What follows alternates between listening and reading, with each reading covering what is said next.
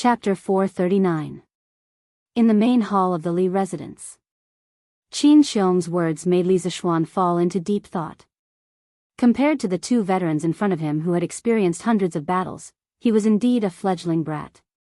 Although he was now a martial arts grandmaster, his actual combat experience was really too lacking. Yesterday, he was able to entangle with the black-clothed assassin for so long purely by luck. But how could there be so much luck in life?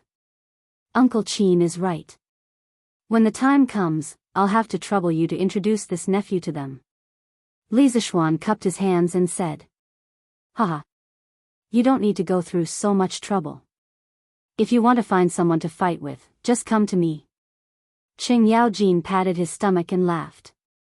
Qin Xiong was speechless. Qing Yaojin didn't act like an elder at all.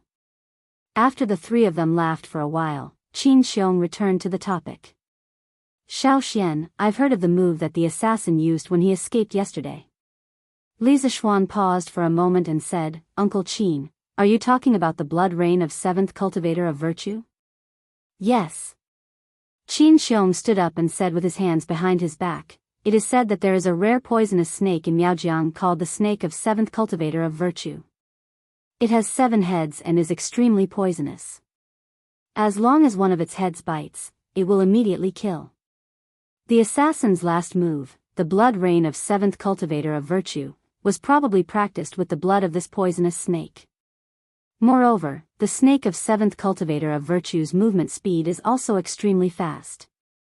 The assassin's technique is strange, like a snake demon. Combining these 2 points, I guess that his origin is likely to be an evil Jianghu cultivator related to the snake of 7th cultivator of virtue. Li Zixuan's expression gradually became dignified. He pondered for a moment and said worriedly, that is to say, the assassin is from Miaojiang? Li Zixuan, who had read countless modern web novels, had a deep fear of Miaojiang. No matter how good one's kung fu was, there was no way to deal with the strange invisible poison. Not necessarily. Qin Xiong shook his head and said, I only said that the snake blood he used to practice came from Miaojiang, but I didn't say that he was also from Miaojiang. As far as this old man knows, the people of Miaojiang usually don't come out into the world. They rarely come in contact with the outside world. Although a poisonous creature like the 7 cultivator of virtue snake is rare, it doesn't mean that there aren't any native hunters in the Miaojiang who sell it to the outside world. Li Zixuan felt that it was reasonable. He nodded and asked, Uncle Qin, do you know of any sects in Jianghu that use the poisonous blood of the 7 cultivators snake to cultivate? Qin Xiong had obviously thought about this question a long time ago. He shook his head and said, I'm not sure. Although this old man is skilled in martial arts, I have never traveled in Jianghu. As far as this old man knows, those famous sects would definitely not have people who practice such vicious martial arts. I think this assassin should be from an unknown remote sect, or perhaps he doesn't belong to any sect at all. Back then, Qin Xiong's father, Qin Yi, had passed away a few days after Qin Xiong was born. Most of Qin Xiong's techniques were self-taught according to the Qin family's techniques.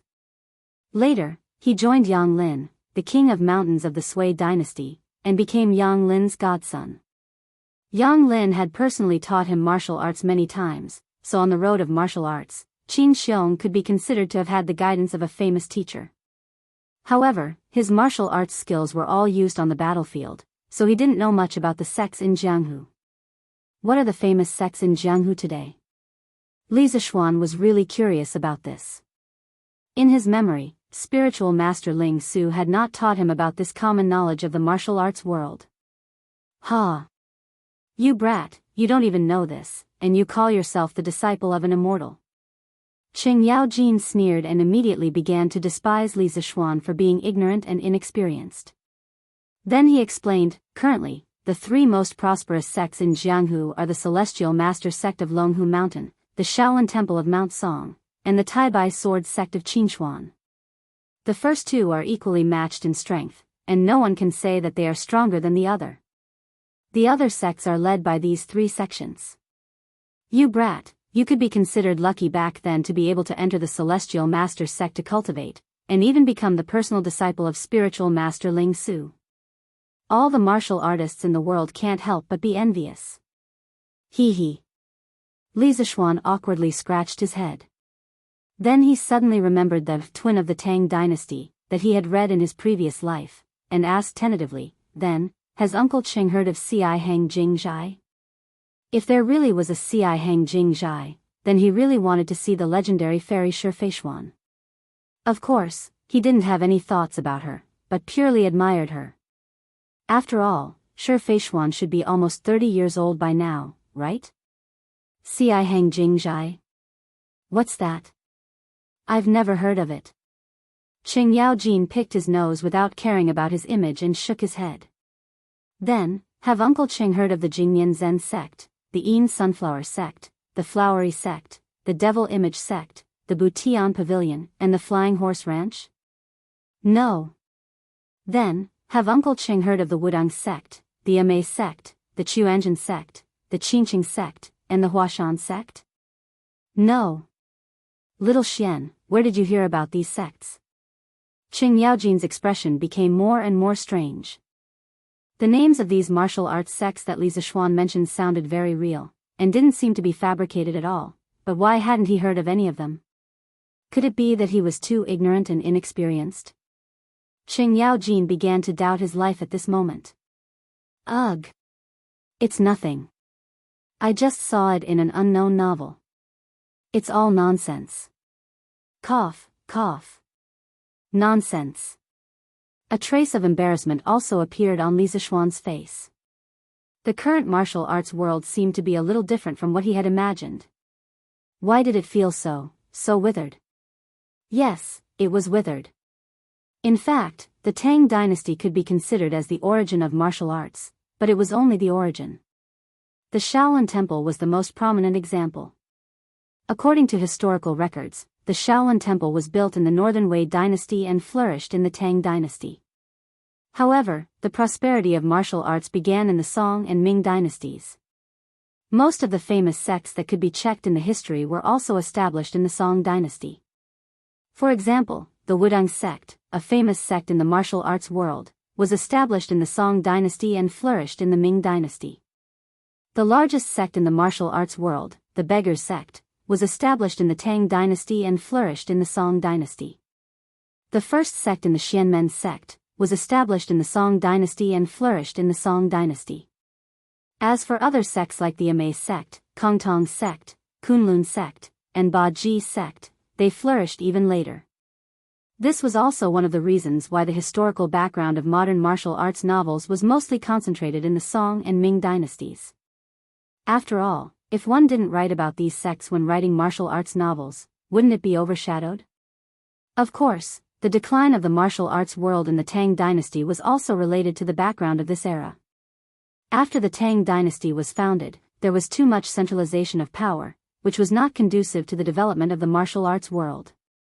The imperial court of the Song dynasty did not care much, and the political environment in the middle and late Ming dynasty was still relatively relaxed. This provided a very good soil for the flourishing of the martial arts sections. The end of the Song dynasty, the beginning of the Ming dynasty, the Tuma fortress, and the chaos at the end of the Ming dynasty also gave the modern martial arts novelists a lot of good opportunities to make a big deal out of it. Looking at the dynasties before the Song dynasty, there were still relatively few martial arts sects of a large scale. Chapter 440. All right. This old man is here to tell you about this clue. Xiao Xian, you have to be prepared. Leaving such a powerful master in the dark is not a long-term solution. This old man will ask someone to follow this clue, but Xiao Xian, you have to be careful too. I know that you have been busy building your Yanhuang College recently, so this old man won't stay here any longer. If there's anything I can help with, feel free to tell this old man. Qin Xiong, who was confused by Li Zishuan's nonsense, looked at the time and stood up. Yes, thank you for coming to tell me. Li Zishuan stood up and bowed solemnly to the two old men. The news that Qin Xiong brought today was too important. At least it gave him a direction to investigate. It was much better than him looking around aimlessly. Haha. No worries. Xiao Xian, you have to find time to teach the complete version of Tai Chi to this old man when you're done with your work. To be honest, after practicing the simplified version for 2 days, I feel much more energetic. This fist technique is amazing. Qin Xiong laughed and waved his hand. Qing Yaojin's eyes lit up when he heard this. He shouted, Tai Chi? What Tai Chi? Xiao Xian, did you teach second brother Qin some kind of divine skill? I want to practice it too. Li Zishuan was about to answer when Qin Xiong laughed and said, Jijia, if you want to practice it, follow me to my residence later. I'll teach you. But with your personality, I'm afraid you won't be able to practice it then. Haha. This was the truth. With Qing Chimo's carefree appearance, if he could really practice Tai Chi patiently, Li Zishuan would find it incredible. Just thinking about it was a beautiful scene. Ha! Second brother Qin, you're looking down on me. Let's go and try it now. Qing Yaojin laughed and pulled Qin Xiong away. Li Zishuan sent the 2 old generals to the gate and was about to return to the western courtyard when he saw a group of people rushing towards him. Li Zishuan recognized the leader. It was Chamberlain Lu, who had come to his house to pass on the imperial edict. The 4 people beside him should also be the eunuchs from the palace. But why did Pang Feiji bring his subordinates along? Could it be that Brother Chicken also entered the palace as a eunuch? This shouldn't be the case. A big question mark appeared in Li Zishuan's mind. Congratulations, Li Xiannan. In less than a month, you've been promoted again. That's something worth celebrating. The smile on Lu Wenchang's face was like a blooming chrysanthemum. He walked up to Li Zishuan and cupped his hands.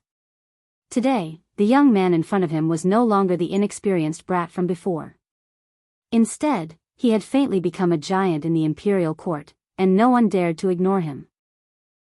Thank you for your auspicious words, Chamberlain Lu. Please come in, please come in. Li Zishuan guessed that the imperial edict to confer the title of Crown Prince Zhonshi had officially arrived. He hurriedly greeted them with a smile. Everyone entered the courtyard. Of course, Li Zishuan wasn't the only one who came out to receive such a grand ceremony.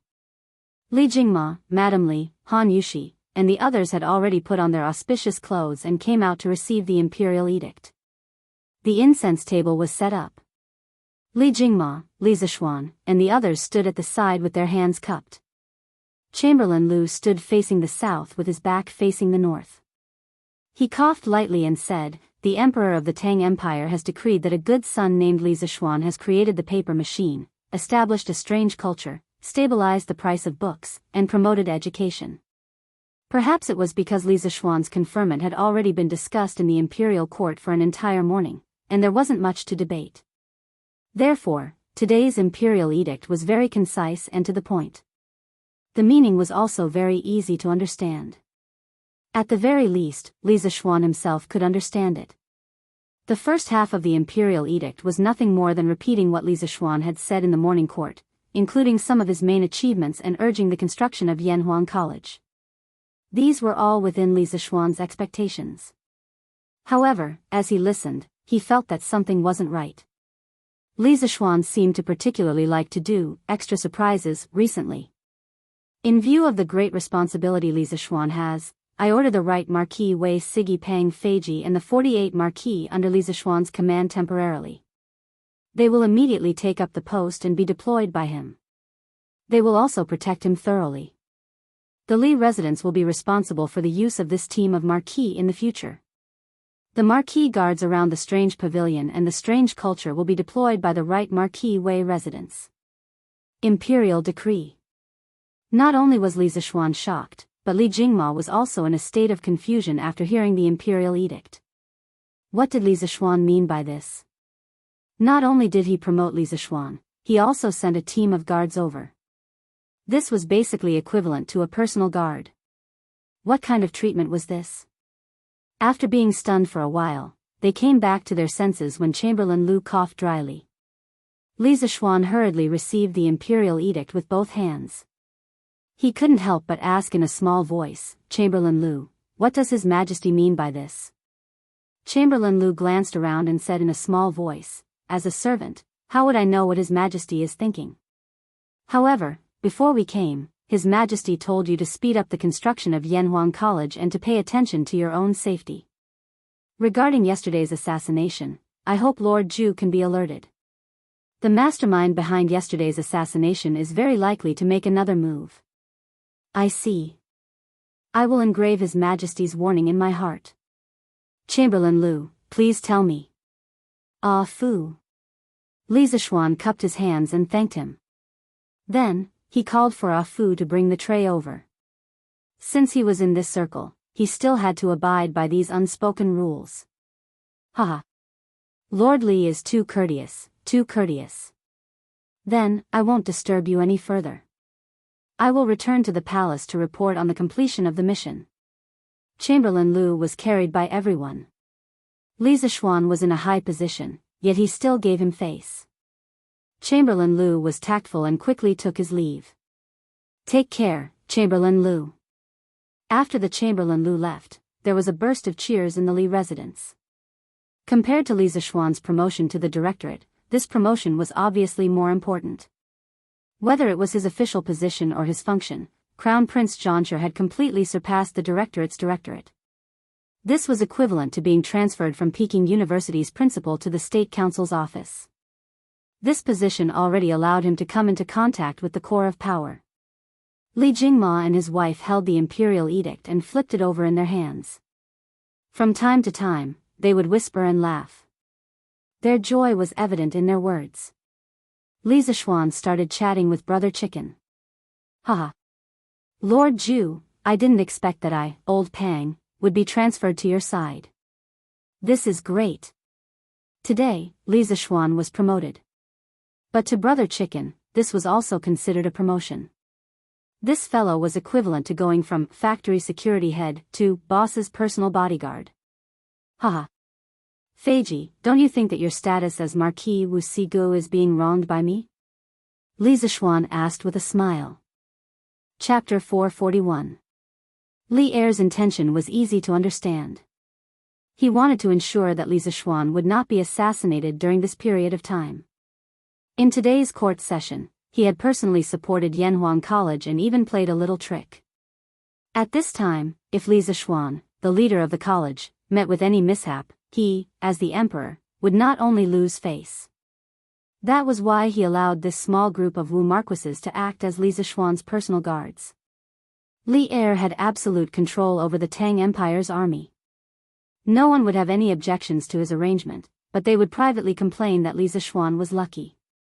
As an insignificant county boy, he was able to obtain the personal protection of the emperor's army. This kind of treatment might not be unheard of in the future, but it was absolutely unprecedented. Hee hee. Lord Zhu, your words are too much for me. When Pang Feiji heard Li Zishuan's half-joking words, he scratched his head and laughed. I, Old Pang, am only a martial artist. It is my great honor to be able to follow you, Lord Zhu. There is no need to talk about grievances. Not only me, but the 48 brothers who came with me were all overjoyed when they heard that they could come here. Actually, Pang Feiji knew better than anyone else about Li Zishuan's huge potential. This rising star of the imperial court had risen so quickly that everyone was dumbfounded. Li Zishuan's future was even more limitless. And he himself was just an inconspicuous chief of staff. Perhaps in the eyes of some ruffians, the position of the right Marquis Wei was very impressive. But he knew his own situation. In the right Marquis Wei mansion, where all the big shots gathered, the position of chief of staff was only a small official. It was not that he did not want to work hard and rise to a higher position. But in terms of martial arts, he had just reached the middle stage of the body refining stage. Moreover, he did not have a master to guide him. He had learned all his skills during the chaos of the Sui dynasty. If he wanted to improve now, it was harder than ascending to the heavens. In terms of connections, he came from a humble background.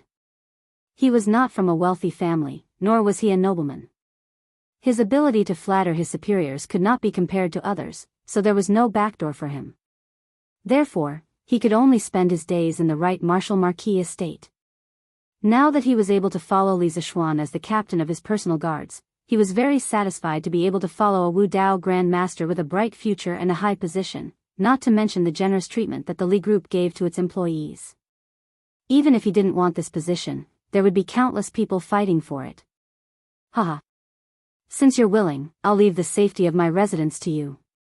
Li Zishuan chuckled. But His Majesty ordered me to protect you, Lord Zhu. Pang Feiji said in shock. He was smart, so he could tell that something was wrong from Li Zishuan's words. Haha. Now that I have reached the Master Realm, if there is any danger, I can deal with it. Even if you come, you can't help much. Instead, my family needs protection. Therefore, Feiji, you and your brother's main mission in the future is to protect my family's safety. Most of the martial marquises in front of him were only at the body refining realm. Among them, there were a dozen or so who had not reached the body refining realm. If they really met a master like the black-clothed assassin yesterday, these martial marquises were not useless, but their use was limited. It would be safer to use them to protect his family. Alright, then I'll arrange for 38 martial marquises to patrol the vicinity of the Li residence. The remaining 10 martial marquises will follow me to protect Lord Zhu. Pang Feiji felt that Li Zishuan's words made sense, so he nodded in agreement. From today onwards, all of you will be working under this duke. This duke has always treated people with generosity. This duke has never been stingy with rewards for those who work hard. However, this duke will definitely chase away those who idle around. I hope that Feiji, you can lead this team of people in the future and do your job well. This is not only for me, but also for the future of all of you. Although Pang Feiji had been working at the workshop in Chitsu culture for a period of time, that was then and this was now. Now that they had become his personal guards, he naturally had to have a higher standard. He still had to teach them what needed to be taught. You're right, Lord Zhu. My brothers and I know the importance of this. You can rest assured. Pang Feiji's face was solemn as he cupped his fists respectfully. After a lot of trouble, Li Zishuan finally had some free time. He could peacefully draw the blueprint of the academy. In the study room, Li Zishuan sat in front of the desk by the window. One person, one brush, one stack of paper. There was no Xiao He or Xiao Shi around to help him grind the ink. It was not because he had forgotten about the maidservants now that he had a wife. It was because he was now using a self-made pencil instead of a brush. Also, he needed to be quiet when he was drawing. In this state of seclusion, drawing was the most efficient. Since entering the Guru realm yesterday, Li Zishuan's mental strength had also skyrocketed. It was at least 7 or 8 times more than before. Relying on this, he could now construct the three-dimensional model of the building in his mind more easily. Compared to before, his speed was on a completely different level. Swish. Swish. Swish. If someone was in the study at this moment, they would definitely be shocked to see this scene. They would see Li Zishuan's right hand moving rapidly above the blueprint. Ordinary people could only see a blurry shadow. Then, in a flash, the white paper was covered with black lines. They were horizontal and vertical, neat and tidy, as if it was the most perfect piece of art in the world. His drawing speed could only be compared to some modern laser printers. After all, with the growth of his realm, his ability to control the various parts of his body also increased. Time passed slowly. In front of Li Zishuan, the stack of white paper was quickly decreasing. On the contrary, the drawings full of lines were stacked higher and higher. Li Zishuan copied the three-dimensional models of some famous and magnificent buildings in the universities of the future onto the white paper in front of him one by one. He wanted to build a modern top university that was completely different from the current architectural style. The first was the Guanghua building of Fudan University. It was 142 meters high, 30 floors, and had the shape of 2 towers. It was the tallest building in the university in the country. It was taken from the great biography of Yu Xia, which said, "The sun and the moon are shining brilliantly." The whole building looked as if it was born out of thin air, proud and upright, and full of vigor. Li Zishuan intended to make the Guanghua building into the main building that could accommodate all the students of the academy. Of course, he would not make it so big. On the one hand, his Yanhuang College did not have so many students. On the other hand, putting aside the current technical obstacles, even if he could really build a teaching building with 30 floors, without elevators, the students would be tired to death just climbing the stairs. Therefore, he just made a mini version of the Guanghua building. The two central towers were 10 floors high, the main building in the middle connecting the two towers was 6 floors high, and the two wings on the left and right were only 4 floors high. However, the area of the teaching building was still the same. Chapter 442. After the Guanghua building was completed, the tower would be the office area, and the middle of the tower would be the reading and exhibition area. The east and west wings would be the reception, meeting, and teaching areas, each with their own entrance and exit. The various parts were connected as one, but they were also independent. Apart from meeting the needs of the office, teaching, meeting, and reception areas, the design of the Guanghua building also considered the design of the communication and leisure spaces. First, Li Zishuan designed 2 shared spaces on the second to third floor of the central section. From the main entrance, one could enter the shared space by going up the stairs. The dignified, and rigorous academic spirit was extended indoors, and the scale was vast and grand. Next, he designed an atrium in the middle of the 4th to 6th floor of the central building, with a semicircular glass dome at the top for lighting. The clouds in the sky reflected the desire to be in close contact with nature in the tall building. The eastern podium had an inner courtyard, and the western podium had a roof garden. Many people might think that with ancient construction techniques, it was impossible to build such a tall building, but in reality, it was not so. Do not underestimate the wisdom of the ancients. According to historical records, the earliest skyscraper in the history of our country was built by the Western Han Emperor Lu Che. In 115 BC, in the Jianzhong Palace in the capital city of Chang'an, Emperor Wu of the Han dynasty built a deity platform that was more than 500 feet tall. On the platform, there was also a copper dew-bearing plate that was 10 feet tall and 17 feet in circumference. On the plate, there was an immortal holding a jade cup. In 109 BC, the Western Han Emperor Lu Che built the heavenly platform in the palace of Gongquan, which was said to be more than 100 feet tall. However, this was not the highest, or it could be said that the number was exaggerated. At the beginning of the 6th century AD, Wei Xiaoming Emperor built the Yongning Temple in the capital city of Luoyang. There was a 9-story pagoda that was 90 feet tall. The height of this pagoda was called 100 feet, which was an exaggeration. According to archaeologists, it should be 137 meters tall, but it was still twice as tall as the tallest wooden pagoda in the western part of the country, 67 meters. It was the greatest pagoda in our country's ancient times, and also the tallest building in our country, and probably the world. It was worthy of being called the first skyscraper. Therefore, one should never underestimate the ancients. Some of the ancient architectural arts were even breathtaking to the modern people. Besides, in order to enhance the stability of the building, Li Zishuan planned to use the next few days to study cement. If he could figure it out, then it would be foolproof. If he couldn't figure it out, then he would think of other ways. He didn't believe that with Yan Lide and Yan Liben, 2 master architects, they couldn't build a 10-story building. The second object that Li Zishuan wanted to plagiarize was Sichuan University's administration building, the Red Building. It could be considered the most famous building among all the universities in modern China. He planned to transform the Red Building into a library for the future students of Yanhuang College to read. The Red Building was used as the administration building of Sichuan University. It had China's unique ancient style architecture. The cornices were carved and elegant, and the red pillars and green bricks complemented each other. It was a fusion of foreign culture and local culture. The building used the Western classical composition of 3 sections to construct the middle of the building. A large number of China's traditional multi-eave roofs, ancient auspicious patterns, and China's traditional red pillars and other Chinese classical elements were used. The overall shape of the building was simple and dignified. The composition was disorderly and picturesque, and the solid appearance of the base formed a solemn and generous style. From the outside, it could be said that the style was very different from the popular Soviet-style buildings at that time, such as the Sichuan University Science Building that was built around the same time.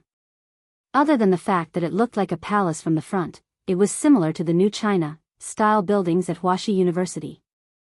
Looking down from above, the whole building looked like a large plane. Therefore, some people called it the plane building.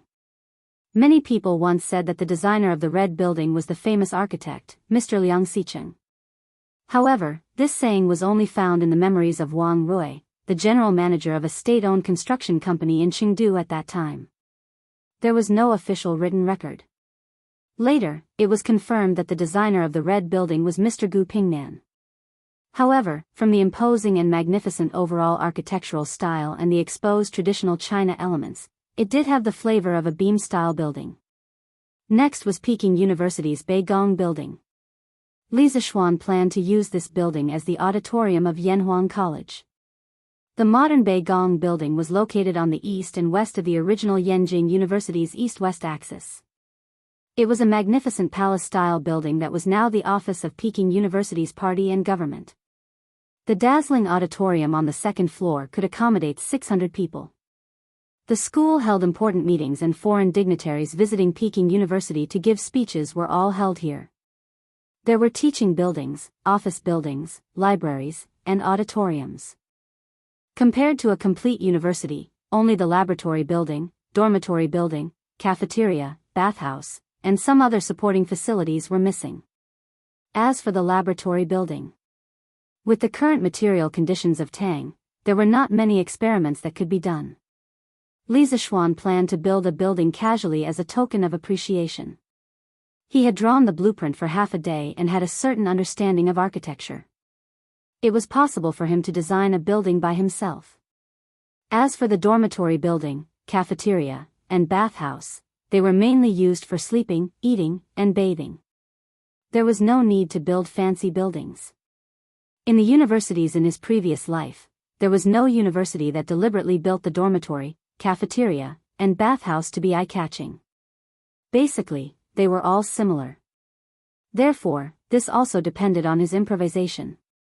In addition, he also designed some rather unique and small-scale buildings for future use.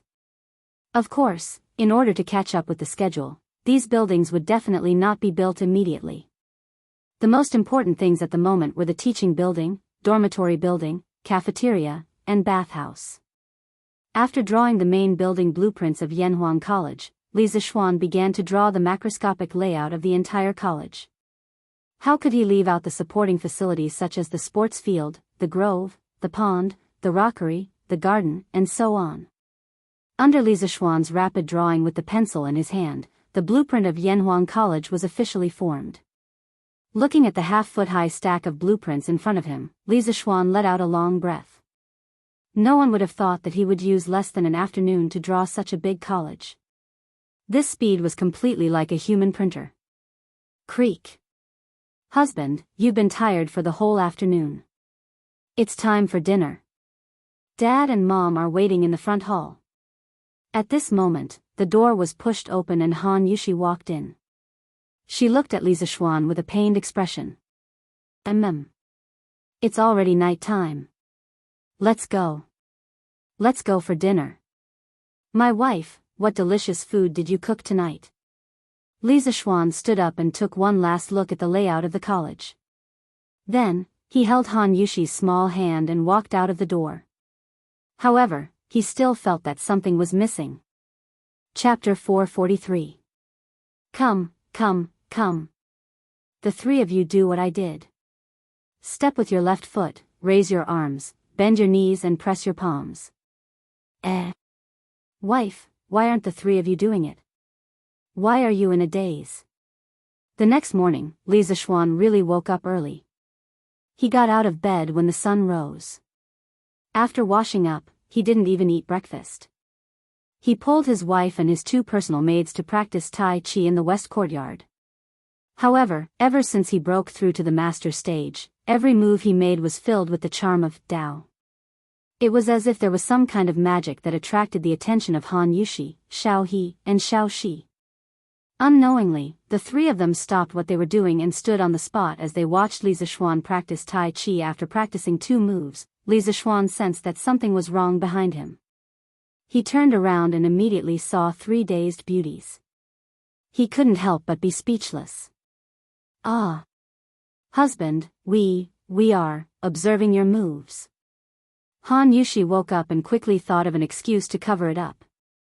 Wouldn't it be embarrassing for her to admit that she was infatuated with her husband in front of so many people? Really? But it's just 2 moves. Do you need to observe for so long? Li Zishuan asked suspiciously. Han Yushi's beautiful face, which was like a flower, had a faint blush. At the same time, she was secretly annoyed at her husband for wanting to get to the bottom of this. Hee. Young mistress was fascinated by young master's valiant posture when he was practicing Tai Chi. She wasn't observing. Xiao He, this girl, had always been quite bold. She giggled and spoke without thinking. Ah. Little girl, you're looking for trouble. Han Yushi was embarrassed. She quickly pinched Xiao He's face to stop her from talking nonsense. Haha. It's true. Xiao Shi can also testify. Xiao Shi heard and blushed. She was also infatuated with Tai Chi. How could she have the face to testify? But luckily young mistress didn't find out. Otherwise, it would be terrible. Xiao Shi rejoiced as she thought. Although in a big family, the young master's personal maidservants were all Tongfang, Li Zishuan had never mentioned this to them. They did not know what Li Zishuan was thinking. Moreover, Han Yushi had just married into the Li Zishuan, so the two of them did not know if this new young madam was a jealous person. Therefore, the two of them did not dare to be too close to Li Zishuan like before. They would only go over when Li Zishuan called them. Other times, they would not take the initiative to go over for no reason. Li Zishuan, on the other hand, did not have such complicated thoughts. He looked at the 3 beautiful girls with great interest. It could be said that it was a feast for the eyes. If these 3 beauties in front of him were placed in the modern era, their looks would definitely kill most of the A-list celebrities. Han Yushi was especially outstanding. She was even more beautiful than some of the A-list beauties. Therefore, he was more or less secretly happy to be infatuated with these 3 beauties at the same time. It seemed that no matter if it was in ancient times or modern times, handsome people were always welcomed wherever they went. Life was really lonely like snow. Li Zishuan shamelessly sighed in his heart. After breakfast, Li Zishuan started to get busy again. After drawing the academy's building blueprint yesterday, he felt that something was missing.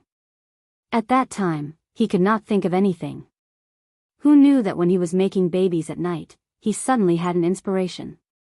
He was still missing a sand table. The sand table that was often used in the modern district sales office. Some large companies or schools would often display the layout of their companies or schools in the exhibition hall. In other words, this was also an inspiration that he got from having sex. He was really a genius.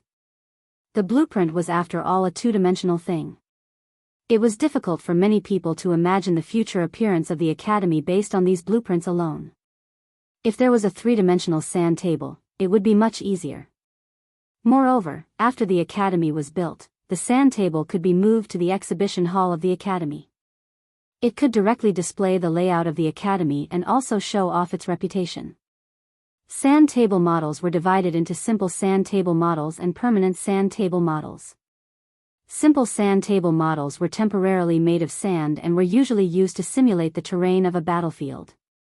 Permanent sand table models were made of plywood, gypsum powder, paper pulp, and other materials. They could be stored for a long time. The luxurious sand table made by the modern district sales office that could display the shape and layout of all the buildings in the district was a permanent sand table. It was more complicated to make and had more diverse materials. Li Zishuan found a pile of green sandalwood and then brought the wood, fine sand, and other tools to the west courtyard. Brother. Are you going to make something fun again? The scene of Li Zishuan making a scooter last time was still vivid in her mind. Therefore, when Lan Er saw this, she thought that her brother was going to make something fun for her again. She quickly ran over and asked. Having a little cutie at home always made one's mood inexplicably better. Hearing this, Lisa Schwan smiled and said happily, "Hee hee. I'm going to make something, but it has nothing to do with you. This thing looks good, but it's not fun. Lawn Air, go see if Iron Egg is done with his practice. If he's done, ask him to come over and help." The making of this sand table was not as simple as drawing a blueprint. It involved casting a mold, reversing the mold, and some engraving techniques. If Iron Egg could help, his disciple could also learn some new knowledge. "Okay. But Lawn Air will go and help in a while." Lawn nodded her head and took to her heels. Lisa Schwan continued to instruct the servants to move the materials. After a while, Iron Egg came to the west courtyard, sweating profusely. Lisa Schwan could feel the heat from this kid even from a distance. He couldn't help but smile and say, "Finished practicing?" Lisa Schwan remembered that he had doubled Bruiser's training yesterday. He hadn't expected his disciple to be so fast, and it seemed like he still had energy to spare. It seemed like his Chi-Gatherer realm martial artist's quality was much higher than other martial artists of the same level. The Taishian Sutra was indeed awesome. "Okay. I just finished practicing." Master called Iron Egg over. "Do you need any help?" Iron Egg wiped his sweat and said hurriedly. Lisa Schwan had already asked the servants to tidy up the side hall and make a very spacious space. At this time, he pointed at the pile of materials in the room and said, "Here. We're going to use these things to build a house. Master will teach you how to do it later." Iron Egg nodded confusedly, but Lawn Air shouted excitedly, "Wow! Building a house? Brother! Brother! Lawn Air also wants to help." Lisa Schwan was worried that this little girl would cause trouble later, but he couldn't say this out loud. Otherwise, Lawn Air would definitely pester him. He could only say, "Okay. Lawn Air, you come too." Chapter 444. After breakfast, Han Yushi went to Madame Li to learn business management and accounting. The two little maids also followed her, so there were only the three of them in the entire west courtyard. Lisa Schwan first determined the space ratio of the model. He roughly calculated and finally settled on a ratio of 1:100. This could not only save a lot of materials, but also make people look more comfortable. Most of the modern sand tables used a ratio of 1:70 to 1:100. Then Lisa Schwan made the sand table according to the layout plan and the sand table's ratio.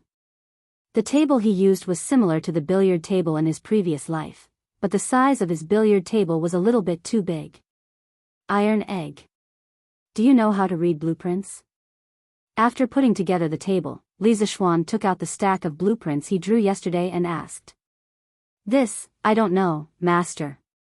Iron Egg glanced at the complicated lines on the blueprints, shook his head, and said awkwardly.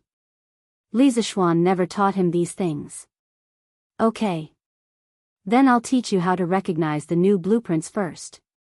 As the disciple of Lisa Schwan, if you don't even know how to read blueprints, wouldn't it be too embarrassing?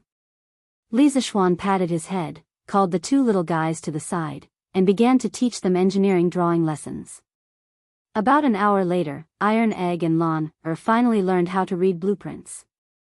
As for drawing blueprints, they had to go down and slowly learn and practice. Lisa Schwan didn't have much time to waste anyway. "Okay, I'll chop the planks first. Iron Egg, take these blueprints and mark the dimensions according to the ratio of 100, one with a pencil. After a while, you can chop according to the marks." Lisa Schwan took 3 blueprints of simple buildings and handed them to Iron Egg. He didn't assign any tasks to Lawn Air. It was good enough that this little girl didn't cause trouble for him. As for the tasks given to Iron Egg, it was mainly for consideration. Even if Iron Egg didn't help, he wouldn't spend much time on these tasks. "Okay. Master." Iron Egg also understood that Lisa Schwan was testing him. He quickly took the blueprints and looked at them carefully. Lisa Schwan smiled, then picked up the wind-chasing sword, and became the most awesome carpenter of this era. Now that he was at a higher level, he could chop wood like cutting tofu. Moreover, the thickness of each plank was almost the same. In less than 15 minutes, one smooth wooden board after another was piled up in front of Bruiser. Bruiser had just snapped out of his daze from looking at the blueprint, and he was stunned when he saw this scene. What kind of martial arts? Could it be that his master still hasn't taught him how to chop wood? Iron Egg puzzled in his heart. What is this? My brother has even more powerful moves that he hasn't used yet. Little brother Iron Egg, watch carefully and learn well. In the future, you are going to inherit my brother's legacy. Lon saw Iron Egg's shocked face and knew what he was thinking. The little girl patted Iron Egg's shoulder and said with a little adult tone. Iron Egg's eyes lit up and he nodded excitedly. Li Zishuan's old face darkened and he almost vomited blood. He didn't know where his sister learned these words. She was really fluent in them. Anyway, he felt that it was strange. Iron Egg, quickly mark according to the blueprints. Ignoring the little girl, Li Zishuan directly said to Iron Egg. Oh, okay, master. Iron Egg just remembered his task. He quickly took a few planks and began to mark according to the blueprints. Lon also squatted down and got close to Iron Egg. From time to time, she would express a few opinions on Iron Egg's work. Li Zishuan quickly chopped all the remaining wood. Then he began to cut and assemble Yanhuang College's teaching building, Guanghua Building, the college's library, Red Building, and the college's auditorium, Bay Building. These 3 buildings were the largest and most complex buildings in Yanhuang College. Li Zishuan certainly had to do it himself. Otherwise, if he let Iron Egg do it, who knows how long it would take. Unlike Iron Egg, Li Zishuan didn't need to look at blueprints to make the building model. He closed his eyes and the 3-dimensional model of the 3 buildings suddenly appeared in his mind. With a thought, the 3 buildings suddenly shattered into many pieces. Those who were familiar with computer graphics should know a professional term called explosion view. The scene in Li Zishuan's mind was similar to the explosion view. After a few breaths, Li Zishuan opened his eyes and saw that he didn't need to refer to the blueprints or make any marks on the planks. He directly picked up the wind-chasing sword and began to carve on the planks. At this moment, the long wind-chasing sword in Li Zishuan's hand seemed to have turned into a flexible and sharp carving knife. Sawdust flew on the small planks. After a moment, it turned into a wall with a window and a balcony. The patterns on the wall could be faintly seen. It was extremely delicate. Iron Egg was still working hard on the side. When he heard the movement, he looked over. Then there was no more. He finally understood what Lon meant when she said that Li Zishuan had more powerful skills that he hadn't used yet. This is King awesome. Even the best carpenter in Chang and City can't be this awesome, right? Don't be envious. Practice makes perfect. Iron Egg, hurry up and work. Li Zishuan said without raising his head. It was as if he had eyes on his forehead. Oh. Iron Egg responded in a muffled voice and continued to work. However, he really felt that he was too weak now. Nearly 2 hours later, Li Zishuan finished all the components of the 3 buildings. He glanced at Iron Egg's progress and found that he was still working hard on cutting. Li Zishuan didn't care about him and started the next step of the work, assembly. The simulation sand table of the modern sales office and the building models were all glued together with a special chemical adhesive. Li Zishuan didn't have the ability to make that kind of adhesive in a short time, but it wasn't impossible. He had glutinous rice paste. Glutinous rice paste was the most commonly used adhesive in ancient times. It was also relatively sticky. Most importantly, it was easy to make. Don't doubt whether there was glutinous rice paste in the Tang dynasty. At the very least, it existed before the Qin dynasty. The assembly work was almost equivalent to a 3D jigsaw puzzle. For Li Zishuan, who had an unusually strong mental strength, this thing could only be said to be so easy. In half an hour, the 3 buildings were officially completed. It looked really magnificent. Lon fell in love with it at first glance. Wow! Brother! This little house is so beautiful. Can you give it to Lon? Lon can use it to raise crickets. Raise crickets. Lisa Schwan really wanted to knock Lon's little head. This girl really dared to think. He worked so hard to make the model for her to raise crickets. What a waste of God's gift. Lon, don't be naughty. This thing is very useful to me. Oh. Lon pouted and secretly thought that her brother was really stingy. Then, she ran over to help Iron Egg. Chapter 445. Master and Disciple. Oh, there should be little Lon. The three of them fiddled around in the side hall of the west courtyard for the entire morning. Finally, all the buildings of the academy were built and assembled. Now, the only thing missing was the coloring of the buildings and the creation of the exterior scenery. Even so, these bare buildings without coloring already made Iron Egg and Lon gasp in amazement. They had never seen such a building with such a different style before. The two children surrounded the platform and stared at it for a long time. Their faces were full of amazement and laughter. The two of them could not believe that they had just built such a magnificent building. Brother. Is your academy going to look like this in the future? Lon smiled and ran to the side. She pulled Lisa Schwan's arm and pointed at the sand table. Yes.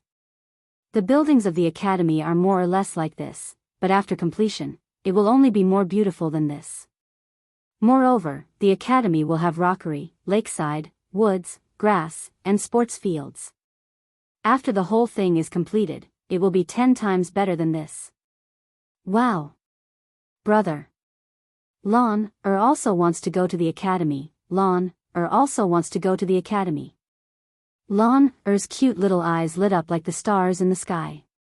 She pulled Lisa Schwan's arm and said excitedly. Iron Egg listened to Lisa Schwan's description of the future of the academy and could not help but be immersed in it. Previously, when Lisa Schwan wanted to build his own academy, he had to follow him to Yanhuang College because of his identity as a disciple. But now, he had begun to yearn for Yanhuang College from the bottom of his heart. Hey! Lon, don't be like when you went to the Imperial College. 3 days fishing, 2 days drying the net, and in the end, you'll be drying the net every day. Lisa Schwan laughed unhappily. Humph. Lon won't do that this time. By the way, brother, what is that sports field? Lon put her 2 little arms on her waist and said proudly. Sports field. The sports field is a place specially for students to play games and exercise their bodies. Yanhuang College's students can't only know how to study. They must strike a balance between work and rest. As the saying goes, people who know how to play are better at studying. Wow. Is that true? Lon really knows how to play. It seems that if I study seriously, my grades will definitely be better than Iron Egg's. Lon raised her small face and said with confidence that came out of nowhere. Iron Egg was speechless. Wasn't this an innocent bystander? After lunch, Lisa Schwan hugged his wife and slept soundly. Then, he started to work again. First, he painted the building model that he had made in the morning. Although the ancient paint was not as smooth and natural as the modern paint, it was still acceptable. As for the 2 little guys, Lisa Schwan didn't let them come over in the afternoon. He let Iron Egg come over in the morning, mainly to let Iron Egg learn how to read the drawings. In fact, they couldn't help much. In terms of work efficiency, Lisa Schwan was more efficient when he worked alone. Relying on the building model in his mind, he quickly painted several buildings with the corresponding paint, such as the patterns on the walls, the roof tiles, the windows, and so on. These were all parts that needed to be painted. After an hour, Lisa Schwan looked at the lifelike modern buildings in front of him and couldn't help but be in a trance. After traveling for so long, this was the first time he had seen such a modern building. Although the ancient era was not bad, he had lived in the modern era for more than 20 years after all. He couldn't help but miss it. Although he couldn't go back, what he was doing now was equivalent to bringing a modern thing back to the Tang dynasty. It was more or less a kind of spiritual sustenance. The next step was to create the landscape and various supporting facilities. Lisa Schwan followed the layout of Yanhuang College. He used green suede paper as the grass and stuck it in the green area. He soaked a large sponge in green paint and let it dry. He cut the sponge into strips and stuck them in the small bush area as the green belt. For the water in the pond and lake, he used corrugated smooth cardboard and sprayed it with lake blue paint.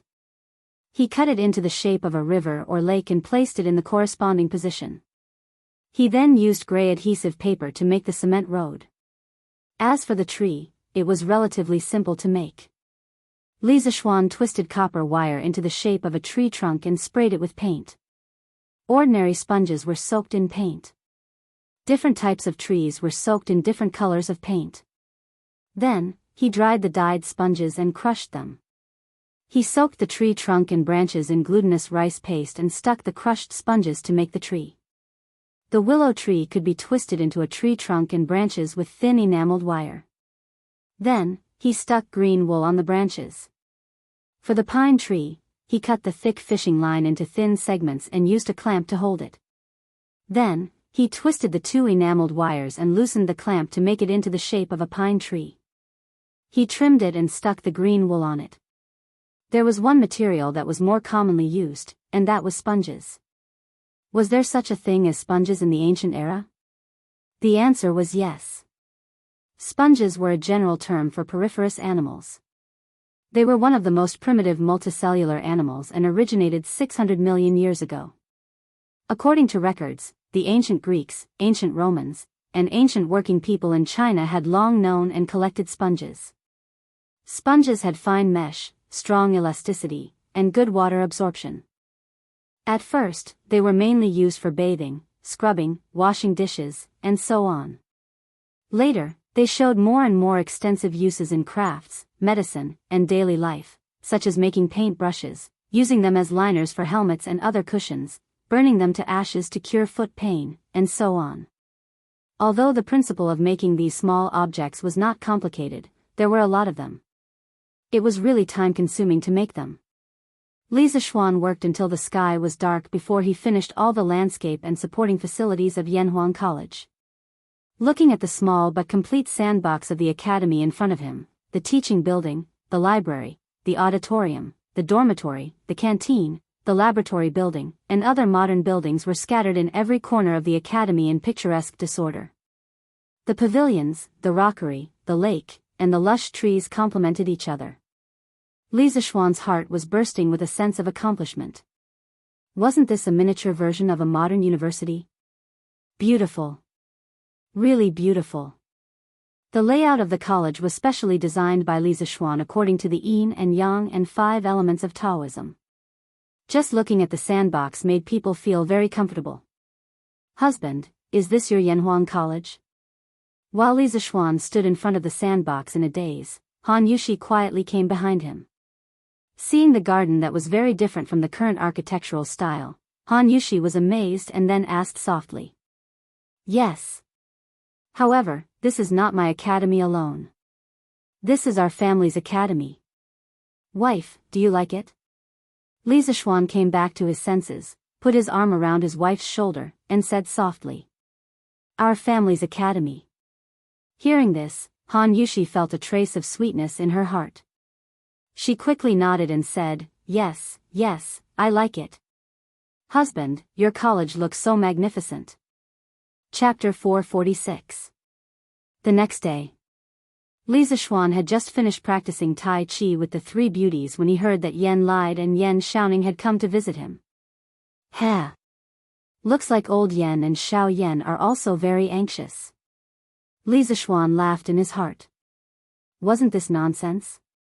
This bastard always gave people a huge surprise every time he went into seclusion.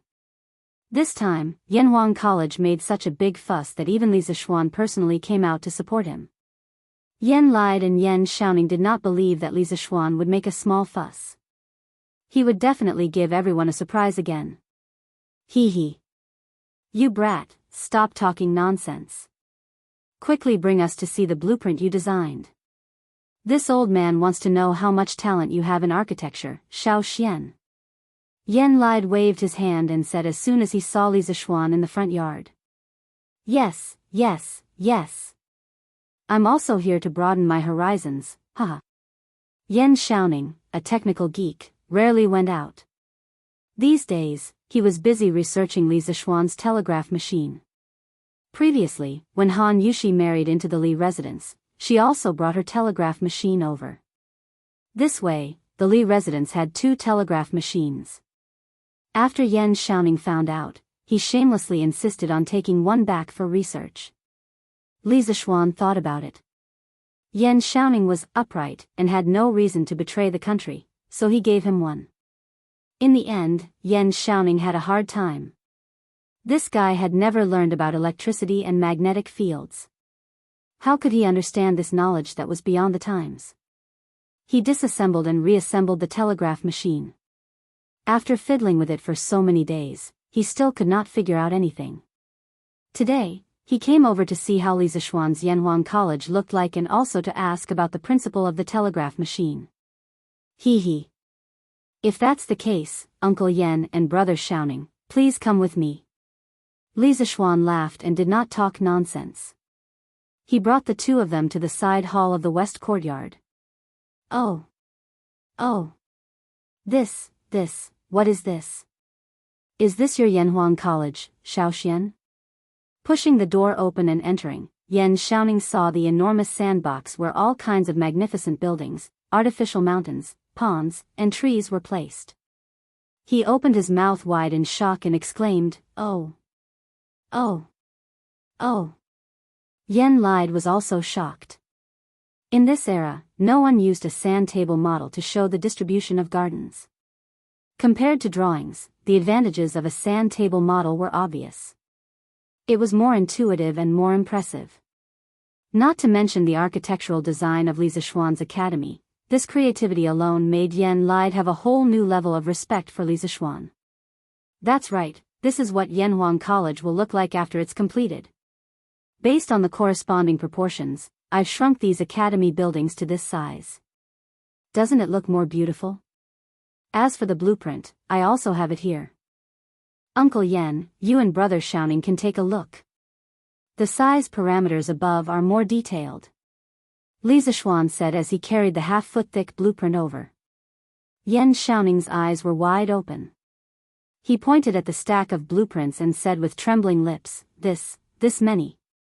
Xiaoxian, you, don't tell me that you drew all these blueprints in the past 2 days? Yan Lide also turned his gaze over. He still remembered what Li Zishuan said to him in the carriage 2 days ago.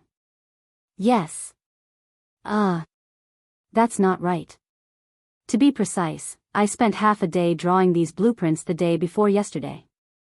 As for the model of the academy on the table, I spent a whole day making it yesterday. Li Zishuan said as if it was a matter of course. Oh. My God, Xiaoxian, you're really a king pervert. Yan Xiaoning pointed at Li Zishuan with his trembling right hand and said as he vomited blood. Yan Lide was so shocked that he almost pulled his beard off.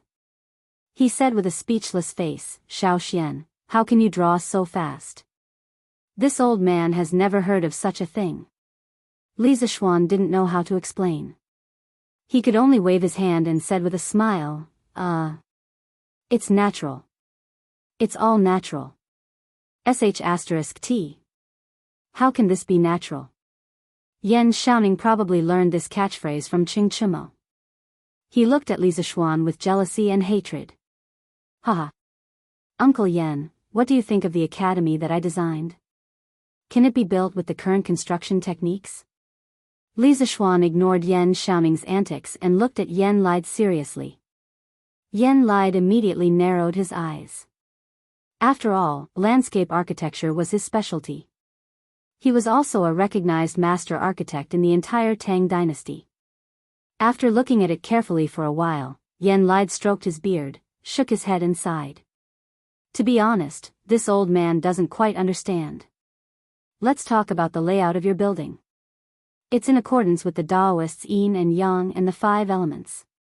Xiaoxian, you've done a good job.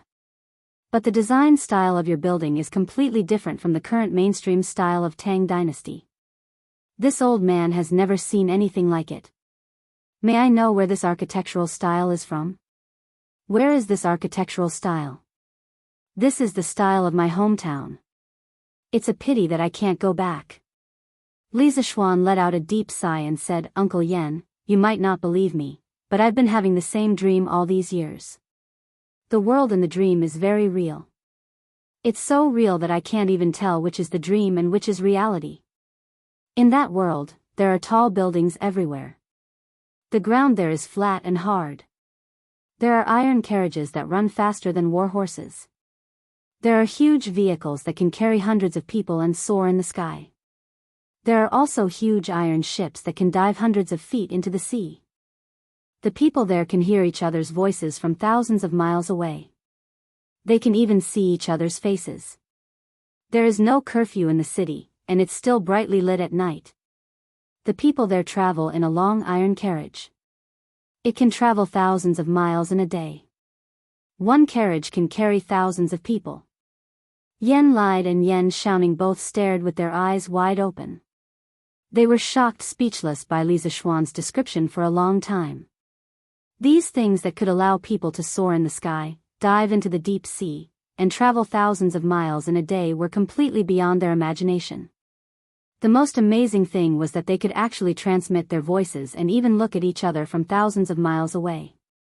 Didn't this kind of scene only exist in supernatural novels? Are you talking about the immortal realm? At this time, Li Er walked in silently with Empress Zhongsun.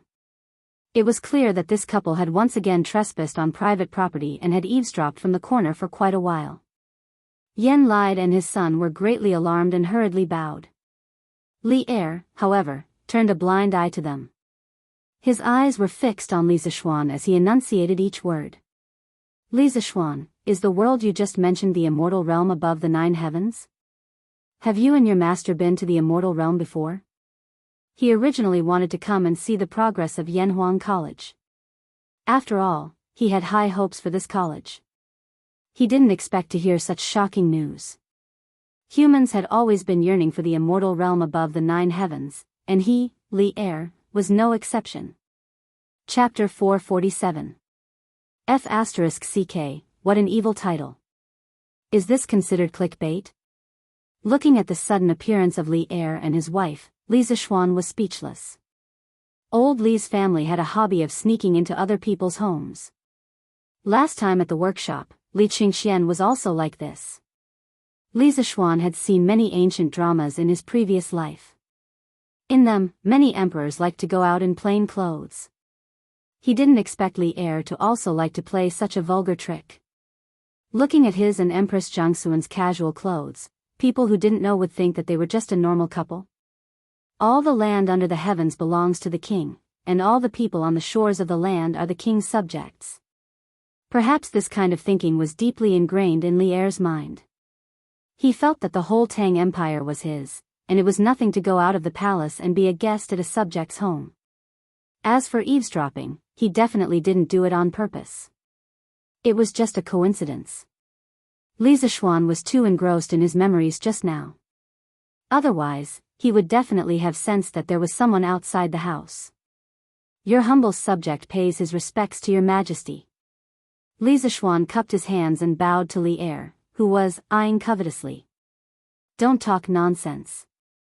Quickly answer me. Is the place you were talking about the celestial world? Li Er was unmoved and continued to ask. Empress Zhongsun pulled Li Er's arm worriedly. She was always smart, but at this moment, she was very worried that her husband would be possessed. Since ancient times, many wise divine emperors had become muddle-headed and incompetent because of pursuing the illusory celestial path. In serious cases, their families were separated and their countries were destroyed. As an important official of the empire, how could Yen Lide not have such worries? He opened his mouth, but due to the power that Li Er was emitting at this moment, he could only swallow the words that were at the tip of his tongue. At the same time, he secretly prayed that Li Zishuan would not say anything that would seduce the emperor. Your Majesty. This is just a humble subject's dream, not a celestial realm. Feeling Li Zishuan's urgent and bloodthirsty gaze, Li Zishuan secretly regretted acting tough just now. He didn't expect to attract the wolf. Never doubt the ancient emperor's pursuit of immortality. These people had reached the pinnacle of power in the mortal world. They no longer had any desire for wealth in the mortal world. The only thing they wanted was eternal life. For this, they did not hesitate to become tyrants. Is it really just a dream? Li Er asked unwillingly. It's absolutely true. But you just said that you can't tell which world is a dream and which world is reality. In the past, there was Zhuang Zhou who dreamt of butterflies. He couldn't distinguish between dreams and reality and eventually became one of the two Taoist sages. Now, you dreamt of such a real and bizarre world of immortals. Therefore, I want to know if the world of immortals really exists. Zhuangzi was the first to propose the idea of inner sage and outer king, which had a profound impact on the Confucian school. His 3 sounds thought was compatible with the 3 talents of the Book of Changes, so he and Laozi were called Laozi and Zhuang. The two were regarded as the 2 Taoist sages.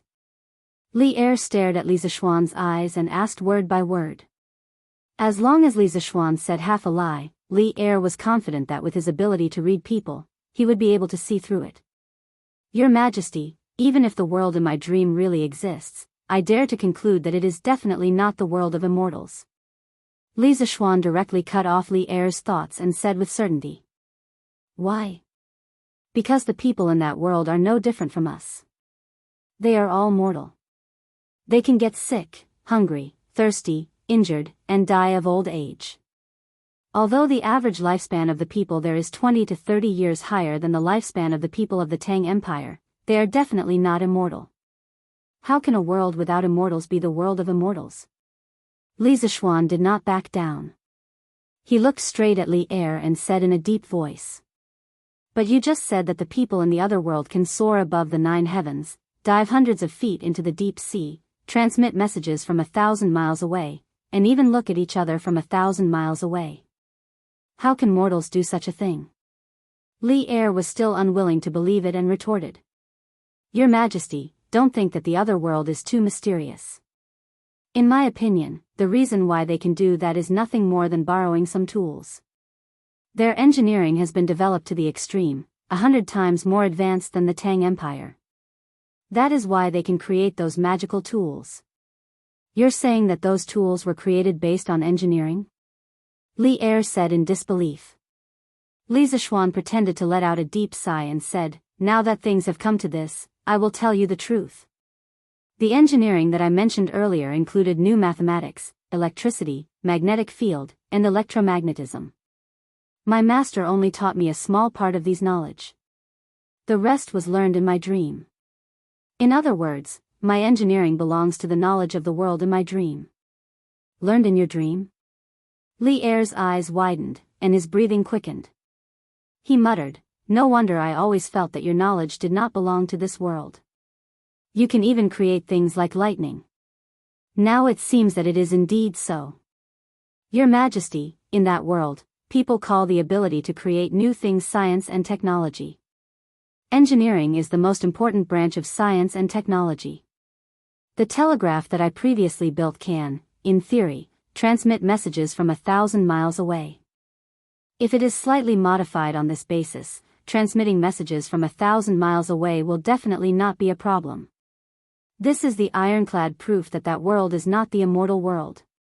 If my engineering can be developed to the extreme, my Tang Empire will be able to create tools similar to that world one day. At that time, flying into the sky and flying into the sea will definitely not be an unattainable dream for ordinary people. Li Zishuan felt that his impromptu explanation today was perfect. In this way, if he invented something awesome in the future, he would no longer have to tell others that it was taught by his master. If he always bragged about his master, sooner or later, something would happen because some things were too much beyond this era. In the Celestial Master sect of Longhu Mountain, there were a few elders who had more contact with spiritual master Lingshu. If Li Er felt that something was wrong and sent someone to investigate seriously, he would definitely be exposed. Moreover, by saying this, Li Er would definitely place more importance on Gong Shui and him. This could be considered as a protective umbrella for himself and Gong Shui. I see. In this way, all the doubts can be explained. Engineering, what a good engineering. Li Er's expression was inexplicably complicated. He, who had always been wise and decisive, didn't know how to treat Li Zishuan at this moment. Now, things were out of his control. After a long time, he said to Li Zishuan seriously, "Yanhuang College, you brat, do a good job. I hope that in my lifetime, I can ascend to the sky tens of thousands of feet high to see if there are immortals.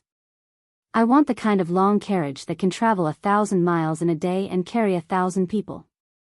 I also want the kind of tool that can transmit messages from 1,000 miles away. In this way, in the world, who can be my opponent?" Li Zishuan sweated profusely. He really wanted to say, "Old Li, aren't you King asking for a little too much?" Chapter 448. "Yes, Your Majesty." Li Zishuan smiled but cursed in his heart. He resisted the urge to complain and bowed to accept the order. Li Er nodded with satisfaction. Perhaps other kings would try their best to kill off unknown new things indiscriminately, but Li Er was a pioneering holy lord. His first thought was not to kill, but to develop Li Zishuan's new knowledge to the extreme. As for whether or not Li Zishuan would threaten his rule, Li Er wasn't worried about that at all. He had confidence in himself, and he also had confidence in his subjects and generals. The only thing that disappointed him was that the magical world that Li Zishuan mentioned was not the celestial realm. Then, were there immortals? Li Zishuan thought for a while and said, "Your Majesty, there is one thing that Your Majesty can be sure of. There are absolutely no immortals in the 9 heavens. Above the sky is the vast and boundless space. In the space, there are countless planets like Earth. In the world and the dream, their technology can reach a place hundreds of thousands of miles away from the ground. Therefore, Your Majesty is very sure that there are no true immortals in the sky." Li Er's face turned ugly. "Is that so?" "It is indeed so." Li Zishuan saw that Li Er seemed to be unwilling to give up on seeking immortality and Tao, so he continued. "My master spent his entire life pursuing the Tao of immortality. In the end, he achieved nothing and still died of old age. Before he died, he once said to Your Majesty, 'Everyone wants to live forever. From kings to ordinary people, they all regard the prolongation of life as their deepest dream. But they don't know that longevity itself is the biggest joke. Buddhism seeks nirvana, Taoism seeks inaction, and Confucianism seeks neutrality. Different roads lead to the same destination. In the end, it is to turn people into stone. Turtles live long because they are slow, trees live long because they do not move, and only stone has existed since ancient times. Extinguishing human desires, severing human relations, severing the 5 senses, and blocking listening. Is this still human? You don't know the difference between cold and heat, smell and smell, right and wrong. You don't have any thoughts of home or country, you don't have any concept of family, you don't have any concept of family, you don't have any joy, you don't have any sorrow or joy. You are no different from rotten wood. The reason why humans are different from beasts is that we have the ability to think, understand etiquette, know familial love, know how to work, know how to create, know how to change the world, and also know how to create the world, making everything in the world work for us. This is the duty of humans. They surpass their own abilities in vain in pursuit of the illusory immortality, but they don't know that the heavens have already arranged for them. If they want immortality, they have to turn into stone. It's laughable that the people of this world are ignorant like moths to a flame." Yen lied and Empress Zhongsun heaved a sigh of relief, secretly praising Li Zishuan for being sensible and understanding. They felt that since the words had reached this point and there was so much sufficient evidence, Li Er shouldn't have any improper thoughts about immortality, right? The facts proved that this was indeed the case. After listening to Li Zishuan's long speech, Li Er's heart was half cold. He was silent for a long time, then faintly sighed and said, "The gods, Buddhas, ghosts, and monsters recorded in your book, Journey to the West, were all fabricated?" Li Zishuan was shocked. It was said that Li Er suppressed Buddhism and valued Taoism, but he didn't expect that he would actually read this kind of deviant novel. Previously, he didn't publish Journey to the West and sell it mainly because he was considering Li Er's attitude towards Buddhism. For a while, he was worried that Li Er would settle accounts with him after reading this novel, but he didn't expect that Li Er not only secretly finished reading it, but also didn't find trouble with him. In fact, he thought too much about it. Later generations said that Li Er suppressed Buddhism and valued Taoism mainly because the Li family respected Laozi Li Er as their ancestor and advocated Taoism, which was beneficial to the orthodoxy and holiness of the imperial power of the Tang dynasty. But in fact, Li Er didn't have much bad feelings towards Buddhism. On the contrary, the entire Li family had a lot of relations with Buddhism. Li Er's youth was the period when Buddhism was popular throughout the country. At that time, the father and son Emperor Wen of Sui and Emperor Yang of Sui believed in Buddhism. The people of the world were swept away by the wind, competing to admire Buddhism. The Buddhist scriptures among the people were dozens of times more than the 6 scriptures. The influence of Buddhism had already widely seeped into all levels of society and all aspects of social life. At that time, worshipping Buddhism had already become a common trend inside and outside the imperial court. Of course, the noble family of the Li family was no exception. In the second year of Day, when Li Er was 9 years old, he suffered from eye disease. Li Yuan once personally went to the Chang and cottage temple to worship Buddha and ask for blessings. After Li Er recovered, Li Yuan created a stone Buddha and sent it to the temple for worship. These couldn't help but leave a mark in Li Er's young heart. Later, he never forgot this childhood experience. He once personally wrote a poem to praise the founder of the cottage temple, Kumarjiva, to express his reverence and remembrance for the previous generation of eminent monks. In the early days, the Li family respected Buddhism. This could be seen from the childhood names of Li Yuan's sons. Li Jinqing's childhood name was Sanhu, and Li Yuanji's childhood name was Sanhu. These were all names related to Buddhism. Although Li Er's childhood name wasn't recorded in history books, it was certain that it was related to Buddhism. In the 3rd year of Wuda, Li Er, who was still the Qin king, was ordered to conquer Wang Shichong. The next year, he fought between Song and Luo. Zikao, Hui Yi, Tanzong, and the other 13 monks guarding the Shaolin temples by Gu Zhuang captured Jing General Wang Renzi and presented him to the Tang army. Li Er took advantage of the situation to defeat Wang Shichong. This was the famous incident of the 13 staff monks saving the Tang king. Because of this, Li Er had a good impression of Shaolin Temple and Buddhism. However, during the Black Tortoise Gate incident, Buddhism had secretly helped Li Jianqing. This made Li Er very angry after the incident, and he also had a trace of disgust towards Buddhism. At the beginning of the Li Tang dynasty, they had once respected Laozi as their ancestor, so Li Er simply proposed the policy of Taoism before Buddhism. But so far, he hadn't introduced any obvious policies against Buddhism. In the Tang dynasty, the Li family pursued the policy of coexistence of Confucianism, Buddhism, and Taoism. Li Er was the founder of this policy. Your Majesty, the plot in Journey to the West was indeed fabricated by me. I hope Your Majesty doesn't take it to heart. Seeking immortality and longevity is just an illusory delusion after all. Li Zishuan wiped the sweat on his forehead and cupped one hand in the other before his chest. Forget it. I'm here today to see how the preparation of your academy is going, not to discuss with you about seeking immortality and Taoism. Li Zishuan waved his hand and said. At this time, he noticed the huge sand table in the room. He roughly glanced at it and suddenly said in surprise, Li Zishuan, what is this? Previously, he and Empress Zhangsun only heard Li Zishuan's description of the dream outside the door. They didn't hear Li Zishuan and Yan Lide's discussion of the academy's blueprint. Li Zishuan was secretly scolding Li Er for being shameless. No one could force an explanation like him. At this time, when he heard Li Er's question, he replied. Your Majesty, this is the Yanhuang College designed by me. Next, I'll have to trouble Minister Yan to send some skilled craftsmen to Mei Village in Yinshan to build it. Chapter 449. Oh. So this is Yanhuang College. You're really creative. You actually shrunk the layout of the college to such a size. It's clear at a glance. Not bad, not bad. Li Er wasn't stupid. He could see the function of the sand table model at a glance. He walked to the front of the platform and looked carefully while praising. "Your Majesty, the scale of this college is so huge. I'm afraid it's almost as big as the Imperial College. There are mountains, rivers, flowers, grass, pavilions, terraces, and pavilions. The disorder is picturesque. It's very beautiful. But why haven't I seen the style of the buildings before?"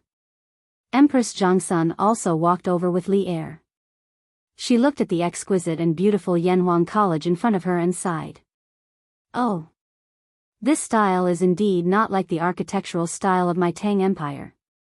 Li Zishuan, come and tell me and the Empress." Li Er nodded and waved his hand. Your Majesty, I call this big platform a sand table. It's a model of the future Yanhuang College that has been shrunk to a certain scale for people to see. The tall buildings inside are all designed by me with reference to the style of the college in the other world in my dream.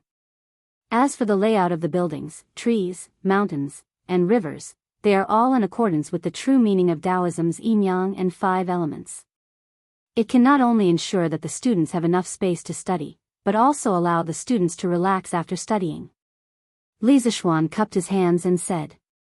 Li Er heard him and asked curiously, "Oh? The world you're talking about also has a college?" Li Zishuan smiled and said, "Of course. The reason why the technology in that world is so advanced is inseparable from their perfect education system. The college there is called a school. If a person wants to become a talent, he or she must receive at least 16 years of systematic education, 16 years. There must be a cause for every effect." Li Er nodded thoughtfully and said, "Let's build it like this. Although these tall buildings look weird, I think they're quite magnificent. They're quite compatible with your engineering. Yen lied, transfer a group of skilled craftsmen from the Ministry of Works to help build Yanhuang College."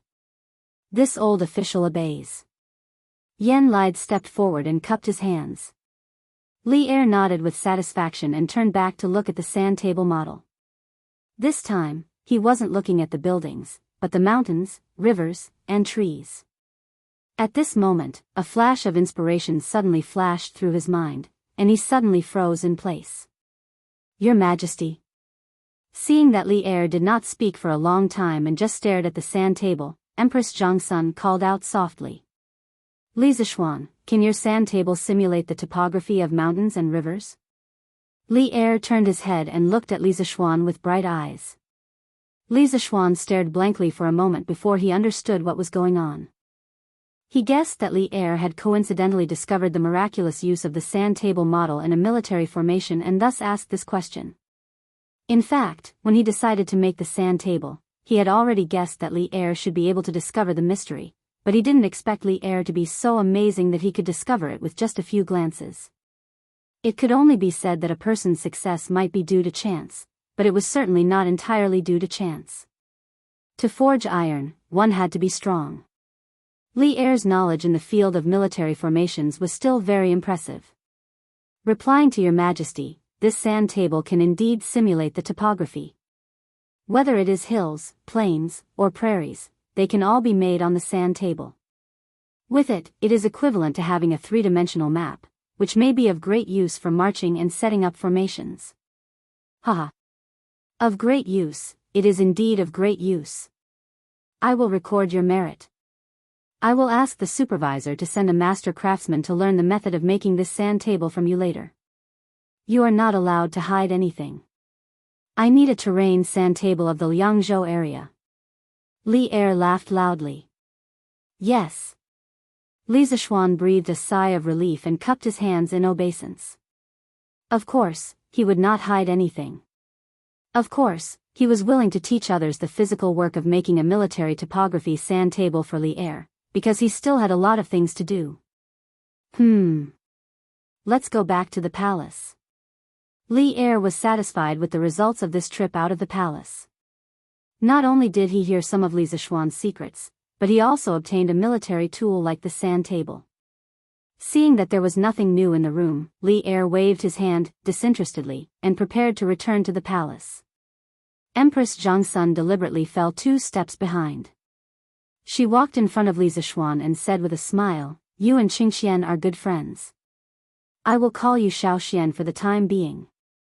It is my honor that your majesty is willing to call me this." This was the first time Li Zishuan had spoken to Empress Zhongsun at such a close distance. The woman in front of him exuded grace, love, and kindness. It was as if there was a kind of magical power on her body that made people unable to raise their guard against her at all. Instead, they would involuntarily feel a sense of intimacy. Empress Zhongsun smiled and said, "Among the younger generation of the Tang Empire, I have never seen His Majesty value a person so much. Don't be complacent. The right way is to concentrate on learning and not disappoint His Majesty's high expectations. I know that you intend to carry forward engineering. As the disciple of spiritual master Lingxiu, this is also a responsibility that you should take up. It just so happens that I have been entrusted by someone to send you a few students. Is that okay?" Li Zishuan sighed in his heart. The students that Zhongsun wanted to send might be the children of the royal family, and none of those princes were easy to get along with. Wasn't Li Tai a super troublemaker in the past? Crazy troublemaker. If Li Zishuan didn't have some skills, he would definitely have been messed up by that little fatty. But he had to give face to Zhongsun. Li Zishuan could only cup his hands and say, "Since your majesty has ordered, I dare not to disobey." So be it. The second generation of the royal family. Logically speaking, Li Heir had already given his academy a lot of support. He should also return the favor. At worst, the academy would implement militarized management in the future. He didn't believe that he couldn't kill the prestige of this group of playboys. Haha. Empress Zhongsun nodded with satisfaction. Then she glanced at Yan Xiaoning, who was quietly acting like an obedient child, and said, "Yan Xiaoning, I heard that you haven't paid attention to worldly affairs recently and have been indulging in the way of machinery. Although your spirit is good, you have to understand the painstaking efforts of your father, Minister Yan. You are 3 years older than little Xian, but you haven't settled down yet.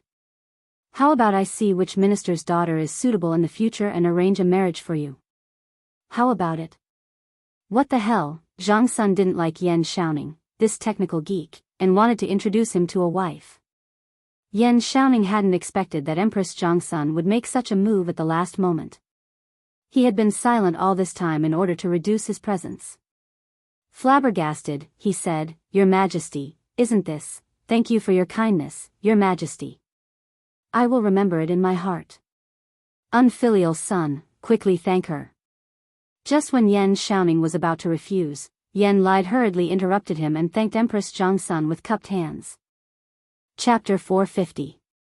Empress Zhongsun finally left, but she left with a mysterious smile. She left quietly, but she left behind a bomb that could explode at any time for Yan Xiaoning. "Dad, why did you agree to it? I'm only 18 this year, why are you in such a hurry?" Yan Xiaoning only mustered up his courage and said pitifully after Zhongsun left. "Bastard. Her Majesty Hong En, are you going to reject her? Besides, what the Empress said is exactly what I'm thinking. Look, Xiao Xian is 3 years younger than you, but he's already married. What about you?" Yan Lied glared at him and said angrily. Yan Xiaoning shrunk his neck, wiped the spittle on his face, and looked at Li Zishuan bitterly. His eyes were clearly saying, "Damn it, it's all your fault. Sometimes, it's a pain to have a friend who's too outstanding." Li Zishuan rolled his eyes helplessly, which meant, "Brother, I'm just that outstanding, there's nothing I can do about it." Yan Xiaoning almost vomited blood. If it weren't for the wrong occasion, he would have fought Li Zishuan to the death. Ahem. "Uncle Yan, I'll leave the construction of Yanhuang College to you." After exchanging glances with Yan Xiaoning, Li Zishuan felt a little uncomfortable because he felt that this kind of exchange was a little gay, so he looked at Yan Lied and said seriously, No problem. His Majesty has personally instructed that the Ministry of Works will fully cooperate with you. Fortunately, the higher-ups haven't given the Ministry of Works any urgent construction tasks recently, so according to my initial estimation, the Ministry of Works should be able to allocate 220 skilled craftsmen for you. A few of them have participated in the construction of Tsuiwei and Yuhua Palace with me, so they're very experienced in building buildings. As for the ordinary workers, you'll have to hire them yourself. The imperial court won't conscript them for free. Yen Lide raised his head and thought for a while, then said while stroking his beard. 220. That should be enough. As for the workers, I will definitely hire them myself. Uncle Yen, you don't have to worry about this. What I want to ask is, with the construction skills of the Ministry of Works, is it possible to build such a tall building? Li Zishuan nodded and asked. He knew in his heart that in the entire imperial court, except for Li Er and a few generals who were close to him who supported Yanhuang College, the rest of the ministers were either watching or objecting in their hearts. After all, this involved the competition between schools of thought. Under such circumstances, it was already very generous of Yen Lide to be willing to transfer so many craftsmen to him. As for the ordinary workers, he had never expected the imperial court to use corvée labor to help him conscript them for free. Since he had made up his mind to build Yanhuang College, he had never thought of saving money. The crux of the problem was whether the Great Tang could build a 10-story building with its current construction techniques. Yen Lide took another careful look at the sand table, then pointed to the future teaching building of Yanhuang College, Guanghua Building, and smiled confidently. Little Xian, you're worried that the building is too tall and the craftsmen can't build it, right? Haha. Actually, you don't have to worry at all. This building only has 10 stories, and the total height is estimated to be no more than 120 feet. It won't be a problem to build it. Little Xian, you've seen the big goose tower in Jinchang Square, right? That tower has a total of 20 stories. Compared to the big goose tower, your building may occupy a larger area, but as long as you put in more effort into the supporting pillars between the floors, it won't be a problem to build it to 10 stories. The Big Goose Tower was located in Jinchang Square in the South Jin dynasty of Chang'an City. It was also known as the Buddha of Mercy Temple. After several renovations, it was 64.7 meters, about 190 feet, tall, which was equivalent to the height of a 20-story building. 1,000 years ago, it could be called a skyscraper in the Tang dynasty. However, the awkward thing was that Li Zishuan rarely went to the south of the city, let alone to the Big Goose Tower. This was worthy of his reputation as a homebody. That's good, that's good. Li Zishuan was a little embarrassed, but at the same time, he was relieved. However, he was still a little curious. Such a tall building would definitely not be built with only wood, because wood couldn't bear such a large weight. But if it was brick, the problem would arise. There was no cement in the Tang dynasty, so how would the wall be built? Uncle Yen, what kind of materials do you plan to use to build this building? Such a stupid question made Yen Lide speechless. He said, bricks, of course. Such a tall building can't only be built with wood. Li Zishuan's old face did not look too good after being treated as a stupid C***nt. He directly asked the main question, then what kind of material should be used to glue the bricks? Yen Lide's expression became even more strange. He paused for a while before saying, of course it's glutinous rice mortar. Little Xian, you don't even know this? Then why did you design such a tall building?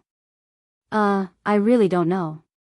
This kid wants to design it first and see if it can be built. If it can't be built, this kid will think of other ways. Uncle Yen, are the walls made with glutinous rice mortar reliable? Yen Lide was speechless. He was still praising Li Zishuan for his proficiency in architectural design. Now it seemed that this guy was a complete novice in some aspects. He shook his head and said, of course it's reliable. The walls of Chang'an City are made with glutinous rice mortar. Don't you think it's reliable?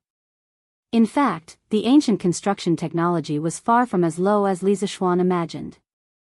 Although there was no cement at that time, there were many substitutes. The West initially used clay as a cementing material. The ancient Egyptians used the mud of the Nile River to build uncalcined clay bricks. Around 300 BC to 2000 BC, the ancient Egyptians began to use calcined gypsum as a building cementing material. In 146 BC, the Roman Empire annexed Greece and inherited the Greek tradition of producing and using lime. The way the Romans used lime was to first dissolve the lime saliva and mix it with sand to form mortar. Then, they used this mortar to build buildings. Some of the ancient Roman buildings that used lime mortar were very strong and had even been preserved until now. Later, the ancient Romans improved the use of lime. Not only did they add sand to the lime, but they also added ground volcanic ash. In areas without volcanic ash, they added ground bricks that had the same effect as volcanic ash. Some people called the lime volcanic ash sand, three-component mortar, Roman mortar. In the history of European architecture, the Roman mortar had been used for a long time. Its performance was basically close to modern cement. However, in the 9th, 10th, and 11th centuries AD, the mortar technology was almost lost. In ancient China, although there was no Roman mortar or cement, the hardworking and intelligent ancient working people still invented other alternatives. The most widely used and the longest circulated was glutinous rice mortar. According to records, at least not later than the Northern and Southern dynasties, 386 to 589 AD, glutinous rice mortar had become a relatively mature technology.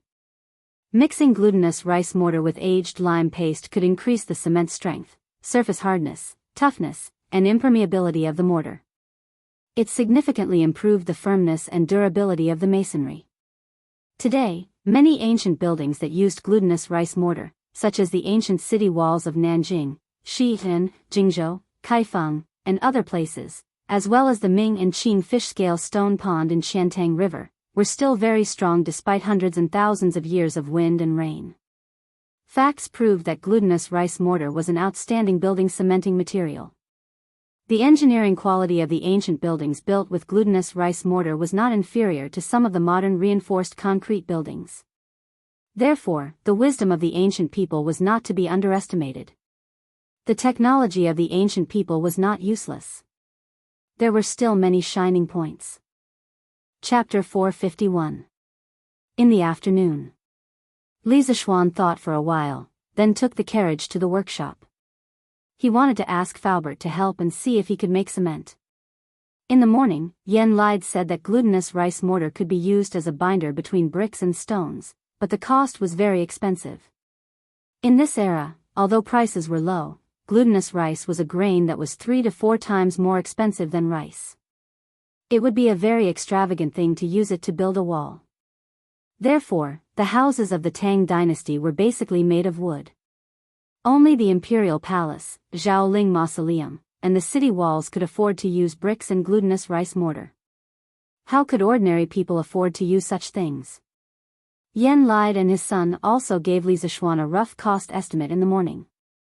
If Yanhuang College followed Li Zishuan's original intention and used bricks and stones, the cost of building materials alone would be more than 400,000 strings of coins, not including labor and decoration costs. This number had far exceeded Li Zishuan's budget. The reason was that Li Zishuan did not have a fresh understanding of the current construction technology and construction costs. Now, with such a huge capital hole, it would be harder to fill it in a short period of time than to reach the sky. However, Li Zishuan would definitely not give up on Yanhuang College. After thinking about it, Li Zishuan decided to gather everyone's wisdom and see if they could make cement with better effect and lower cost. There were so many protagonists in time travel novels. Didn't they like to make cement, perfume, and mirrors when they time traveled to ancient times? If they could make it, why couldn't he? Ahem, although he was not a professional, he knew the general formula. He could tell Faubert and let the professional craftsmen study it.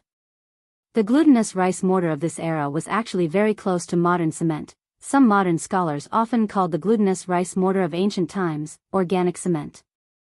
He believed that if he could give them some inspiration, it would not be a big problem if he was lucky. Faubert, I thought of something. I need you to take some people to study it. However, I only know the general composition. As for the ratio of each component, you will have to test it yourself. After arriving at the workshop, Li Zishuan went straight to Faubert's private office and got straight to the point. Young master, what is it? Faubert asked curiously. Li Zishuan said with a solemn expression, I call it cement. It's a building adhesive that can be used to replace glutinous rice mortar. It's very important, and I hope that Faubert can bring a group of skilled craftsmen to research it. Cement? Replace glutinous rice mortar? Young master, are you going to build an academy? Faubert came to his senses and asked. I have already designed the building and layout of the academy. The main material is bricks, so we must use glutinous rice mortar. This morning, Minister Yen helped us estimate the cost. It will cost at least 400,000 strings of cash, so I plan to make a cheap substitute similar to glutinous rice mortar. 400,000 strings of cash. Faubert almost jumped up. Just from this budget, he could imagine how huge the Yanhuang College Li Zishuan wanted to build would be. He thought for a while, then clasped his fist and said, "Since young master is so confident in this so-called cement, you can tell me the composition. The workshop is full of talents now. I believe that as long as we know the general composition, we can try to make it." This scene reminded Faubert of the last time when Li Zishuan asked them to study the glass production formula. Although he didn't know why his young master had so many novel and strange things in his mind, they could definitely make everything Li Zishuan said as long as they followed Li Zishuan's ideas. Cement is a mixture of limestone, clay, and iron or in proportion. I call this mixture raw material. Then put it in the furnace for calcination. Generally, its calcination temperature is slightly lower than the temperature of smelting iron, but a little higher than the temperature of the glass you burned last time. It should be fine to use the kiln used to burn glass. The calcined product is called clinker. Finally, the clinker and gypsum are ground together and mixed according to the proportion. This is cement. After adding an appropriate amount of water into the fired cement, it will become a paste that can harden in the air and water. After hardening, it can be comparable to a hard stone. It can be used to firmly bond sand, stone, and other materials together to form a solid stone body of a hydraulic cementing material. In order to let Faubert and the others develop cement as soon as possible, Li Zishuan was also giving it his all. On the way here, he kept using his abnormal spiritual power to recall the firing temperature of cement that he read in the books in his previous life. It was about 1,450 degrees, the melting point of iron was 1,538 degrees, and the firing temperature of glass was 1,300 degrees. With this important information, he believed that the development of cement would be much smoother. As for why Li Zishuan didn't simply recall the proportion of the cement's composition and tell Faubert, you think he didn't want to. The key point was that the books he read weren't books that specialized in making cement. Why would they be bored enough to write the proportion of each composition in the book? So even if he wanted to recall it, he couldn't recall it. This old man will remember it. Young master, don't worry. In a while, this old man will organize the workshop's most elite craftsmen to start developing this cement. I think there should be news in the next few days. Faubert nodded, stood up and said confidently. He was somewhat glad in his heart.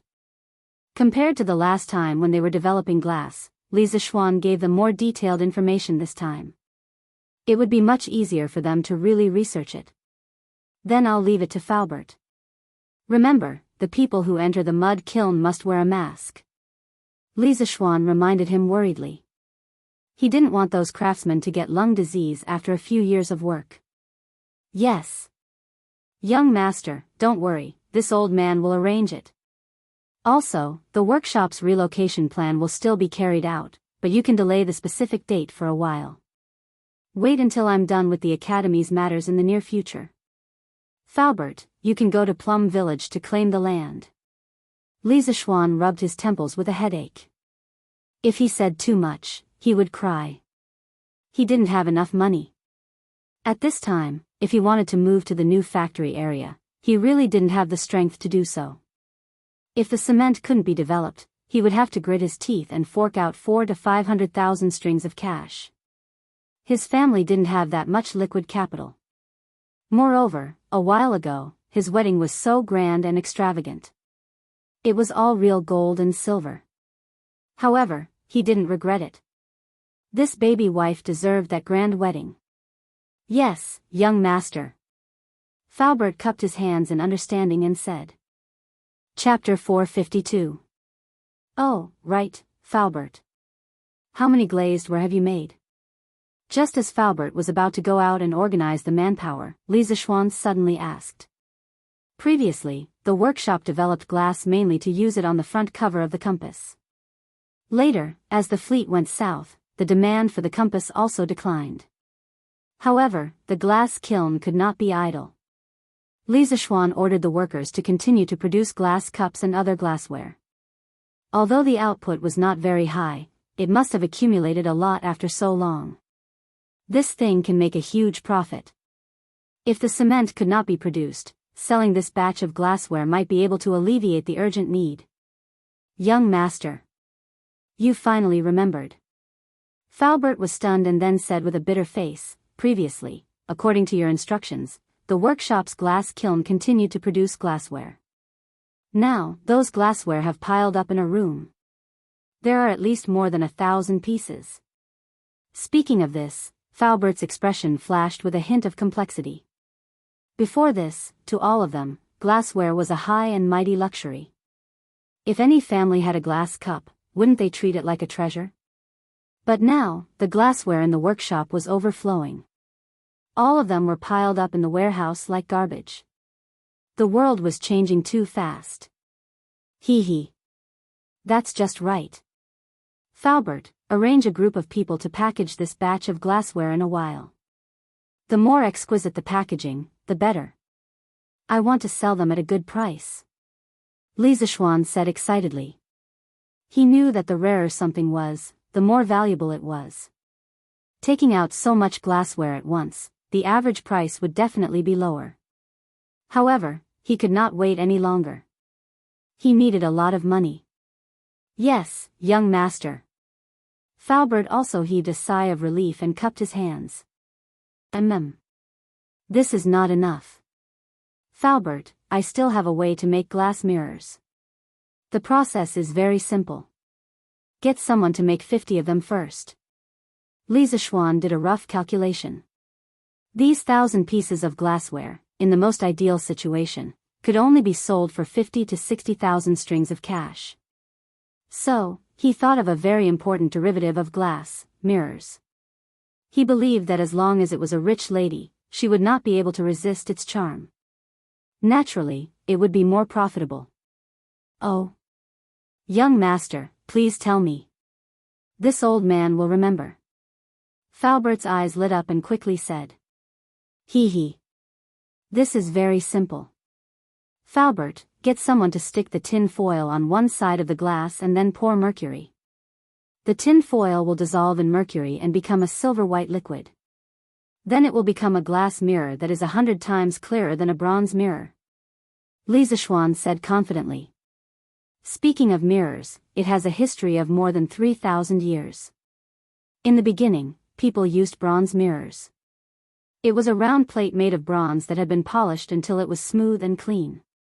The reflection of the human figure in this bronze mirror was not bright. It would also rust and had to be polished often. Around 1700 AD, the glass mirror was born. In the beginning, people made glass mirrors by sticking a piece of tin foil tightly on the glass and then pouring mercury. Because mercury was able to dissolve tin, it became a viscous silver-white liquid called tin amalgam, which was tightly attached to the glass plate. Glass mirrors were a big step forward from bronze mirrors and were very popular. For a time, it became a treasure that kings and nobles competed to buy. At that time, only the factories in Venice could make this new glass mirror. European countries went to buy it, and wealth flooded to Venice like a tide. The mirror factories were concentrated on Murano Island, surrounded by sentries and tightly sealed off. Later, the French government used a lot of money to bribe 4 Venetian mirror craftsmen and secretly smuggled them out of the country. Since then, the secret of the mercury glass mirror was made public, and its value was not so noble. However, the reflection ability of the mercury-coated mirror was not very strong. It was time-consuming to make, and mercury was poisonous, so it was later eliminated. Modern mirrors had a thin layer of silver on the back. This layer of silver was not painted on, nor did it need to be electroplated. It was painted on by a chemical, silver mirror reaction. Glucose water was added to the ammonia solution of silver nitrate. The glucose reduced the silver ions into silver particles and deposited them on the glass to make a silver mirror. Finally, a layer of paint was applied. Li Zishuan also wanted to make this kind of silver mirror, but it would take a lot of effort to make nitric acid. He wanted to leave this difficult task to his future students. As for the key material of glass mirrors, tin foil, it was already available in the Tang dynasty. Tin foil was a handicraft product unique to Shaoxing in the early years. In ancient times, its main use was to make underworld money to worship ghosts and gods. It first appeared in the Han dynasty. It can be done like this? Can it really be done? Young master. Falbert was excited when he heard Li Zishuan say, 100 times clearer than a bronze mirror, and quickly asked. Of course, I don't have time to explain the principles of this to you, Falbert, but as long as you do as I say, you will definitely be able to make this kind of high-quality glass mirror. Haha. Good, good, good. I'll arrange it now. Falbert couldn't wait and wanted to go out and take people to do the experiment. Li Zishuan quickly stopped him and said, Falbert, wait. What's wrong? Li Zishuan said seriously, mercury is very volatile. Once it is inhaled into the lungs, it will definitely cause poisoning. If the workshop wants to use this method to make glass mirrors, it must first solve this safety problem. Let's do it this way. You can ask people to sew a batch of special masks. Add a few layers of carbon powder inside the masks, and then use coarse cloth to separate them. The thicker the better. The people who participate in the manufacture of glass mirrors must wear this special mask. Falbert felt strange and said, Young master, can't we just use the previous masks? Why do you need to do something superfluous? Of course not. We must use this mask. Falbert, listen to me. Li Zishuan said decisively. Ordinary masks are only used to prevent particulate matter, which is commonly known as dust. However, mercury vapor is poisonous and harmful gas, so they must wear that kind of protective equipment that includes a filter device. If it weren't for the lack of conditions, Li Zishuan would have asked people to make gas masks. Yes. Young master. Then this old man will go and arrange these matters now. Falbert had no choice but to do as he was told. Falbert, you go and do your work. I'll go to the editorial department at the back office. Li Zishuan thought about it and also went out with Falbert.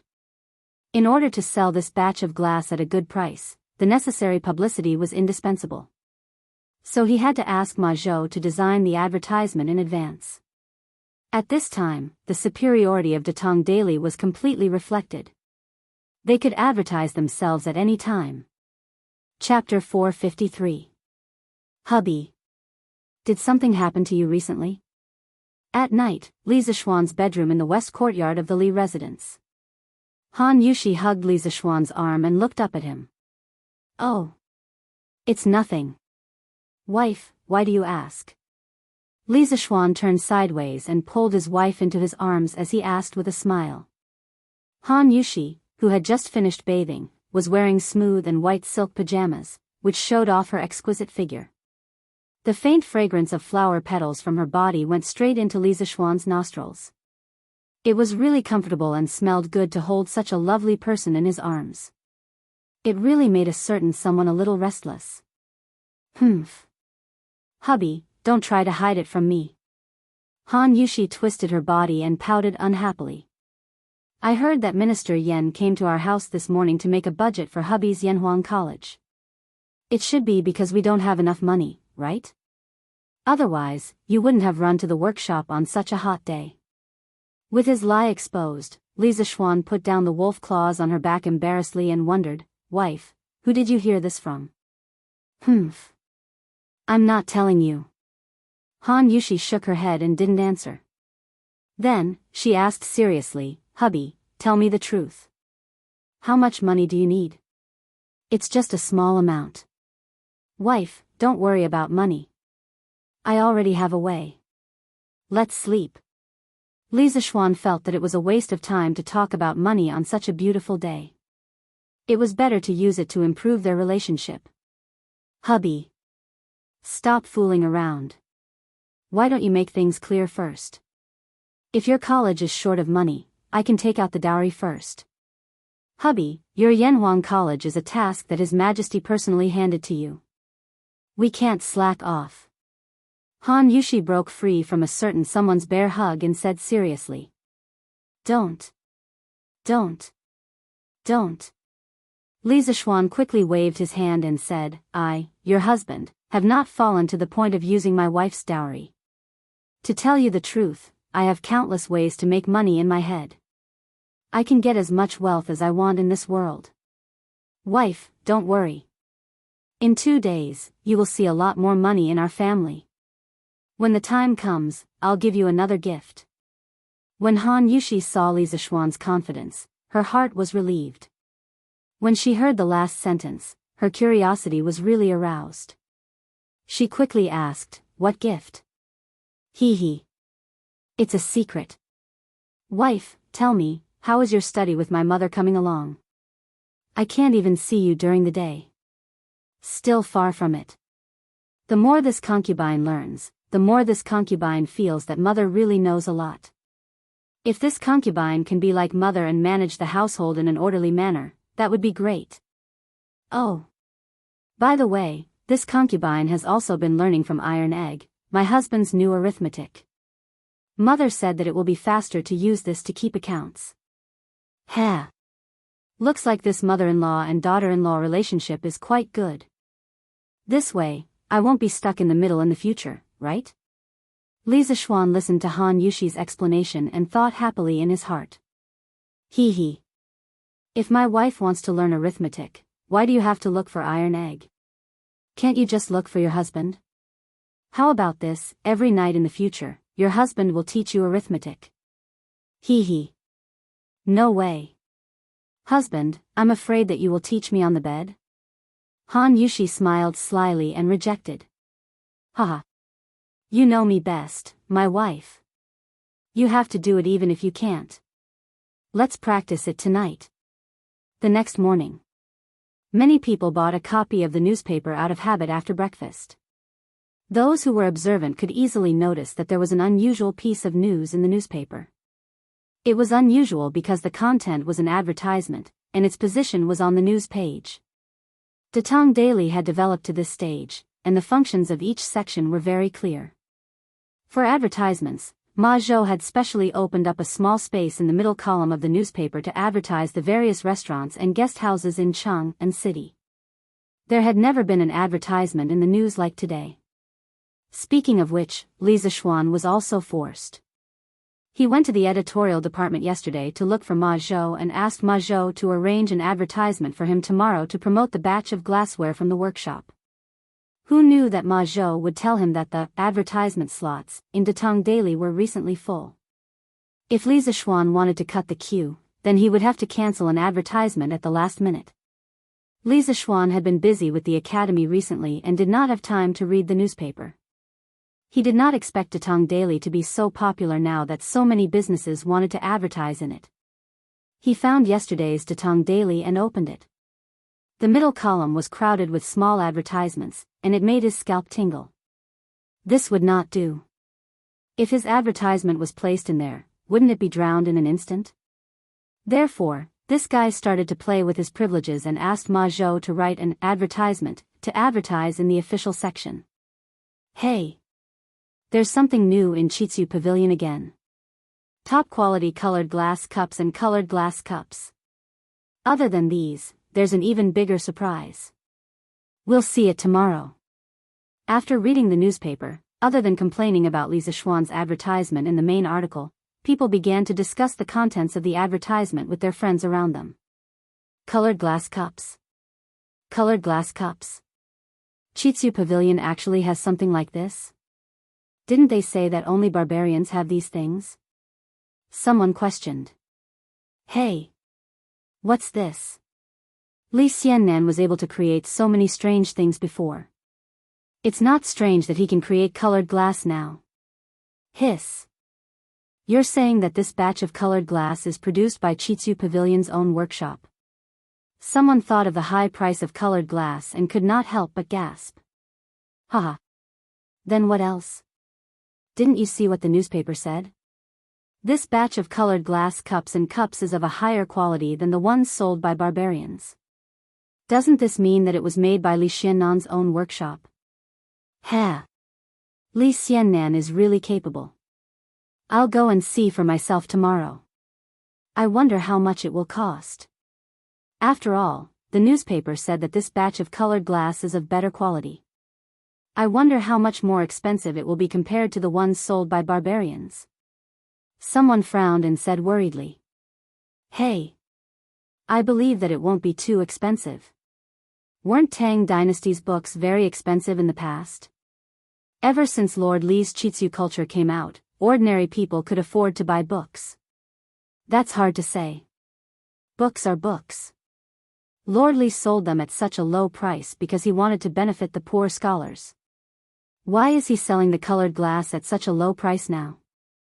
Besides, who knows if the cost of the colored glass in Chitsu Pavilion is high or not? They won't sell it at a loss, right? Haha. I'm curious about what the bigger surprise is. Li Xiannan's Chitsu Pavilion has never disappointed me. Chapter 454. Bastard.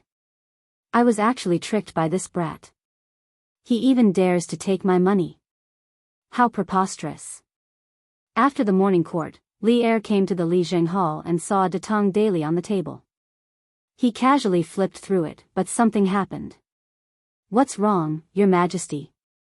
Who made you angry? Empress Zhongsun brought a glass of water to Li Er and asked curiously. Who else could it be?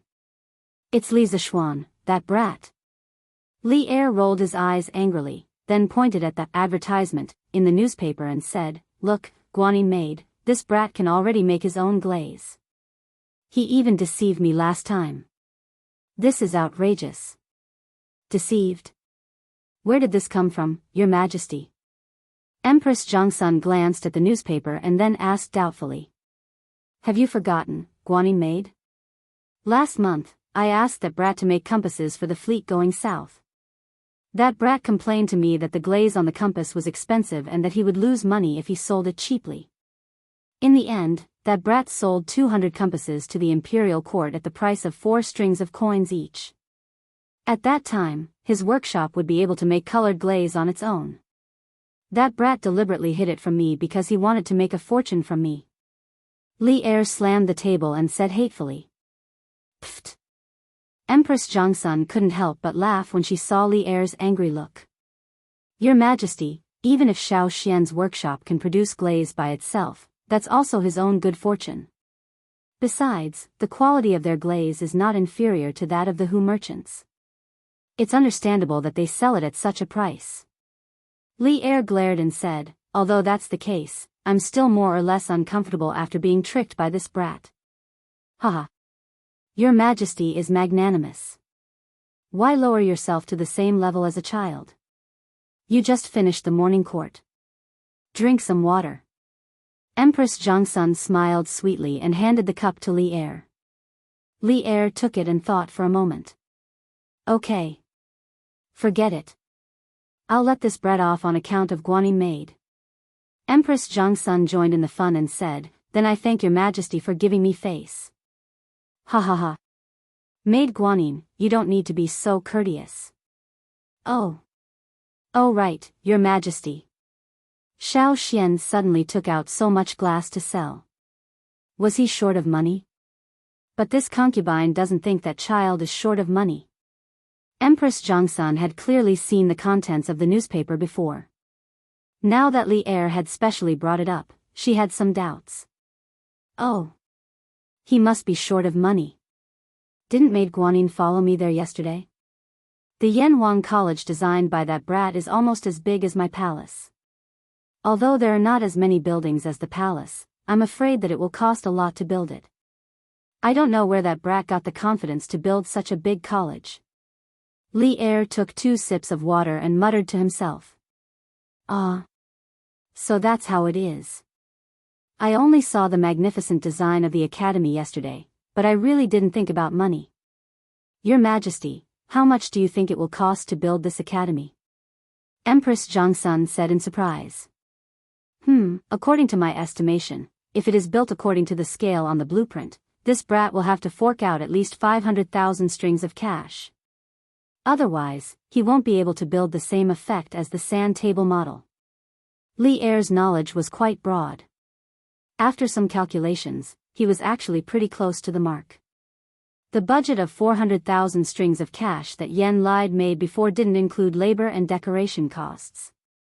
It seemed that Li Er's budget of 500,000 strings of cash was reasonable. 500,000 strings of cash. Such a huge number made Empress Jongsun, the mother of the country, couldn't help but cover her mouth in shock.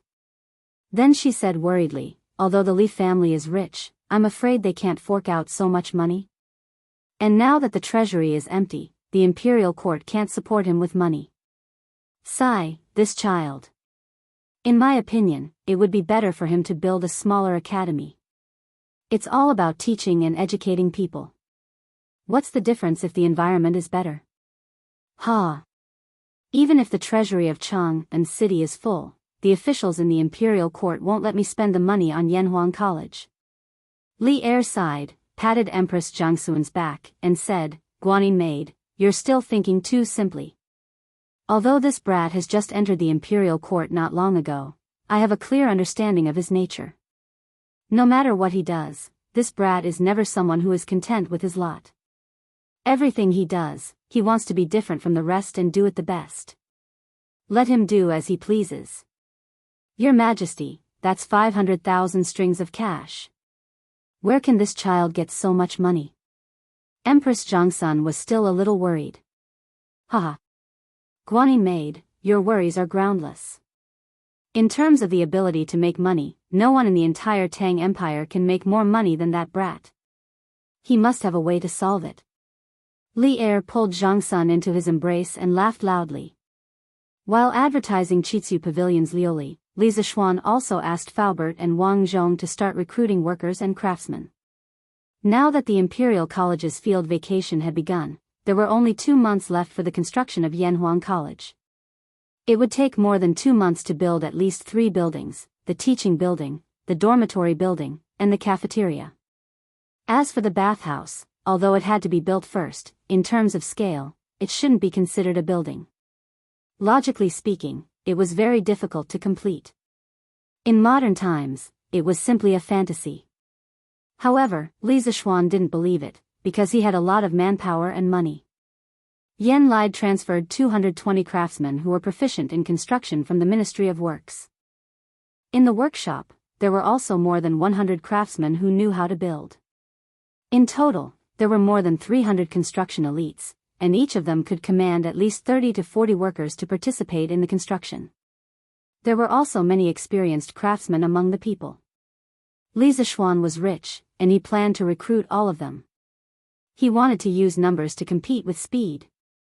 His plan was to recruit more than 400 experienced craftsmen and no less than 15,000 common laborers. With such a large construction team, he didn't believe that he couldn't complete the construction on time.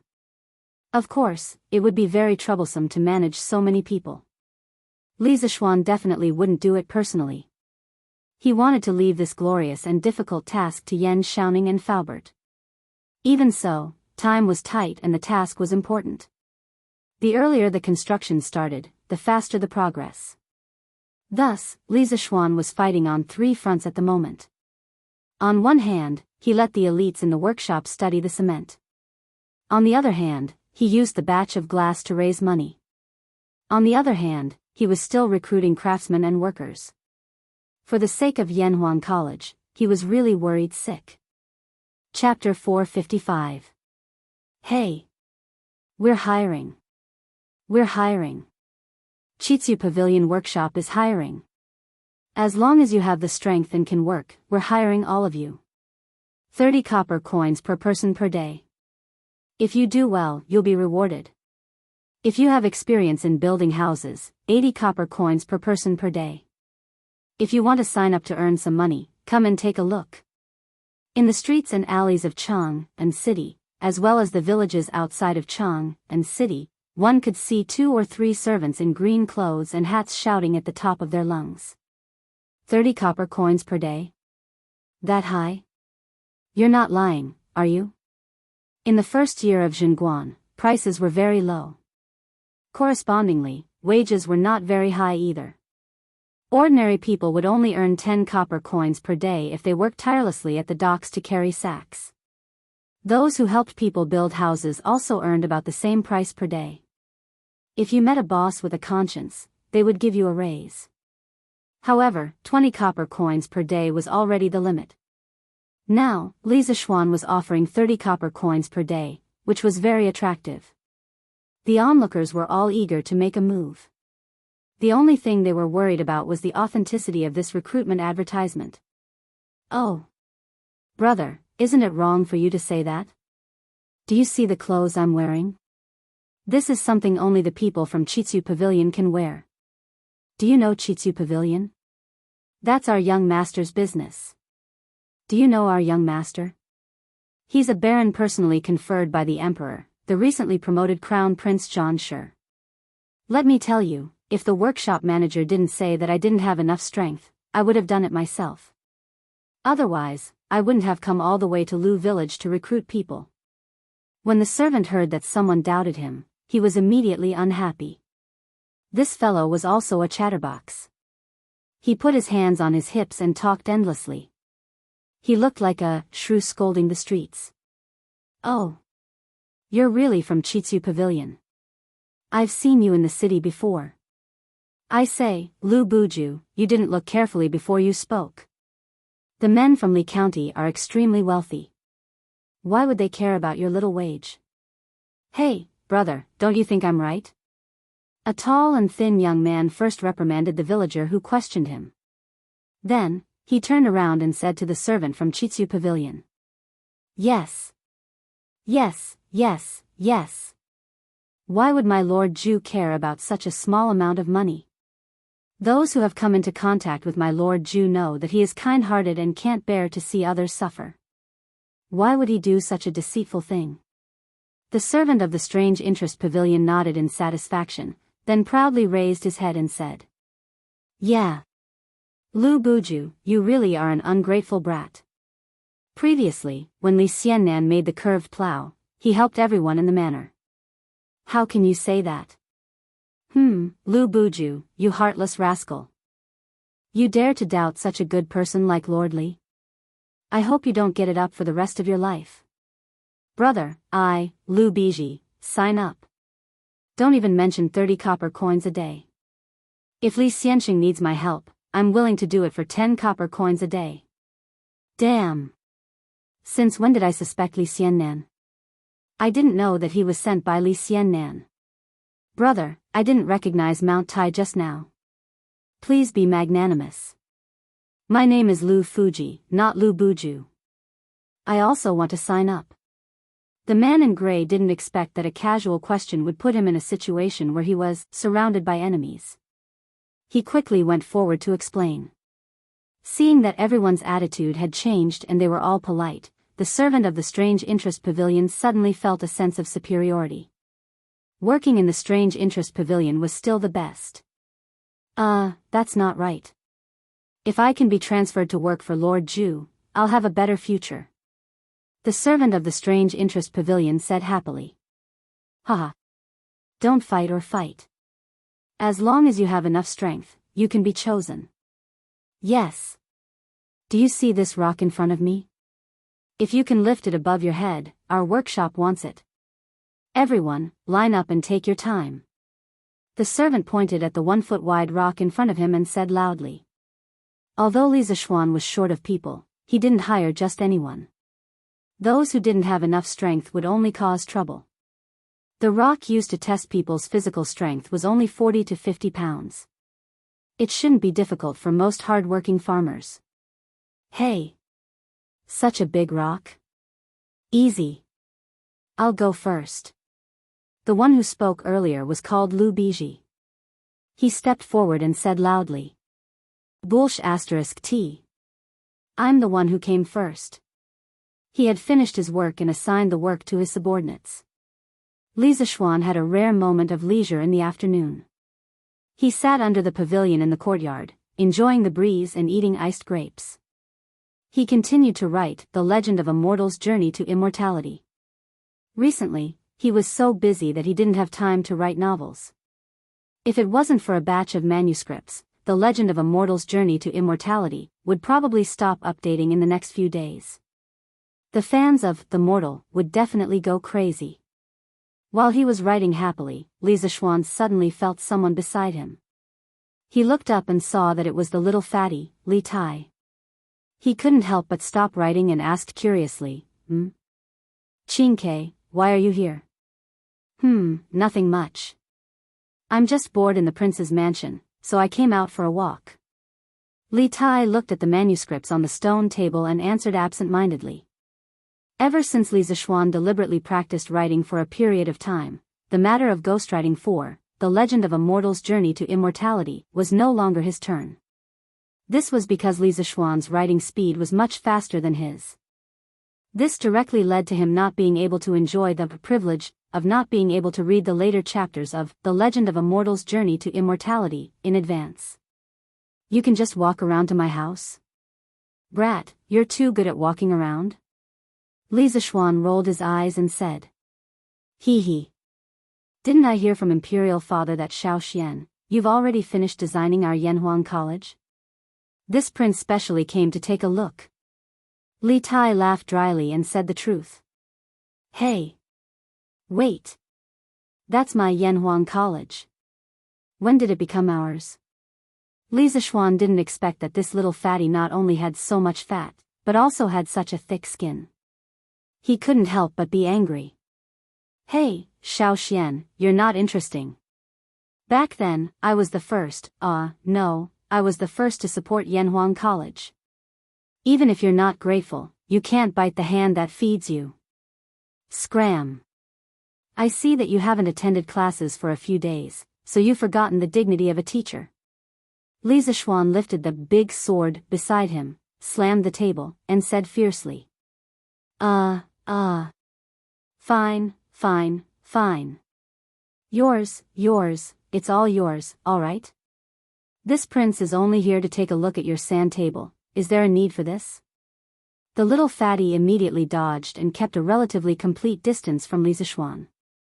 He knew that even if there were 10 of him, he wouldn't be able to defeat Li Zishuan. The sand table is in the side hall, if you want to take a look. Li Zishuan waved his hand and sat down to continue writing his novel. Chapter 456. Oh. This house looks so stylish. What the hell, how many levels are there?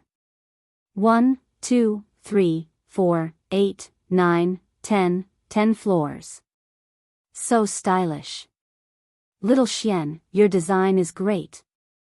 Damn, this house is also beautifully designed. TSK, I didn't expect that little Xian not only knows mathematics, but also landscaping. Damn. What is this? Why are there 2 nets on the grass? Awesome.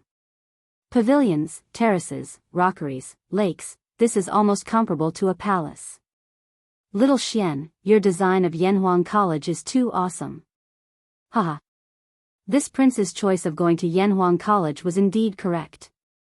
Damn. I say, are you done yet, kid?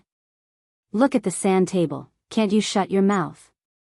Ever since Li Tai had entered the side hall, the little fatty's screams had been continuously heard. Li Zishuan, who was in the pavilion, could hear it from far away. Even when he was writing a novel, he couldn't calm down to write. He couldn't help but shout angrily. Li Tai, who was feeling smug, was suddenly awakened by the roar. He shrunk his neck and thought that he was too excited and forgot where he was. Li Tai calmed down and carefully looked at the sand table model of Yanhuang College from beginning to end. The more he looked, the more shocked he was. The more he looked, the more fortunate he was that he chose Yanhuang College in the first place. Little Xian, this Yanhuang College's design is amazing. Although many of the buildings are different from the architectural styles of Tang Dynasty, I don't know why, but I still like this style. Yanhuang College must be built, no matter how much it costs. Little Xian, if you don't have enough money, I'll pay for it. The little fatty looked at it for a long time and walked out of the house. It was the first time he saw a modern reinforced concrete style building, and he immediately fell in love with it. This guy's crazy look was very similar to a modern fanatic, but he was bragging a little too much. Oh, just right. I'm short of money recently. Li Zishuan put down his pen and glanced at the spendthrift in front of him. He smiled and said, if you want to build the academy according to the sand table, you still need 350,000 strings of cash. Since you are so generous, you can pay for the rest of the money. In a while, I will ask my men to drive dozens of ox carts to the Prince of Wei's mansion to get the money. How much? Li Tai widened his eyes as his voice rose an octave. He said in disbelief, 350,000 strings of cash. How could there be so many? Little Xian, are you trying to scare me? At this moment, little Fatty's knees went soft and he nearly knelt down. 350,000 strings of cash. Although he was a prince, it was impossible for him to take out so much money. Even if he tore down his mansion, it wouldn't be worth 350,000 strings of coins. Who has the time to scare you? If I want to build Yanhuang College, I'll need at least 500,000 strings of cash. I've only been able to scrape together 150,000 strings of cash these days. There's still a hole of 350,000 strings of cash. Qingke, you were shouting so loudly just now, I heard it all. A real man must keep his word. Li Zishuan said to the righteous Li Tai with a smile. Li Tai was immediately dumbfounded. He really wanted to slap himself. How could he be so smug and blabber without thinking? Now he was done for, wasn't he? Cough, cough. This. 350,000 strings of cash is something that I don't have. If it's 20,000 strings of cash, I can still take it out. Little Xian, do you think that's enough? Li Tai immediately lost his arrogance and complacency as he weakly said. Hee. Why don't you take out the books in your mansion and sell them, Qingke? You can probably get a few tens of thousands of strings of cash. Li Zishuan said maliciously. No. Absolutely not. Li Tai jumped up as if his tail had been stepped on. He shouted, I'm taking care of those books on behalf of my father. If I sell them, my father will skin me alive. Hee. Forget it then. You brat, you can't help here, and you can't help there either. Go away. Li Zishuan waved his hand as if he was shooing away a fly and said disdainfully. After that, he ignored the little fatty, lowered his head, picked up his pen, and continued to write his novel. It was worth mentioning that he had received more than 10,000 strings of cash as a reward for a record of a mortal's journey to immortality, which made him very surprised. When he wrote this novel, Li Zishuan didn't want to make money. He wanted to bring the style of web novels to Tang Dynasty and attract more people to write novels. That way, when he was bored, he could write novels to relieve his boredom. But who knew that this playful act would bring him such a huge income of more than 10,000 strings of cash? Although the Li family was rich, they wouldn't ignore 10,000 strings of cash. That's not right. Li Tai suddenly thought of something and shouted, if Yanhuang College is really that short of money, why aren't you worried, Xiao Xian? Why are you still in the mood to write novels? There are only two possibilities. Either you have a lot of money in secret, or you have thought of other ways to raise money. Humph. How is it? Am I right? Looks like this little fatty's brain is pretty good. But, hee. What's wrong with writing novels? I write novels to raise money too. Don't underestimate novel writers, Qingke. So far, I've only finished 1/8 of The Legend of a Mortal's Journey to Immortality, but according to the statistics of the editorial department of Tang Daily, this book has earned me more than 10,000 strings of cash. Think about it, if I finish it all, it might earn me 100,000 strings of cash. 100,000 strings of cash? Li Tai was stunned. He never thought that writing novels could earn so much money. After being stunned for a while, he shook his head and said, "Hee hee, it's no wonder. In the whole of Chang'an, from 6-year-old children to middle-aged uncles, how many people don't know about A Record of a Mortal's Journey to Immortality? I even heard that this novel has become popular in other states and counties. It seems like it's understandable that it can earn you so much money." Hee hee. Back then, someone even wanted to use a salary of 20 strings of cash to hire me to write novels for him. TSK, it seems like that person really knows how to do business. Amazing. Amazing. Li Zishuan recalled the situation when he first met the little fatty and couldn't help but make fun of him. What the F***ck? Don't expose people's shortcomings when you're scolding them. How long ago was that? Why are you still bringing it up, Xiaoxian? Li Tai's face turned red as he said angrily. Haha. Fine. I won't talk about it anymore. It's time to get down to business. You little brat, go play by yourself. Chapter 457.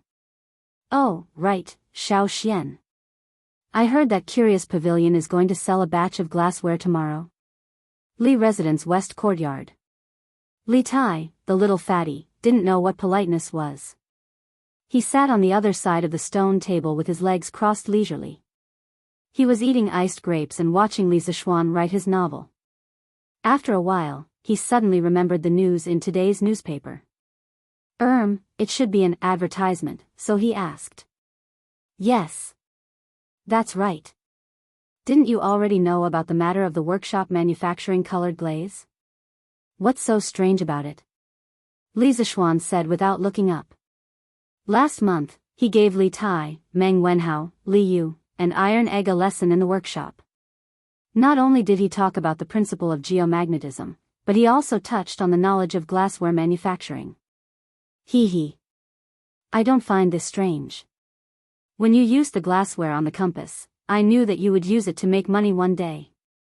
What I find strange is, what is the bigger surprise you mentioned in the newspaper? Li Tai rubbed his hands and laughed. He looked a little wretched. Li Zishuan looked up at little fatty, curled his lips and said, "This thing might be a surprise to others, but to you, Qin Ke, what is it?" Li Tai rolled his eyes. He suddenly had a very bad feeling. It's a surprise to others, but to you, it's a shock, haha. Li Zishuan laughed. What he said was not without reason. The glass mirrors in Strange Interest Pavilion were mainly for the beauties and rich ladies. Li Tai was a fatty with a face full of fat. Even if he bought a mirror back, he would not be willing to look at himself. F***ck, get lost. Why the F***ck is it a shock to me? I want to see what it is. Li Tai said angrily. Hee hee. You'll see it tomorrow. Qin Ke, you'll see if I'm right. Haha. Humph. I'll be waiting. Little fatty slapped the table and left in a huff. Ah. Greetings, Your Highness. When Li Tai walked to the gate of the West Courtyard, Han Yushi happened to come back from Madame Li of the East Courtyard with 2 little servant girls. Seeing that it was Li Tai, Han Yushi subconsciously curtsied. Li Tai was so scared that his legs trembled. He hurriedly helped her up and said, "Sister-in-law, Shirmu, please don't be so courteous. You've killed Tai. A few months ago, Li Zishuan had single-handedly challenged the mountain stronghold for Han Yushi. Li Tai had heard about it. Usually, he could play and joke with Li Zishuan, but that was just romance between men. Now, facing Han Yushi, he didn't dare to be too cheeky. Otherwise, it was hard to guarantee that Li Zishuan wouldn't kill him with a sword. This. Han Yushi hesitated for a moment. Only then did she remember that the prince in front of her was her husband's student. With such a complicated relationship, she didn't know how to address him anymore. Haha. Shirmu, just call me Qin Ke. Sir is writing a book in the pavilion. He has something to do at the Tai residence, so he'll take his leave first. Shermu, please help yourself. I won't send you off. Li Tai waved his hand and fled.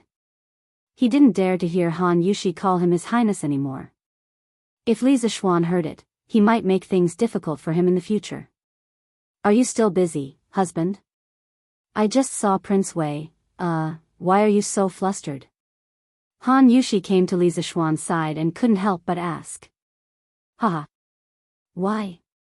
You met that guy just now? Yes, I happened to meet him at the door. Did that guy use his identity to show off in front of you? Haha. No, he didn't. Instead, I felt that he was a little afraid of me. Husband, what were you talking about just now? Haha. Nothing. Wife, sit here for a while. Let's go eat together after I finish writing this chapter. The next day. When the East Market opened in the morning, a small group of people headed straight to Curious Pavilion with a clear goal in mind. Previously, the new carriage, Don't Touch Me, had brought many purple and even red members to Curious Pavilion. These people enjoyed huge discounts and priority in queuing. Whenever Curious Pavilion released a new product, they would be the first to arrive. To them, it was a profit if they could buy it. One had to admit that although Curious Pavilion's products were expensive, Curious Pavilion had already proven that everything here was worth the price with their high-quality products. Therefore, those who could enjoy the discounts always liked to shop at Strange Interest Pavilion. Curious Pavilion had already prepared for today. When the first batch of customers arrived at Curious Pavilion, they saw dozens of shelves in the open space. There were even red cloths on the shelves. Clearly, the shelves were filled with glass cups and glasses that were going to be sold today. Other than that, there were two huge signboards that were as tall as a person at the entrance of Curious Pavilion. They were still covered with red cloths, so no one could see what was inside. There was a lot of discussion below. Oh. Brother Chow, you're also here. Huh, I had nothing to do, so I came here to take a look. Chow Wendong chuckled as he fanned himself. Hee hee. Brother Chow probably isn't just here to take a look, right? In a little while, I hope that Brother Chow can leave some soup for us to drink. Those who had come to line up so early were not idiots. Many of them were merchants with a keen sense of smell. In this era, the glass of the Central Plains was completely supplied by Hu merchants. It could be said that the Hu merchants had a monopoly in this area, and the merchants of the Central Plains had no right to a share of the profits. They could only follow behind and eat the leftover rice and soup, earning a fee for running errands. The fact that the Odd Interest Pavilion was able to provide such a large amount of glassware made the peddlers move immediately. Most of them had membership cards for the Odd Interest Pavilion. In their opinion, being a peddler for the Odd Interest Pavilion would definitely earn them more than buying from the Hu merchants. These people had never considered the problem of not being able to sell their goods. Although Hu merchants came to the Great Tang to sell glass, they usually sold in very small quantities. Glass was a rare commodity in the Great Tang, so there was naturally no need to worry about not being able to sell it. Haha. What are you saying, Brother Mangyang? This Chow comes from a small family, so I don't have such a big appetite. Let's make money together, let's make money together. Ha ha ha. Brother Chow is indeed a straightforward person, haha. Brother Chow, what do you think those two things at the entrance are? This must be the surprise that the newspapers were talking about, right? As for what it is, this Chow doesn't know. Ha! Brother Chow, you're really modest.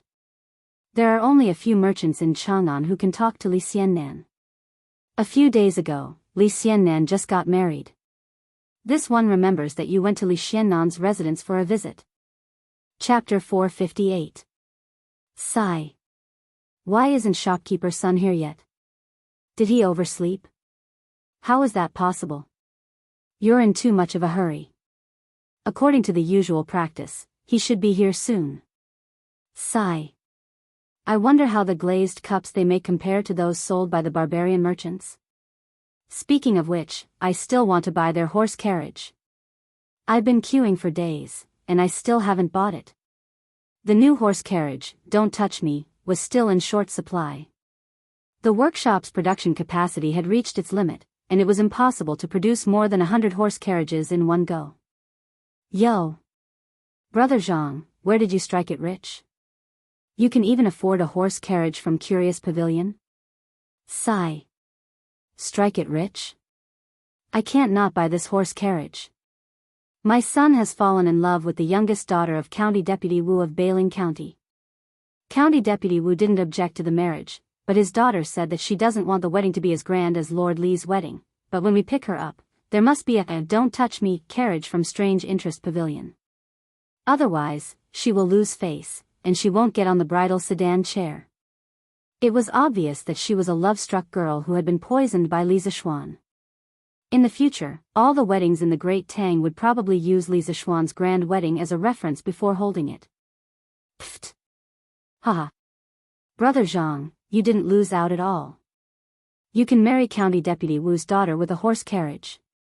Your Lin Lin is really lucky. The person beside him wiped the cold sweat off his forehead and said resentfully. He's here, he's here. Boss son is here. Sigh. Don't push, don't push. I'm the one who came first. Bullsh *T. I've been here for a long time. I just went to the outhouse. At 9:15 in the morning, the door of the Strange Interest Pavilion opened. Sun Huayuan walked out of the room with a flushed face. Everyone, please be quiet. Listen to this old man. Sun Huayuan smiled and cupped his hands towards the crowd, shouting loudly. The crowd gave him face and instantly quieted down. I know that all of you are here today to see the glazed cups and glazed lamps produced by my Strange Taste Pavilion. I won't keep you in suspense. Let's cut to the chase and show you the newest products of our workshop. Sun Huayuan said a few simple words and walked directly to one of the shelves. He reached out and lifted the red cloth. A row of glasses of different sizes and colors suddenly appeared in front of everyone. Hiss. This is a glass cup. Oh my God. Why is the color of this glass so clear? This is the real azure glass cup. The color is clear and bright, and it's as pure as ice. It's many times better than the glass cups sold by the Hu merchants. Because of the craftsmanship, the glass of this era was never clear and transparent. Basically, all the glass was turbid, with some having a greenish hue and some having a yellow hue. In short, the high-quality glass cups that the Oddity Pavilion was producing were unique in all of the Great Tang. Sigh. Do you see the style? The style of this glass cup is also different from the ones sold by the Hu merchants. Look, the patterns on it are really beautiful, and the shape of the cup is also very unique. In the Tang dynasty, the glass cups that the wealthy families bought from the Hu merchants were mostly bowl-shaped cups with a small foot at the bottom. They looked a little short and poor. The cups in the Strange Taste Pavilion were all carefully designed by Li Zishuan. The modern thick whiskey glasses, the tall slender champagne glasses, the round and elegant red wine glasses, and the stylish cocktail glasses were all borrowed by him. Thus, many people were almost instantly attracted by the elegant appearance of these wine cups. Perfect. Perfect. This is simply the work of nature. Shopkeeper son, how much are these glass cups? Hurry and name a price. Chao Wendong had traveled extensively for many years and had seen all kinds of rare treasures, but he had never seen such perfect glass cups before. He had completely forgotten that he had just mentioned to the merchant called Meng Yang that they were going to make money together. He didn't want to share such a perfect treasure with others right now. He wanted to buy all of these glass cups. There were two reasons. First, in his opinion, if he sold such high-quality cups to other provinces and counties, no matter how expensive they were, there would still be people willing to buy them. Second, even if no one bought them, such beautiful cups could be kept at home to decorate his store. His only concern now was the price of these cups. With his wealth, would he be able to buy all of them? That's right. That's right. Shopkeeper son, name a price. We'll buy. There was more than one person who had the same idea as Chao Wendong. Many people began to clamor. Haha. Everyone, please calm down. Once everyone has finished looking at them with this old man, this Sun will name the price together. Sun Huayuan smiled and clasped his hands together. Then, he continued to flip open the red silk cups on another shelf. Ha! The cups here look even better. That's right. That's right.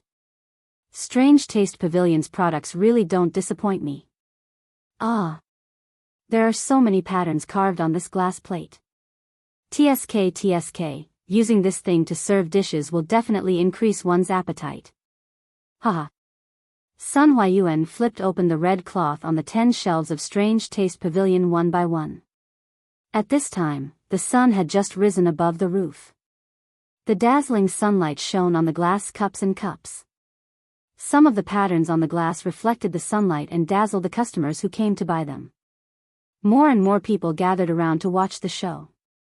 Strange Taste Pavilion suddenly became the focus of the entire East City, and the road became congested in an instant. Alright, these are the glass cups and cups that our workshop has recently produced. Today's supply is very sufficient. There are a total of 1,500 pieces. As for the price, at this point, Sun Huayuan paused for a moment. He looked around and said, "This Sun has been doing business for many years, but I've never seen such high-quality glazed cups. If those barbarian merchants had such perfect glazed cups, this Sun believes that there would be people willing to buy them even if they sold them for 100 strings of coins or 1,000 strings of coins. However, my Lord Ju is not an insatiable person. Today, we are only selling these glazed cups and cups for 80 strings of coins each. If you want to buy them, please line up later. 80 strings of coins? So expensive? Those glass cups that the barbarian merchants sell are mostly only 60 or 70 strings of coins. Idiot, how can those glass cups that the barbarian merchants sell compare to these from Strange Taste Pavilion? If you don't want to buy them, I'll buy them. 80 strings of coins is already too cheap. That's right. That's right. The 60 or 70 strings of coins you mentioned are just some of the inferior goods sold by the Hu merchants. The high-quality glazed cups they have can sell for 400 to 500 strings of coins each. But even their best glazed cups can't compare to the ones from Strange Taste Pavilion. Hey! Shopkeeper's son, there are still 2 more cups that haven't been flipped open. Chapter 459. Yes. Yes. Mr. Sun. There are still 2 things that haven't been revealed yet. The attentive crowd noticed that the red cloth covering the 2 big guys at the entrance of the curious pavilion had not been removed yet. Thus, they began to make a ruckus. Haha. Don't be impatient. Now, I will reveal today's grand finale, the immortal mirror. Sida, take off the red cloth. Sun Huayuan's spirit shook as he said in a clear voice. Yes, Mr. Sun. The servant of the curious pavilion cupped his hands and walked towards the door. The crowd below heard Sun Huayuan's words, and all sorts of questions arose in their minds. What is this immortal mirror? Immortal mirror? Is the curious pavilion making mirrors now? No way. They have carriages and colored glass. How can they have the energy to make mirrors? How many people do they have in the workshop? Haha. Who knows? Hey, hey, hey. Look, look. Oh my God. What is this? Is this a mirror? Holy sh*t. At this moment, the red cloth covering the 2 huge signboards at the entrance of the curious pavilion slowly fell down. 2 5-foot-tall colored glass mirrors made of red sandalwood were suddenly exposed to everyone's eyes. Everyone and everything in the open space in front of the curious pavilion could be seen clearly in the mirrors. Clear and bright, these were the most prominent characteristics of the colored glass mirrors compared to the traditional bronze mirrors. The images it produced were more realistic than the bronze mirrors. Shocking. The Tang Empire citizens who had never seen a colored glass mirror before were only shocked. Perhaps only the gods were worthy of such a clear and realistic mirror, right? This was the thought that surged in everyone's mind. Surprise. Now, those who had read yesterday's newspaper finally knew what kind of surprise the curious pavilion was going to give them. It was just that this surprise was simply too big. The people in front of the curious pavilion looked up at the two large colored glass mirrors and were speechless for a long time. Only the sound of people gasping could be heard. Mr. Sun. Just say it. How much do these two mirrors cost? I will definitely buy them today. The crowd was silent for a moment. Then, Chow Wendong roared. He only took one look at the mirror, and he knew how valuable it was. No matter how much money he spent, it was worth it. Now, he didn't care much about the azure glaze cup and the azure glaze cup. What he wanted to buy the most was the immortal mirror. TSK, TSK. Mr. Chow, you're so generous. It seems like we're not fated to have such an immortal treasure.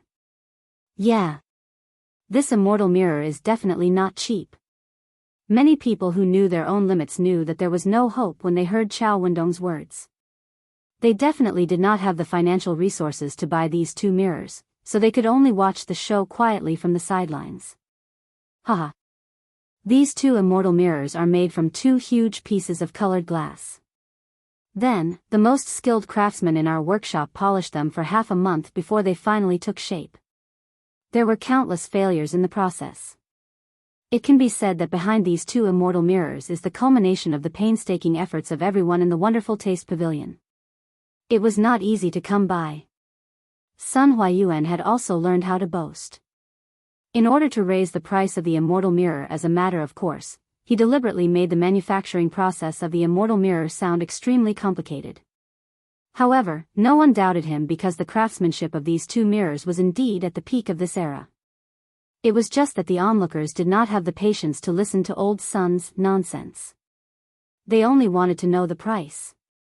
Shopkeeper Sun, we all know that this immortal mirror was not easy to come by. Just tell us the price. Haha. That's right. That's right. Shopkeeper Sun. Just tell us how much it is. Ha ha ha. Sun Huayuan did not feel embarrassed. After all, business was business. He smiled and cupped his hands, then said, the price of this immortal mirror is 8,888 strings of coins. Due to the difficulty in manufacturing, the price is higher. Please understand. Buzz, 8,888 strings of coins. Hiss. As expected, this is not something we can afford. Gulp. Holy sh*t, this mirror is worth all of this old man's assets. The price of 8,888 strings of coins shocked everyone. That was more than 8,000 strings of coins, not 800 strings of coins. An ordinary person would probably not be able to accumulate so much wealth in their lifetime. Although the immortal mirror was good, not everyone could enjoy it. I'll buy it. I'll buy it. I'll take both of these immortal mirrors. Although 99% of the onlookers flinched when they heard the high price, there was still no shortage of rich people. An old man in a gray robe laughed loudly. Wait a minute. Shopkeeper Sun, I'm the first one here today. Besides, I also have the supreme member card of your pavilion. No matter what, you should follow the order of first come, first served, right? I'll take both of these immortal mirrors. Chow Wendong quickly jumped out and said anxiously. Although 10,000 strings of coins was a lot, the Chow family could still afford it with their financial resources. Haha. You're right, Mr. Chow. The Curious Pavilion is also a place with rules. I'm sorry, brother. Then these two immortal mirrors will belong to Mr. Chow. I'll ask the staff to send it to your house. Sun Huayuan laughed. At this moment, he couldn't help but sigh. This money came too easily. Haha. Thank you for letting me win, everyone. I won't fight with you today. I'll go first. Now that Chow Wendong had the immortal mirror, he didn't care about anything else. Therefore, he cupped his hands and planned to follow the staff of the Curious Pavilion to move the immortal mirror into his house. As for the 10,000 strings of coins, he definitely didn't have it on him. They were all familiar with each other, so he would ask someone to send the money over later. "Mr. Chow, please wait. Mr. Chow, please wait." The old man in a gray robe who was the first to bid walked over and stopped Chow Wendong. "I'm Zheng Yinhong, and I really like this immortal mirror. I'm willing to pay 20,000 strings of coins. I wonder if Mr. Chow is willing to part with it?" Hiss. 20,000 strings of coins? Mr. Chow can earn more than 2,000 strings of coins just by selling it. Who is this person? Why is he so rich? As soon as the old man in a gray robe finished speaking, there was an uproar. Chow Wendong's eyes flashed, and he hesitated. "Zheng Yinhong?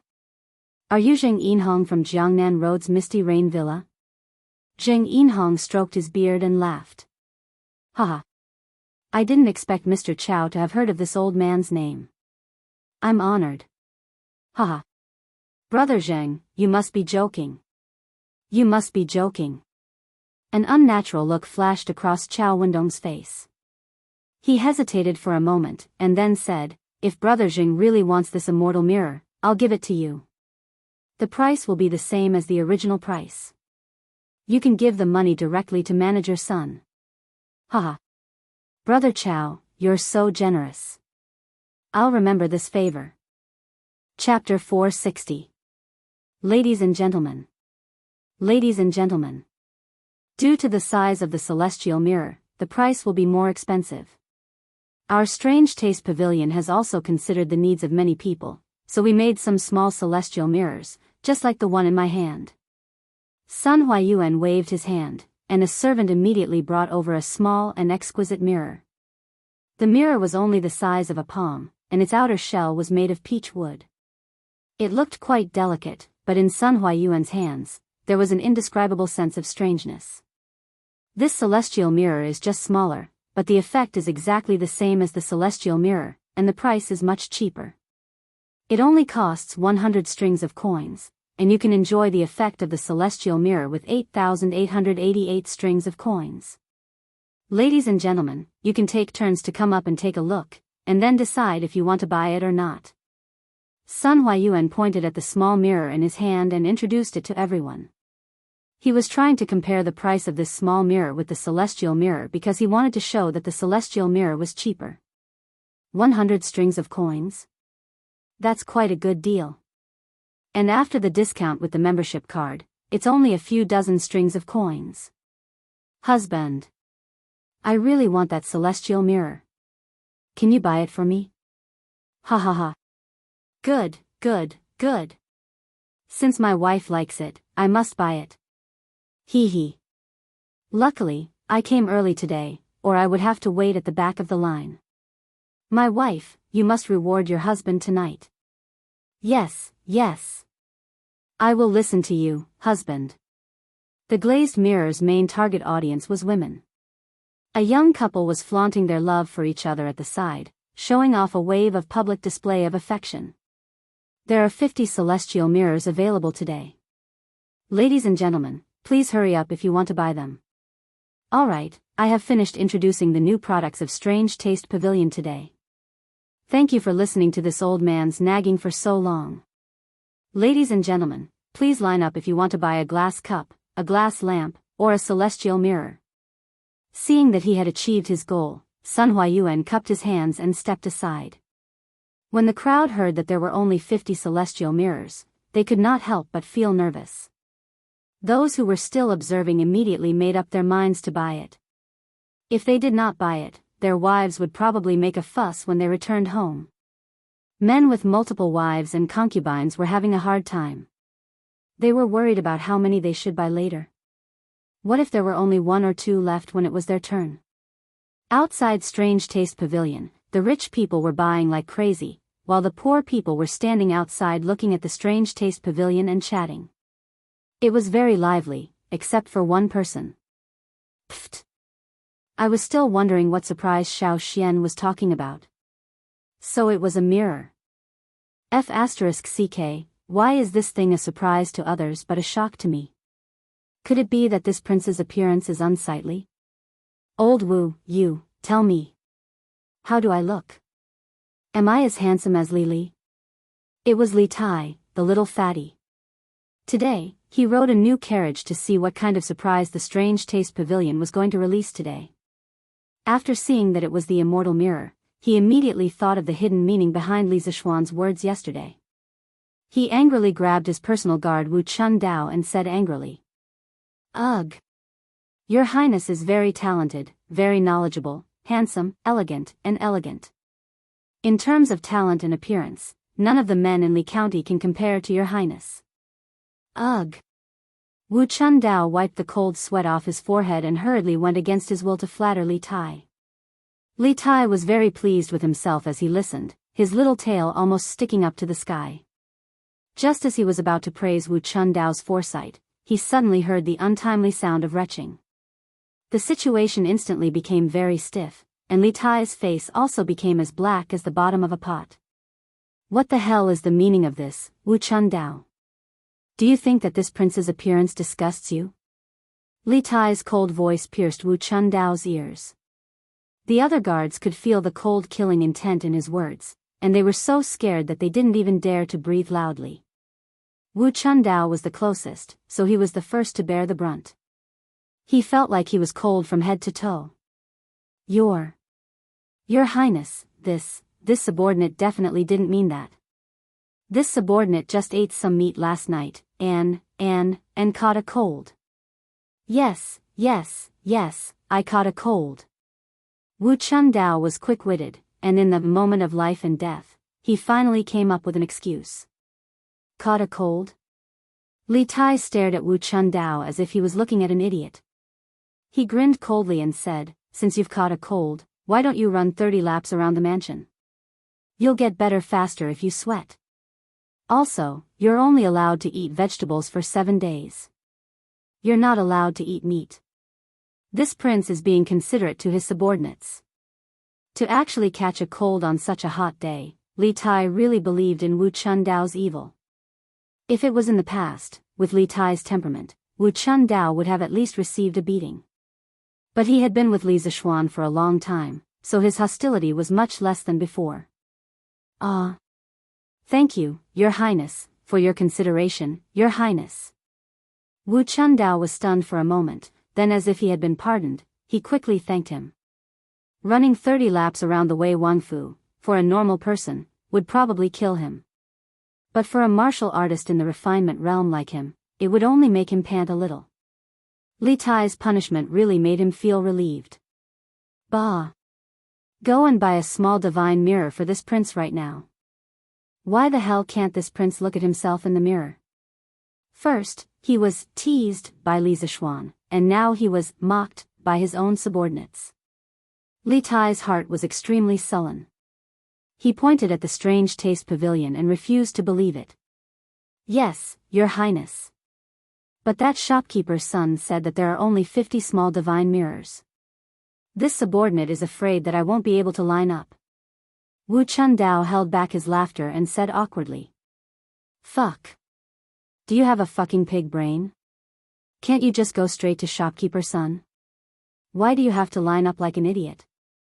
Cutting the line, do you know how to cut the line? As their boss's proud eldest disciple, do I still need to line up?" Li Tai angrily knocked on Wu Chun Dao's head and said angrily, Yes, Your Highness is wise.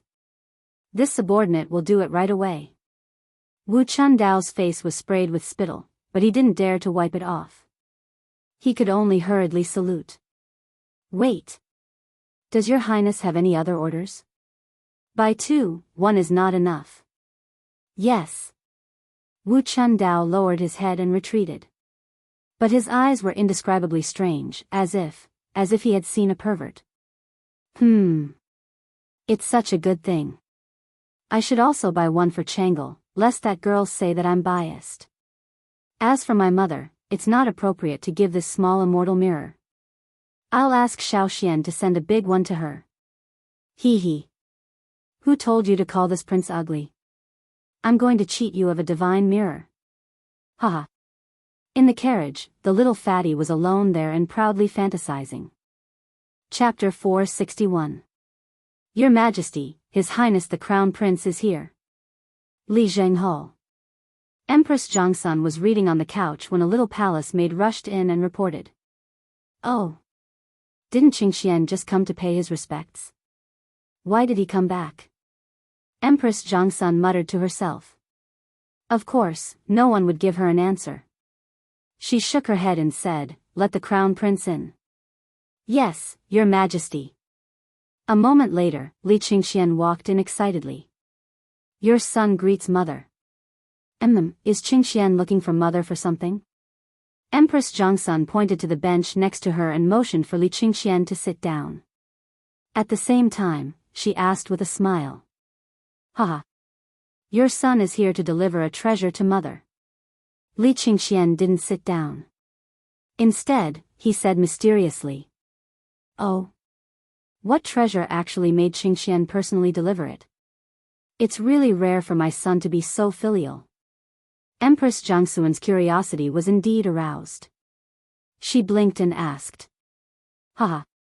Mother will know when she sees it. Li Qingxian bowed and said with a smile. Then, he shouted outside the hall, "Bring it in." Two eunuchs carried a huge signboard covered with a red cloth and walked in carefully. Under Li Qingxian's command, the two placed the big guy on the lower left of Empress Zhongsun and then retreated. The doubt in Empress Zhongsun's eyes grew stronger. She got up and walked down, asking, Qingxian, what is this? Haha. Mother, please take a look. After Li Qingxian said that, he personally tore open the red cloth. A huge glass mirror suddenly appeared in front of Empress Zhongsun. Looking at the extremely clear and real other self in the mirror, Zhongsun was stunned and speechless for a long time. This is a mirror? After a long time, Empress Zhongsun murmured in disbelief. Mother, this is indeed a mirror, but it has another name, the immortal mirror. What Li Qingxian sent over today was the immortal mirror. However, this thing wasn't his. Even if he had more than 8,000 strings of cash, he couldn't buy it outside. This immortal mirror was sent to the East Palace by Li Zishuan. Li Zishuan wanted to borrow his hand to give the immortal mirror to Empress Zhongsun. Immortal mirror? To be able to illuminate people so clearly, it is indeed not an object of the mortal world. This immortal mirror is worthy of its name. Empress Zhongsun muttered to herself, and then smiled at Li Qingxian. This immortal mirror should be from Xiaoshuan's workshop, right? Li Qingxian was stunned. He did not expect that even this could be seen through by his eldest grandson. He said rather awkwardly, Royal Mother is wise. This immortal mirror is indeed from the workshop of the Strange Interest Pavilion. Little Xian just sent someone to deliver it to the Eastern Palace. Ahem, I'm just presenting it to Buddha with borrowed flowers. Haha. You two kids. Empress Zhongsun smiled and then looked at the immortal mirror. She couldn't help but sigh. This immortal mirror is a rare treasure in the world. Imperial Mother likes it very much. It's just that Imperial Mother is getting old. I'm afraid that Imperial Mother won't dare to use it in a few years. Li Qingxian hurriedly waved his hand and said, What is Imperial Mother saying? You are in the prime of your life, how are you old? In terms of appearance, 99% of the women in the Tang Empire are not as good as Imperial Mother. In terms of temperament, Imperial Mother is gentle and dignified. No one in the world can compare. Therefore, this immortal mirror will definitely accompany Imperial Mother for at least 80 to 90 years. In fact, Zhongsun was only 26 or 27 years old now.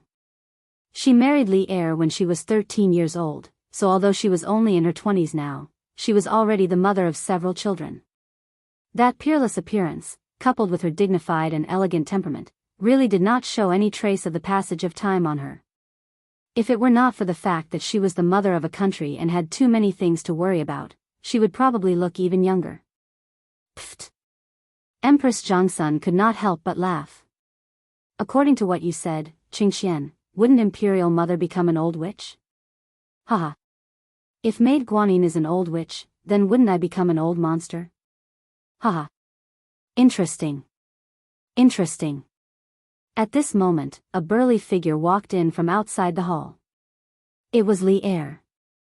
Old Li did not see Li Qingxian present and directly displayed a wave of affection without restraint.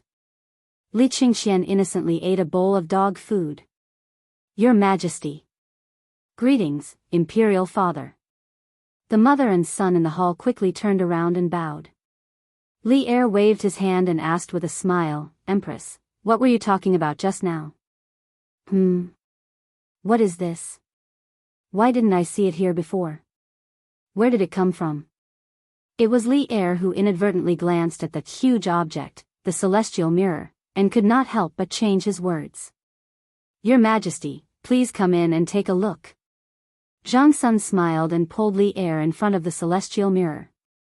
Li Er immediately discovered the use of this thing.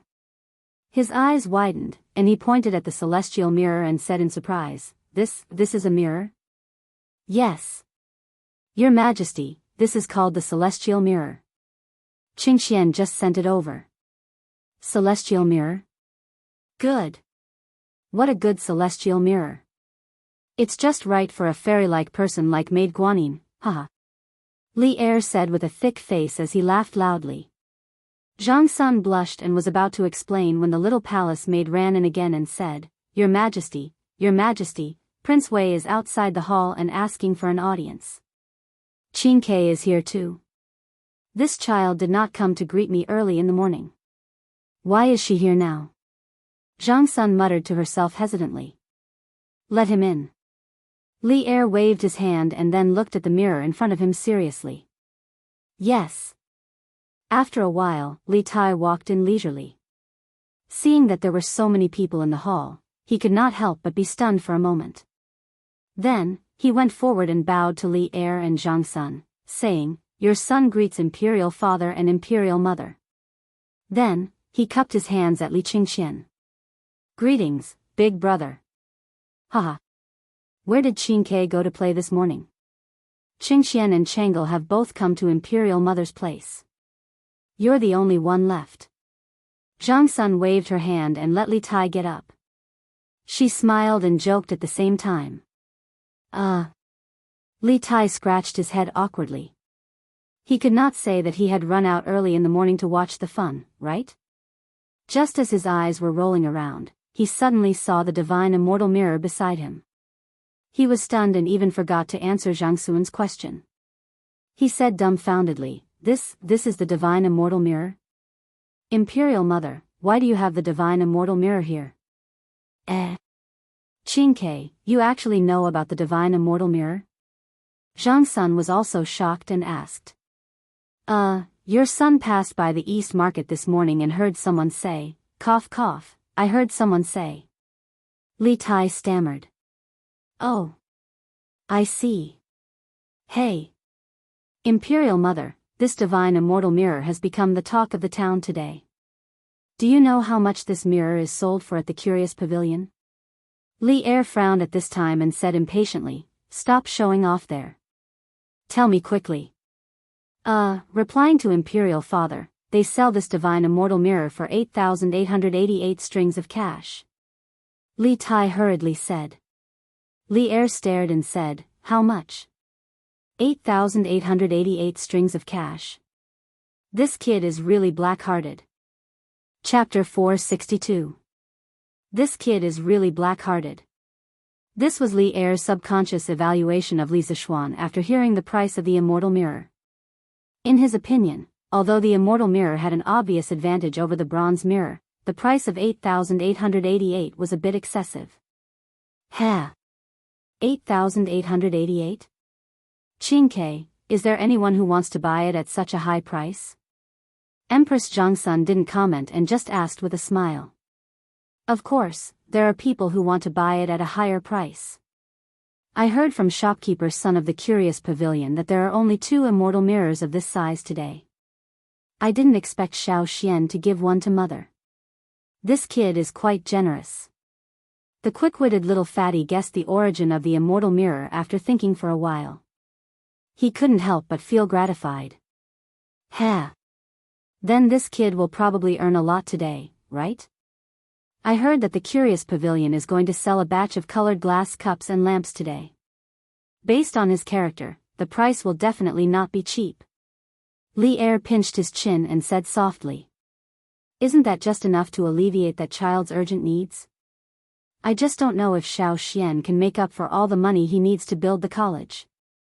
Empress Zhongsun was worried about Li Zishuan. That's hard to say. No one knows how much money that kid has. Father, as far as I know, Xiao Xian's family can take out 150,000 strings of cash now, but he needs at least 500,000 strings of cash to build Yanhuang College. He's still thinking of ways to raise the remaining 350,000 strings of cash. Today's big move by the Curious Pavilion is probably one of his measures to raise money. When Li Tai heard this, he jumped out and exposed Li Zishuan's past.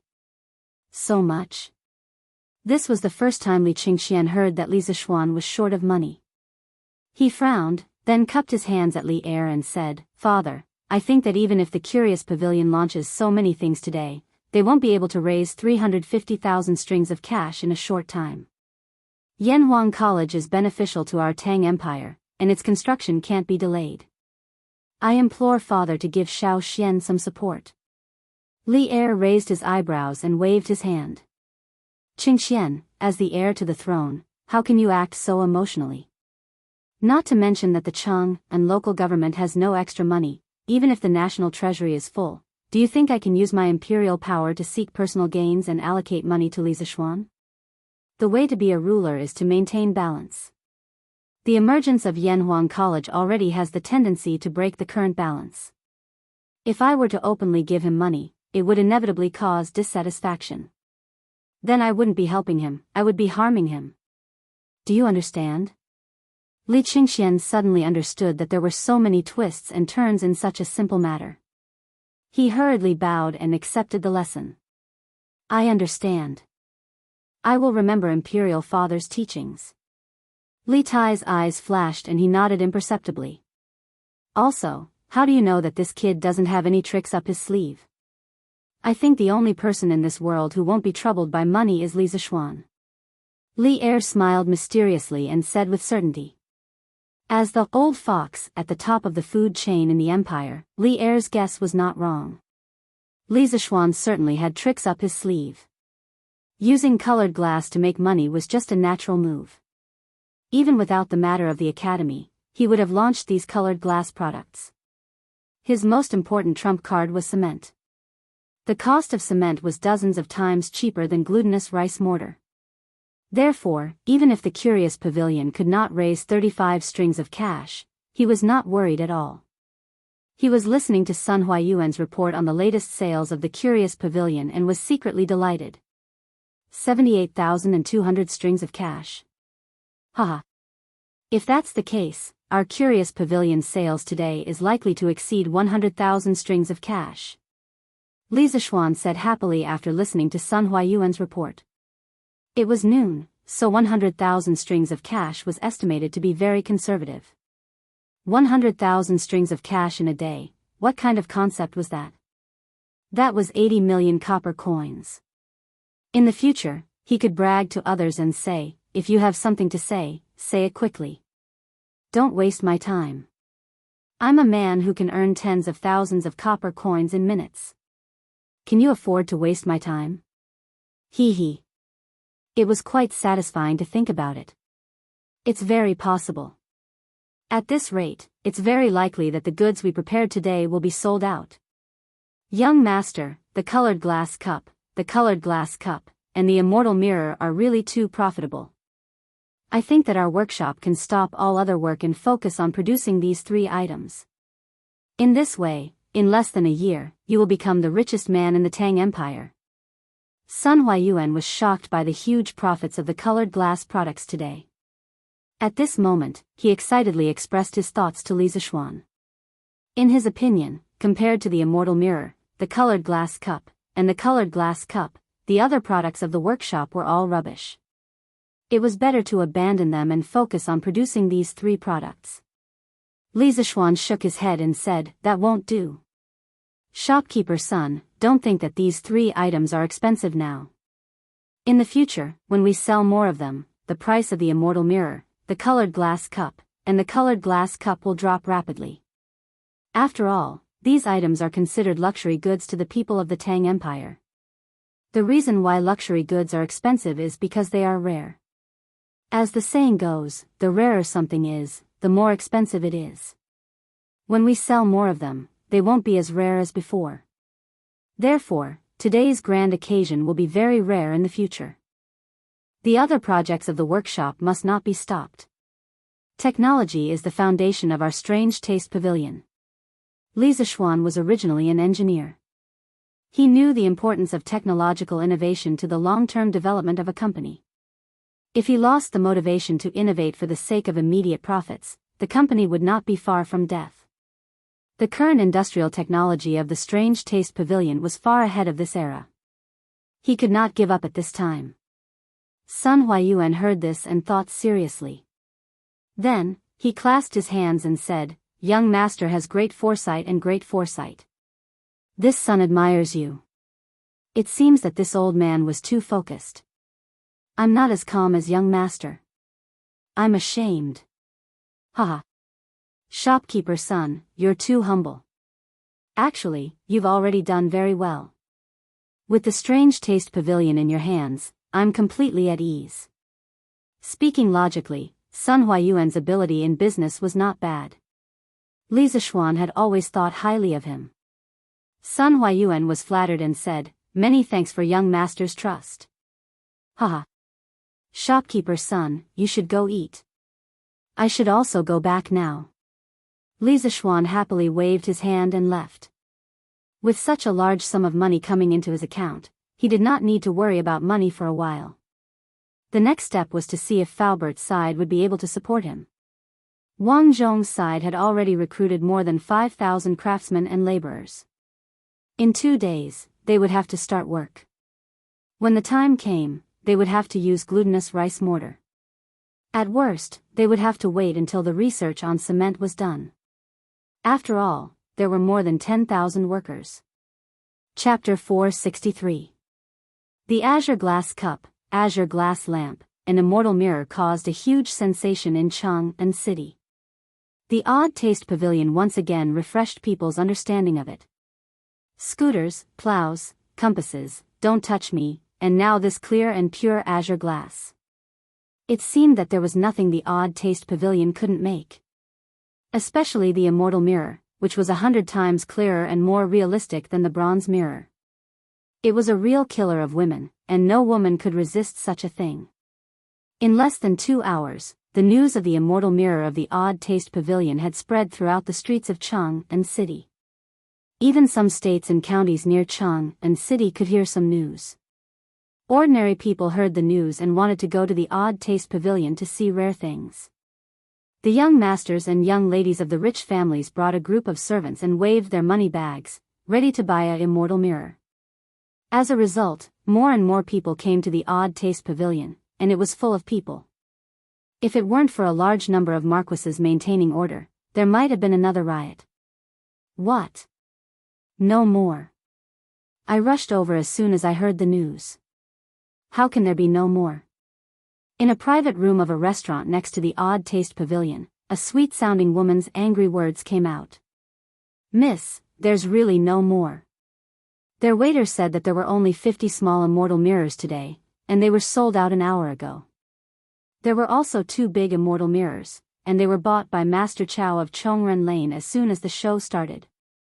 In the private room, an honest-looking servant in green explained in a low voice to the beautiful and petite girl in a pink dress. Bang! Humph! Trash! You can't even buy a mirror. What's the use of spending money on you? The girl threw the vase on the table to the ground and roared at the servant. "Miss, the Odd Taste Pavilion sells too few immortal mirrors." The servant in green felt wronged. "Shut up. Trash will always be trash." Ahem. Meng, if you can't buy it today, you can buy it another day. It's just a mirror. At this time, a young master waved his fan and stood up to smooth things over. Humph. Xiao Shui, you shut up for this lady as well. If you didn't come to my house early in the morning to pester me, I wouldn't be late. Woo woo. I heard that Sister Nan Xiao and the others have bought immortal mirrors. Now I'm going to die from embarrassment. The girl was quite unruly and didn't give the young master any face. She was unruly for a while. She actually cried. This little girl's face was really like the weather in June, changing as and when she wanted. The young master named Xiao Shui also felt immense pressure. It was clear that he had been wary of the girl in front of him for a long time. He waved his hand and had the servants and maids around him leave first. Then, he crouched down and said gently, Mengs. Meng, don't worry, today I will send someone to stay in this restaurant. Tomorrow morning at dawn, he will go to the strange interest pavilion to line up. I'm sure no one will be earlier than him. At that time, he will definitely be able to help you buy the immortal mirror. Woo-woo. What if I can't buy? Meng's glass girl, she cried. Glass fairy. How is that possible? The East Market only opens at noon every day. If I send someone to live across the street, he will definitely be early. Moreover, I have a red membership card for Immortal Mirror. I'm not afraid of others cutting the line. Xiao Shi widened his eyes in disbelief. Woo-woo. I don't care. Xiao Shi, if you don't help me buy the Immortal Mirror, I will never agree to our marriage. We'll get married when you're able to buy it. Meng raised her head, wiped the tears from her face, and said to Xiao Shui. Ah. No, Meng didn't we agree to get married at the beginning of next month? Xiao Shui was dumbfounded. Why did he feel like he had heard this before? Meng had said the same thing to him when the new carriage, Don't Touch Me, came out. It had only been a few days. Not again. At this moment, Xiao Shui felt that he was being targeted by Immortal Mirror. Immortal Mirror had specially come up with some wedding set meals. If this continued, he felt that his marriage would be ruined by Immortal Mirror sooner or later. What's wrong? You said that you like me. You won't agree to such a small request? Then I'd better marry Li Zishuan. Look at how good he is to his wife. The little girl put her hands on her hips and said without thinking. Xiao Shui's face turned green when he heard that. He quickly vomited blood and said, Meng, don't say such things again. I will definitely find a way to buy this immortal mirror for you. If it doesn't work, I will ask my grandpa for help. Then, will Grandpa Xiao think that I'm not ladylike? The little girl was delighted, but she hesitated after thinking about it. Cough. No, of course not. Meng, don't worry. I will talk to Grandpa. Grandpa will definitely not be dissatisfied with you. Xiao Shi quickly waved his hand and patted his chest as he promised. Meng smiled sweetly and said, Hee. Brother Shui is so nice. When Xiao Shui heard that, he couldn't feel happy. His heart was bitter, but he didn't say it out loud. He secretly hated Li Zishuan to death. The previous grand wedding left a deep impression in the hearts of all the girls in Chang and city. The groom who was going to get married later naturally had bad luck because the girls' requirements were increasing. As the groom, he had to find ways to satisfy the girls' requirements. Just like the new carriage that Li Zishuan used to escort the bride, it had gradually become a must-have item for marriage for many girls. Now, this glass mirror was probably going to become one of the must-have wedding packages. Xiao Shi didn't think much of these products. The Xiao family didn't lack a few thousand strings of coins. However, these things from Immortal Mirror were often in short supply. Even if you had money, you might not be able to buy them. This really made Xiao Shi hate it so much that his teeth itched. If he hadn't asked the servant to stay at the East Market in one day in advance and line up in advance the next day, he probably wouldn't have been able to buy the new carriage until now. Xiao Shi wasn't the only one in a similar situation. Once the Immortal Mirror, a product that was extremely popular with women, was launched, Li Zishuan immediately became the public enemy of all men in Chang and city. Many girls who were about to get married had vaguely expressed their yearning for the Immortal Mirror to their lovers. Of course, this way of expression was tactful and implicit, and some were straightforward like Meng. Anyway, in any case, from today on, there would be one more marriage package in Chung and City, the immortal mirror. Chapter 464. Achoo. Achoo. Achoo. After waking up from his afternoon nap, Li Zixuan inexplicably sneezed a few times. Han Yushi, who was at the side, quickly came over and grabbed his arm. She asked worriedly, "Husband, did you catch a cold?" "How is that possible?" Li Zixuan shook his head. He was a guru expert. How could he catch a cold so easily? How could I catch a cold on such a hot day? Someone must be scolding me. Achoo. Husband, you're talking nonsense. Why would someone scold you when you're fine? Also, who said that you won't get sick when it's hot? You might even catch a cold. I'll get someone to find a doctor to help you take a look. Han Yushi gently pinched Li Zixuan's arm and said angrily. Haha. No need, no need. Wife, have you forgotten that I'm also considered half a doctor? I'm definitely fine. By the way, aren't you still going to Mother's place in the afternoon? Ah. I almost forgot. Mother must be waiting anxiously, right? Han Yushi exclaimed when she heard that. However, she was still a little worried and said, Husband, are you really fine? Ha. I'm really fine. Wife, hurry up and go. Li Zixuan rubbed his nose and waved his hand. Okay. Then I'll go. In the afternoon, Li Zixuan went to the workshop to check on the progress of the cement research. Young master, the hardness of the cement we've made so far hasn't reached your previous requirements after solidification. If it's used for construction, it's really not as strong as glutinous rice mortar. Faubert knew the purpose of Li Zixuan's visit today. He directly came over with a lump of cement and said. Li Zixuan took the cement and gently pinched it with his fingers. It instantly turned into powder. The quality was not good. Faubert, there must be a problem with this formula. Tell the craftsman to continue experimenting with new raw material ratios. Real cement will definitely be dozens of times better than glutinous rice mortar. Although he was a little disappointed, Li Zixuan still encouraged Faubert to lead people to overcome this technical difficulty, because the use of cement was really great. If they gritted their teeth and researched it, they would benefit endlessly in the future. Yes, young master. Faubert felt ashamed in his heart. He cupped his hands and sighed, but this old man heard that young master has recruited thousands of craftsmen and that the construction of Yanhuang College is imminent. This old man is really anxious. Li Zixuan smiled and comforted him. Faubert, don't worry. The academy can use the glutinous rice mortar first. It's not a problem. This time, Liuli has earned me a lot of money, so tell the people below to not worry. Sometimes, the more anxious you are, the less inspiration you have. Li Zixuan was, of course, anxious in his heart. However, he also majored in engineering in his previous life. Naturally, he knew that in scientific research, when faced with difficulties, the more anxious you are, the more difficult it is to solve the problem. On the contrary, in some inadvertent moments, you can come up with some particularly good ideas. Fortunately, Li Zixuan had prepared for both sides from the very beginning. Whether the cement was made earlier or later, it would not have a big impact on the result.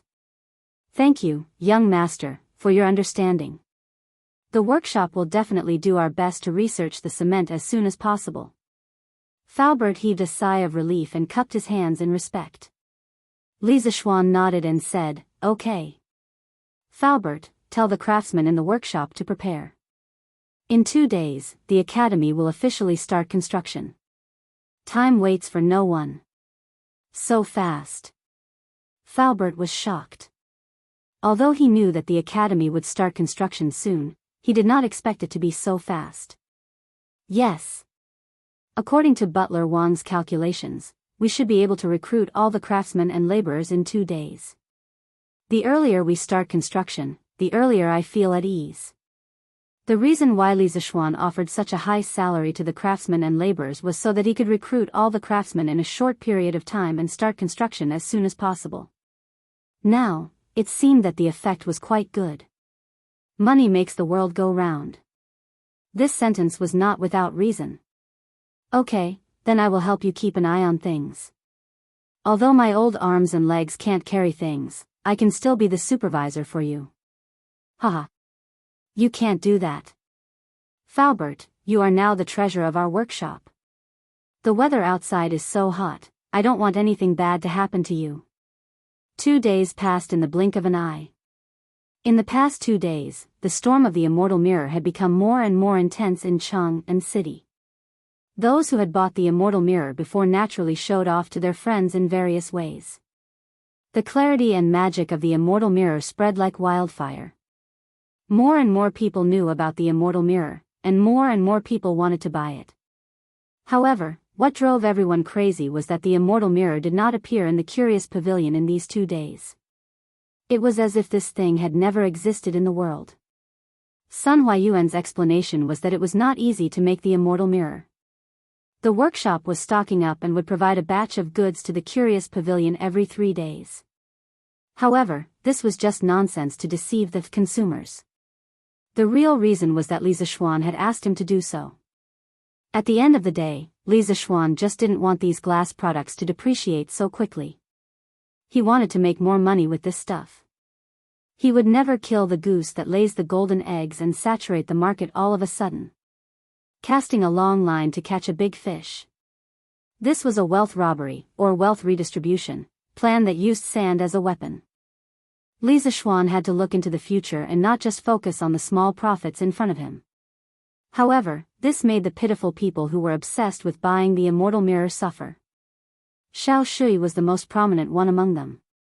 The lackey he sent had already stayed in the guest house in the East Market for 2 nights, but he still did not get anything.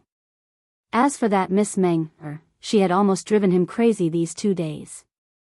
Li Zishuan did not care how the others complained. He would not change the plan he had made.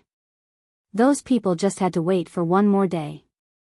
Early in the morning, Li Zishuan, Yan Shaoning, Yan Lied, and Faubert led more than 200 craftsmen from the Ministry of Works and more than 100 craftsmen from the workshop to Plum Village. Li Tai, the little fatty, also came along today. He had been thinking about Yanhuang College ever since he saw the Yanhuang College sand table a few days ago. Today was the big day of Yanhuang College's groundbreaking. How could he not come and join in the fun? Tisk, tisk. Little Xian, there are so many craftsmen. The construction team used by Yanhuang College is almost comparable to the construction team used to build the palace. Li Tai and Li Zishuan walked side by side at the front. The little fatty looked at the huge team behind them and could not help but say this. Haha. Li Zishuan did not continue the conversation and directly joked, Qing Ke, I heard that you bought 2 small immortal mirrors from shopkeeper's son 2 days ago. If the girls in Chang and City knew that you got in through the back door, they would hate you to death. Haha. Li Tai. Chapter 465. Haha. Young master, the 500 villagers of Plum Village have been waiting for you to come. When the group entered Plum Village, they saw Second Master Lu and his brother, Lu Qingfeng, already waiting at the entrance of the village with a group of people beside them. It was Han Lizheng and the young men from the Han family manor. The young master of the main family wanted to build a house. To these villagers, building a school and building a house were the same thing. Even if they had no money, they had to come over and help. Disregarding everything else, just the rent reduction policy that Li Zishuan had set up for them was worth it for them to help Li Zishuan build a house for free. Now, the surrounding villages were envious of the preferential treatment that the 2 villages received. Many of the villagers were wondering how they could move closer to the Han family manor or Plum Village. It was easier for those who had daughters. They could just marry their daughters over. Those who didn't have daughters were worried sick. Could they let their sons marry into their families? Haha. Second Master Lu. You're getting more and more energetic. Li Zishuan jumped off his horse and walked toward Lu Wanshan with a smile. He wasn't just being polite. A few months ago, Second Master Lu's body was strong, but one could see the vicissitudes of a hero in his twilight years. Now, Second Master Lu's vicissitudes of life had all been washed away. In its place was a vigorous vitality, and he looked a little like an old man. Haha. This is all thanks to you, young master. In the past, when Lu Shiren was running rampant in the village, I had to fight him to the death every day. Now that the father and son are gone, I don't have to fight anyone anymore. Every day, I can wander around the village or go fishing by the river. There's nothing to worry about. Naturally, the more I live, the more energetic I get, haha. Second Master Lu laughed heartily with his shirt unbuttoned. Xiao Xian, every family in the Han and Mei villages now has ample food and clothing. This is all thanks to you, Xiao Xian. Han Lijing stroked his beard and smiled. Li Zishuan was now his son-in-law. Of course, he didn't have to call him young master anymore. Haha. Han Tianhu, you're so lucky to have found such a good home for little Han. Second Master Lu pointed at Han Lijing and joked. Haha. This is all that girl's good fortune. Li Zishuan saw that they were getting more and more excited as they chatted. More importantly, the sun was about to rise to the top of their heads. He quickly interrupted, ahem, father-in-law, Second Master Lu Lijing, are all the craftsmen and commoners here? As the village chief of Plum Village, Lu Qingfeng had to bear the responsibility of supervising this matter. Hearing this, he hurriedly stepped forward and said, replying to young master, housekeeper Wang has already brought over 13,000 people from other places to Cloud Mountain. The youths from the Han family manor and Plum Village have also arrived.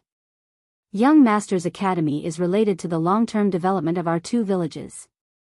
Everyone has volunteered to help young Master build the academy for free. What a group of down-to-earth working people. Although Li Zishuan was touched, he wouldn't let his villagers suffer for no reason. He smiled and said, don't worry. He smiled and said, working for free won't do. I appreciate the villagers' good intentions, but don't mention this kind of problem again in the future. I, Li Zishuan, won't shortchange everyone's wages. Besides, why should outsiders get paid while our own people have to work for free? No matter where you go, there's no such logic, right? Yen lied, who was behind him, stroked his beard in relief when he heard this. He was even more impressed with Li Zishuan in his heart. When the farmers of the two villages heard this, their faces revealed touched and regretful expressions. Haha. Young master is so kind to us. If the men of Plum Village dare to cheat or not work properly in the future, don't blame me, Lu Wanshan, for being rude to them if I catch them. Second Master Lu knew that Li Zishuan wasn't just being polite, so he pulled Lu Lijing's arm to stop his elder brother from persuading him.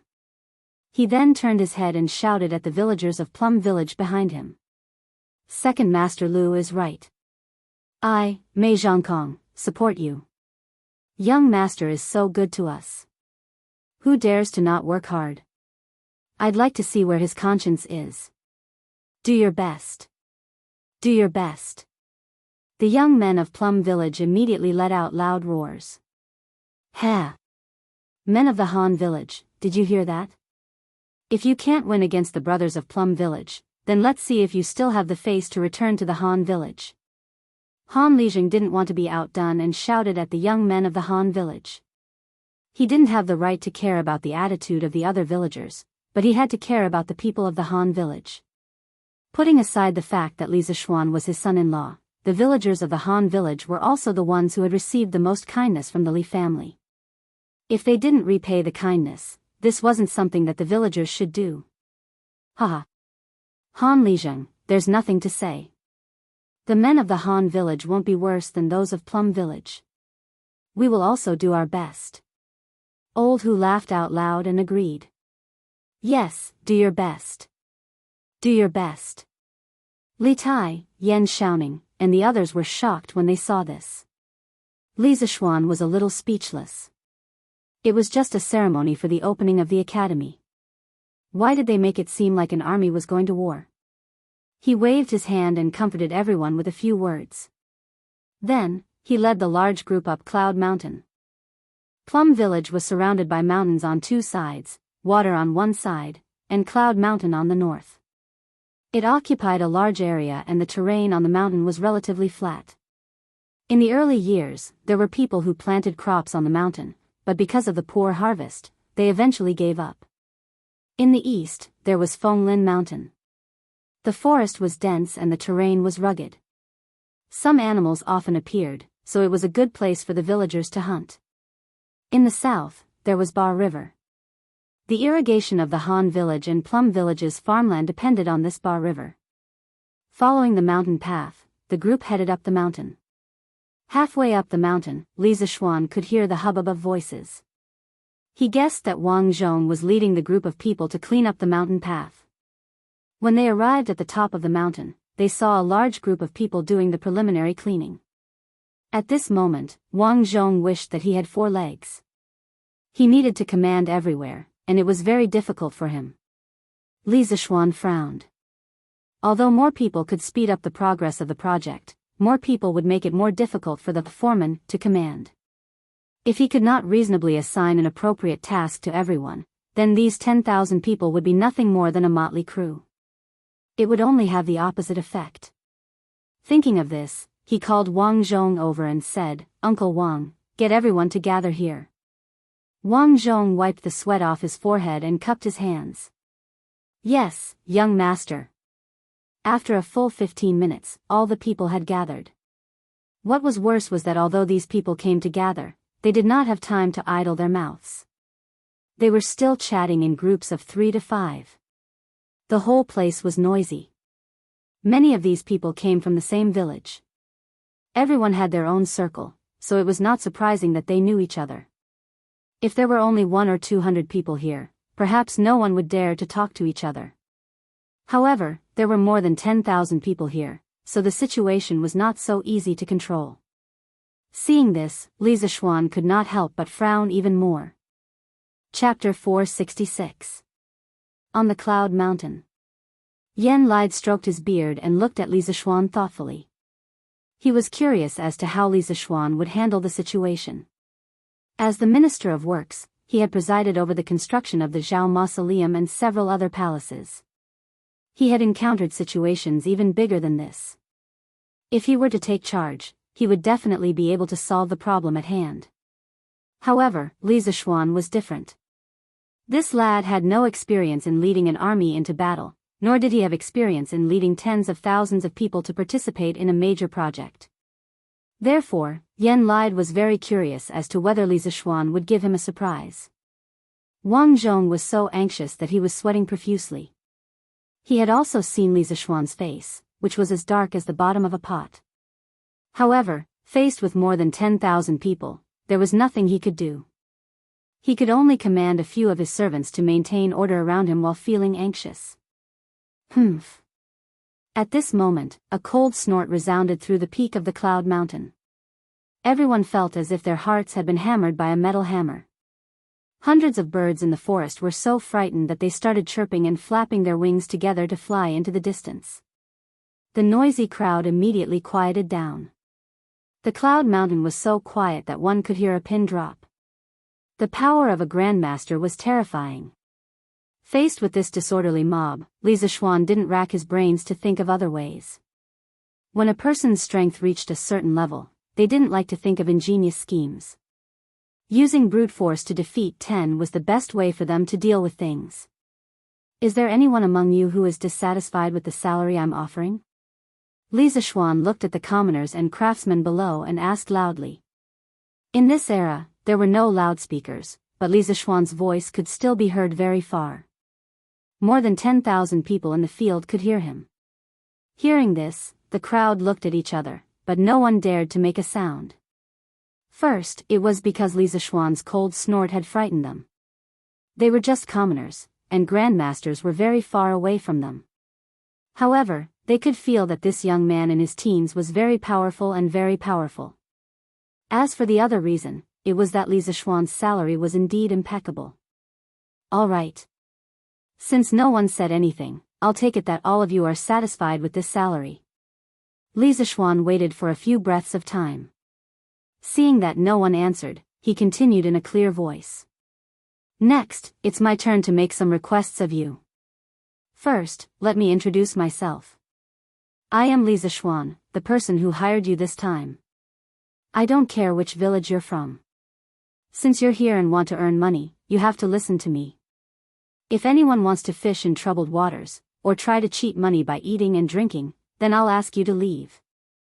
At this moment, everyone below felt a chill in their hearts. Only now did they realize that coming here did not mean that they had 2 months of high-salary iron rice bowls. If they did not do a good job, they would still be chased out at any time. This is the current Minister of Works. The academy that you will help me build in the next 2 months was approved by the current emperor. From now on, all of you will have to obey the arrangements of Minister Yan, the eldest son of Minister Yan, Yan Xiaoning. Whatever he asks you to do, you must do it. If you don't want to obey the arrangements, please leave now, lest you be chased out by me in the future and be laughed at by others. Li Zishuan mentioned Yan lied and Li Er in order to give these people another deterrent. Since ancient times, people were afraid of officials, not to mention that the Yanhuang College was a task personally assigned by the current emperor. These people would definitely not dare to be sloppy when they were building in the future. He was right. As soon as these words came out, everyone's eyes were instantly filled with awe. There was no longer any laziness like before. After a few breaths, no one took the initiative to leave. Li Zishuan continued. In the next 2 months, I will randomly divide you into 50 construction teams. On average, each team will consist of 300 people, 10 craftsmen, and 1 captain and 1 deputy captain. There will be groups of 10 people in each team and 1 leader. There will be groups of 10 people in each team and 1 deputy captain. Outside the group, there will be groups of 10. Outside the group, there will be groups of 10. Outside the group, there will be groups of 10. Each group will have 1 captain and 1 deputy captain. Everyone must obey the command of Yan Xiaoning. Yan Xiaoning will distribute the tasks of each construction team to the corresponding team leader.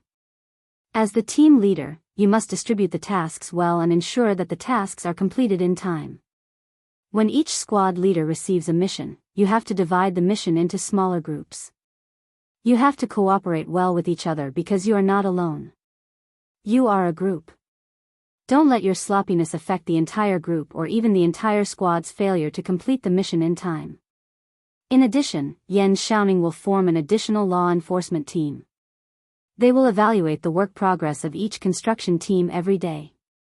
The team with the best performance that day will have the best meal the next day. You will eat the fattest meat and there will be enough of it. Of course, the team with the worst performance will also have the worst meal the next day. You will only be left with carrots and vegetables. Every 5 days, the law enforcement team will make a small summary. The team leader and deputy captain will be rewarded with 2 strings of coins. The captain and deputy captain will be rewarded with 1 string of coins. The team leader will be rewarded with 500 coins. The rest will be rewarded with 100 coins. Every month, the law enforcement team will make a big summary. The team with the best performance will have their monthly salary doubled. The team leader and deputy captain will have their monthly salary reduced by half. The captain and deputy captain will have their monthly salary reduced by 40%. The team leader will have his monthly salary reduced by 30%. The rest will have their monthly salary reduced by 20%. Moreover, the law enforcement team will also evaluate the 5 teams with the best performance that month. The members of these 5 teams will be rewarded with an additional 5 strings of coins. Of course, once the law enforcement team finds a worker with a negative attitude, he must be kicked out immediately. So, you are not alone. What you do will affect your team. If you want to make a lot of money from me, you have to put in the effort. Do you all understand? Huff. Huff. Huff. After Li Zishuan finished speaking, the sound of heavy breathing could be heard in the audience. Everyone was excited by the generous rewards. 5 strings of coins. This was a huge sum of money that a civilian family might not be able to earn even if they worked hard for 5 years. But now, it was within their reach. How could they not be excited and excited? Although they would be punished if they did not do well, none of these farmers would feel that their work was not as good as others. Therefore, they selectively ignored Li Zishuan's punishment measures. At this time, when they heard Li Zishuan's question, they quickly shouted, "Understood." Although their voices were not in sync, they were very loud and imposing. Li Zishuan nodded in satisfaction and then said, "These 2 months, you will be staying in Yunyan residence. For the next 2 months, all of you will be living and eating in Cloud Mountain. Later on, Yan Xiaoning will specially organize a group to build temporary houses for everyone. Please think about your wives, children, and elders. If you want them to live a good life, you must work hard to complete the mission. Those who don't meet the requirements will be kicked out at any time. 2 months later, I want tall buildings to be built from the ground on Cloud Mountain." Chapter 467. Shocking. Yan Lide's heart was truly shaken at this moment. Li Zishuan was a greenhorn, but he was able to settle the matter in an instant. His actions were clear about rewards and punishments, and he was both firm and soft. His methods were extremely shrewd and ruthless. Even Yan Lide, who had lived half his life as an old loach in the officialdom, had to admit that he was impressed. What surprised Yan Lide the most was that from Li Zishuan's arrangements, he saw a trace of a soldier's swift and decisive style. Although Yan Lide was a civil official, he had experienced 3 dynasties and had also encountered chaotic times. He was very clear about the nature of the generals in the army. When Li Zishuan spoke just now, his temperament was like a general lecturing his soldiers. This was hard for Yan Lide to accept. How could a 14 to 15-year-old young man have the ability to lead an army into battle? Yan Lide shook his head and hypnotized himself in his heart. Illusion, this must be an illusion. In fact, this wasn't an illusion. Li Zishuan wanted to use military means to manage the construction team of more than 10,000 people. The punishment he mentioned wasn't to deliberately make things difficult for these farmers. He also didn't have any intention of discriminating against them. In his previous life, his father would go to the city to work when he wasn't working. The people in the city called them migrant workers. Now, this group of people was in a similar situation to his father in his previous life. Of course, he wouldn't deliberately make things difficult for these men who used their hands, labor, and even life's potential to support a family. The reason why he proposed these punishment measures was mainly because his father had said in his previous life that there were many crafty people who slacked off and worked for free. Another important reason was that the construction team he recruited was unusually large. If he didn't set up a perfect management system, the construction site would become a mess. Everyone wouldn't know what they were supposed to do, or whether they were doing the same work as others. In this way, the construction speed of Yanhuang College would be at a snail's pace. Only by properly organizing the division of labor could everyone be used to their fullest potential. Only by having a reasonable reward and punishment system could everyone be motivated to work. Yan Xiaoning looked at Li Zishuan with a trace of resentment and a trace of complexity. He was resentful because Li Zishuan had thrown the difficult task of being the head of the construction site to him. One must know that being a qualified general was far more difficult than being a low-level soldier. This was because a general often had to consider all aspects of the situation and make the best use of people. God knows how much brainpower he would have to use in order to assign tasks to these 10,000 people. Yan Xiaoning was terrified just thinking about it. He was just a technical geek. The reason why there was still a trace of complexity in his eyes was entirely because Li Zishuan's well-organized arrangements just now had dealt him a blow. Li Zishuan was better than him in terms of martial arts and machinery, but his ability to dispatch and command was actually so strong as well. Damn it, he was not giving others a way out. As for Li Tai, the little fatty's eyes were filled with admiration. He felt that Li Zishuan's way of giving orders was very domineering. In just a few months, a hater had turned into a bootlicker or a hardcore fan. This was unbelievable. Li Zishuan probably didn't expect it himself. Xiaoning, I'll leave these people to you. I know it's hard work, but you have to bear with it. It's a good opportunity for you to train yourself. After all, you'll inherit Uncle Yan's legacy sooner or later. Li Zishuan put on a smile and turned around to speak to Yan Xiaoning. At this moment, Yan Xiaoning really wanted to curse Li Zishuan, but he didn't know if he should. He looked at Li Zishuan with hidden bitterness. He wanted to refuse, but as soon as he said that, his father's scolding would probably come from the side. As for whether the slap would follow, it was really hard to say. It all depended on his father's mood. Okay. Okay. I'll try my best. After holding it in for a long time, Yan Xiaoning only spat out 6 words. Just as he had expected, his father beside him was stroking his beard and nodding in satisfaction when he heard this. Li Zishuan saw his friend's depression. He went forward and patted Yan Xiaoning's shoulder. He laughed. Haha. Don't worry, Xiaoning. Uncle Yan and I will come over to help you often. You're not the only one fighting. My father-in-law, Second Master Lu Lizheng, and the rest are all on your side. With their help, what are you afraid of? Han Tianhu, Second Master Lu and the rest quickly agreed and expressed that they would fully support Yan Xiaoning's work. As for Yan lied, he felt that he was tricked by Li Zishuan.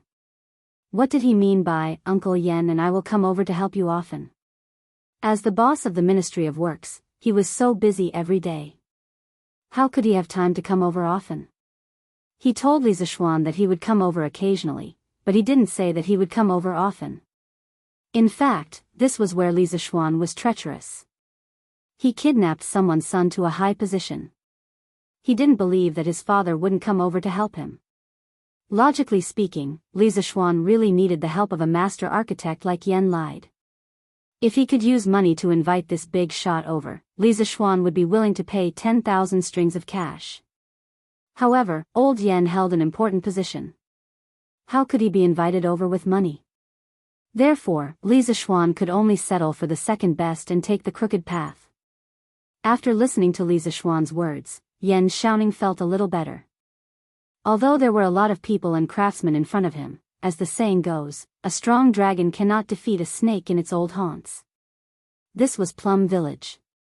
He had the support of Second Master Lu and the rest. Why would he be afraid of these people rebelling? Therefore, he nodded and said, okay. I'll try my best. If there's anything I don't understand, I'll ask you. Haha. You're a good brother. When Yanhuang College is completed, I'll treat Brother Xiaoning to a good drink. Li Zishuan laughed. Then, he pulled Yan Xiaoning over and whispered, Xiaoning, try to use the young men from Plum Village and Han Village for the captains and team leaders in the construction team. They're all trustworthy and will be on your side. Of course, we can't rule out the possibility that there are outstanding leaders among the others. You can promote them as you see fit. As for the team leader and deputy team leader, you'd better use some experienced craftsmen. Other than being able to lead the team well, they can also give you some useful advice. It's best not to put people from the same village into a team because they're likely to group up. There are only 2 results of grouping up. One is that the group becomes more diligent, and the other is that the group becomes lazier. However, the latter is more likely. As for the law enforcement team, you can do as you see fit. You can also go out and recruit other people. Yes, little Xian's advice is very pertinent. Ning, you must remember it. Yan Lied stroked his beard and looked at his son as he reminded him. Yes, I know, Dad. Yan Xiaoning nodded. Hey. Xiaoning, you have to leave a team leader position for me. I must participate in the construction of Yanhuang College. I want to be the team leader. After Li Tai eavesdropped on the 3 peoples, whispering, he suddenly pulled Yan Xiaoning and said. Chapter 468. I want to be a regiment commander. Li Tai's words really scared Yan Lied, Yan Xiaoning, and the others. As for Li Zishuan, he was thunderstruck. Your Highness, this is not appropriate. As a prince, how can you do such a lowly thing? His Majesty will definitely not agree. Yan Lied frowned and tried to persuade him. If his son dared to be so mischievous, he would have beaten him up long ago. However, this person was Li Tai, so he could only use his mouth to persuade him patiently. A lowly thing? May I ask Minister Yan, when did hard work become a lowly thing? Li Tai seemed to be prepared for this. He cupped his hands at Yan Lied and said seriously, Qin Ke has been studying engineering with you for several months. Engineering is the study of engineering. If I don't experience engineering, how can I call myself a disciple of engineering? As for my father, I will personally report to him. Yen Lide was silent. In fact, he regretted what he said just now. If he said that engineering was a lowly thing, wouldn't he be scolding himself? However, to let a prince personally participate in the construction of a project, this was somewhat unreasonable no matter what. Since your highness has made up your mind, I have nothing to say. It's better to leave the trouble to Li heir. Yen Lide thought in his heart. Li Zishuan raised his eyebrows and looked at Li Tai in surprise. He didn't think that this little fatty would be able to speak such a serious truth. It really made him look at him in a new light. He had a bright future ahead of him. Li Tai was delighted, but Li Zishuan interrupted at an inappropriate time. Qin Ke, if you want to experience engineering, that's fine. However, you don't have any experience. I'm afraid you won't be able to take on the position of a regiment commander. I'll give you the position of a captain first to train yourself. This kind of practical training will also be of great benefit to you. Li Tai was suddenly very depressed. He just helped Li Zishuan, but Li Zishuan exposed him without mercy. He really didn't give him any face at all. However, Li Zishuan's last two lines made his eyes light up. Putting everything else aside, Li Tai's cultural attainment was still very high. Knowledge on paper is ultimately shallow. I'll have to do it personally. Good. Good. Good. Every word you said is a gem. I've learned a lot. After seriously savoring it for a long time, Li Tai cupped his hands at Li Zishuan and said solemnly. Yen Lide also glanced at Li Zishuan in surprise. He never expected Li Zishuan to be so proficient in the Tao of poetry, to be able to recite such a beautiful line. Haha. That's fine. Xiaoning, you can lead them and start working. Uncle Wang has the name list of all of them. You can see if you can divide them into groups. Uncle Yen and I will help you draw up an overall progress plan for the construction of the academy. You can use it as a reference in the future. Li Zishuan went forward and patted Yen Xiaoning's shoulder, urging him to hurry up and work. Oh. Okay, father, I'll go first. Yen Xiaoning nodded his head and greeted his father. Go.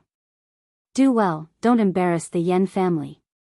Even if I'm busy with work in the future and can't come often, your second uncle will come often to assist you. Every father had the heart to see his son become a dragon. Yen Lide was no exception. He really hoped that his son could grow up quickly after going through this big project. Although he wouldn't be as monstrous as Li Zishuan, he must be able to take charge of things independently. I understand. Yen Xiaoning cupped his hands and brought Wang Zhong, second master Lu Lizheng, and Han Lizheng to divide the construction corps into groups. Li Zishuan, on the other hand, took the floor plan of the Yanhuang Academy and followed Yen Lide to a temporary pergola. This simple and crude shed became their temporary combat command post. Li Zishuan was very happy when Yen Lide said, even if I'm busy with work in the future and can't come often, your second uncle will come often to assist you. Yen Lide's construction skills weren't much worse than Yen Lide's. With the help of the Yen family, the construction of Yanhuang College would be completely stable. It's time to eat. It's time to eat. At noon, a group of hundreds of old, weak women and children carried fragrant dishes to Yunshan Mountain. The workers' first meal at the construction site began. It wasn't easy to cook for more than 10,000 people. Almost all the women in Han Village and Plum Village who knew how to cook were invited to help in the kitchen. Yunshan Mountain didn't even have a stove, so naturally, they couldn't cook here.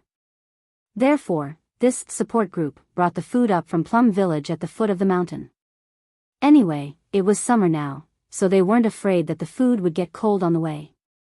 Leaders of each group, get your people to line up properly. Don't look like the reincarnation of a starving ghost who hasn't eaten for years. It wasn't easy to cook for more than 10,000 people. Similarly, it wasn't easy to arrange for more than 10,000 people to eat together. Fortunately, Yen Xiaoning used the whole morning to divide the more than 10,000 people into groups, teams, and groups. Now, it was much more convenient to command. Yes, Commander Yen. The 5 leaders of the construction corps were Hu Hanyun, Second Master Lu, Chao Xiaofu, Gong Minyong, and Ni Taifeng. Needless to say, Hu Hanyun and Second Master Lu had a certain amount of influence in Han Village and Plum Village. Moreover, they had helped others to build houses before. Chao Xiaofu and Gong Minyong were the craftsmen sent by the Ministry of Works this time. They had rich construction experience and had worked on many big projects under Yen Lide. Moreover, they were very familiar with Yen Xiaoning. As for Ni Taifeng, he was the representative of the elite craftsmen in Strange Pavilion Workshop. When the workshop still belonged to the Yen family, Ni Taifeng had worked in the workshop. Of course, Yen Xiaoning knew him. Overall, Yen Xiaoning's arrangement was quite reasonable. After the 50 teams were lined up, the support group started to get food for the workers. The fragrance of the meat could be smelled from afar. Everyone couldn't help but gulp and salivate. Gulp. What a delicious fragrance of meat. Boss is really generous. I, Ma Sanxiang, haven't smelled such a wonderful fragrance of meat in a long time. Gulp. Just for such fragrant meat, our group can't be the last in the future. Otherwise, won't we have no meat to eat? Yes. Yes. We can't be the last in the future. Tisk. Ignorant. Who in Han Village can't afford to eat meat now? We all have a meal every few days. Haha. Same for Plum Village. Amidst the envious and boastful voices of the crowd, the workers took their food one by one. Now, there was no canteen on Yunshan Mountain, let alone tables and chairs. Most of these people were rough people and didn't care about the red tape. They just squatted under the shade of the tree and enjoyed their delicious lunch in groups of 3 to 5. Young master, why are you here to line up too? Please stand in front of me. As the leader, Hu Hanyun didn't have any special privileges. After he arranged everything, he came to line up. However, he realized that Li Zishuan was actually behind him. He quickly turned around and said. Chapter 469. Haha. Uncle Hu, you can line up. I'm not in a hurry to eat, so I'll line up slowly. And you guys, don't worry about me. Line up in your own line. Eating is the most important thing in the world. No one is more honorable than anyone else when it comes to eating. Li Zishuan waved to Mr. Hu, and then he saw the people in front of the line looking at him hesitantly. He hurriedly said to those people in a kind manner. At this moment, Li Zishuan could be described as kind and amiable. He was totally different from when he was lecturing the people above. This made the craftsmen feel a little confused, but at the same time, they felt a sense of familiarity. The most direct manifestation was that when the foreigners in the line passed by Li Zishuan after getting their food, they were no longer trembling with fear like before. Instead, they would smile and say, "Hello, sir," or "Hello, boss." This was also the effect that Li Zishuan wanted. As the saying goes, relax to a certain extent. Blindly making others afraid of you would not work. That would also affect the efficiency of work. Li Zishuan did not deliberately eat at the construction site to put on a show. He did not need to put on a show. The reason why he stayed for lunch was that firstly, he wanted to see how the food at the construction site was and whether it needed to be adjusted. Secondly, he had to continue to discuss the detailed plan of the construction of the academy with Yen Lide in the afternoon. It was not worthwhile to go back in the middle of the day. At this moment, the sun in the sky was the hottest time of the day. Carrying the food, Li Zishuan came to the shed. In the morning, the people below would naturally bring in tables and stools. The shed was now fully equipped. Li Zishuan came to the table and sat down. Opposite him, Li Tai, the little fatty, was staring at the big fat meat in the bowl. If it was said that Li Zishuan stayed for lunch because of the situation, then Li Tai stayed for the sake of putting on a show. The little fatty had just become the captain of the 8th team of the construction corps in the morning and could be considered as old Hu's subordinate. He wanted to set an example and raise the recognition of the people below him. Li Tai's royal education taught him that if a superior wanted to capture the hearts of the people, he had to share weal and woe with his subordinates. In this aspect, his old man, Li Er, had perfected his military career in the early years. Thus, all the generals of the Great Tang were loyal to Li Er. However, Li Tai was not Li Er. This little fatty was used to living a luxurious life since he was young. He had very strict requirements for food. In this aspect, even Li Zishuan admitted defeat. Otherwise, how could he be so fat? Now, it was his first time eating such a big pot of food. Eating such fat meat, just looking at it made him feel nauseous. How could he eat it? Haha. What? You can't eat it? I told you to go back and eat, but you insisted on staying and asking for trouble. Let's see what you can do now. There are no restaurants in this wilderness, and your first team's mission in the afternoon is very important. Let's see how you can order the people below to work when you're hungry. Li Zishuan glanced at Li Tai, who was in a dilemma, and said sarcastically. Although he himself didn't like to eat fat meat, he was more witty. When he had just finished eating, he gave all the fat meat in the bowl to old Hu. These fat meat may be inferior food to people like him and Li Tai, but for people like old Hu, who were at the bottom of the labor force, this was top quality food. Not only did it taste good, but it also made them hungry. If you used lean meat to exchange with them for fat meat, they wouldn't be too happy. Who said I can't eat it? F***ck, little Xian, you actually gave me special treatment. Why is there no fat meat in your food? Li Tai was about to argue, but when he saw that there was no fat meat in Li Zishuan's bowl, only minced meat and vegetables, he immediately called out Li Zishuan for giving special treatment. Bullshit. You brat, there must be something wrong with your eyes. I just don't have fat meat in my bowl. Aren't the other dishes the same as yours? When did I give you special treatment?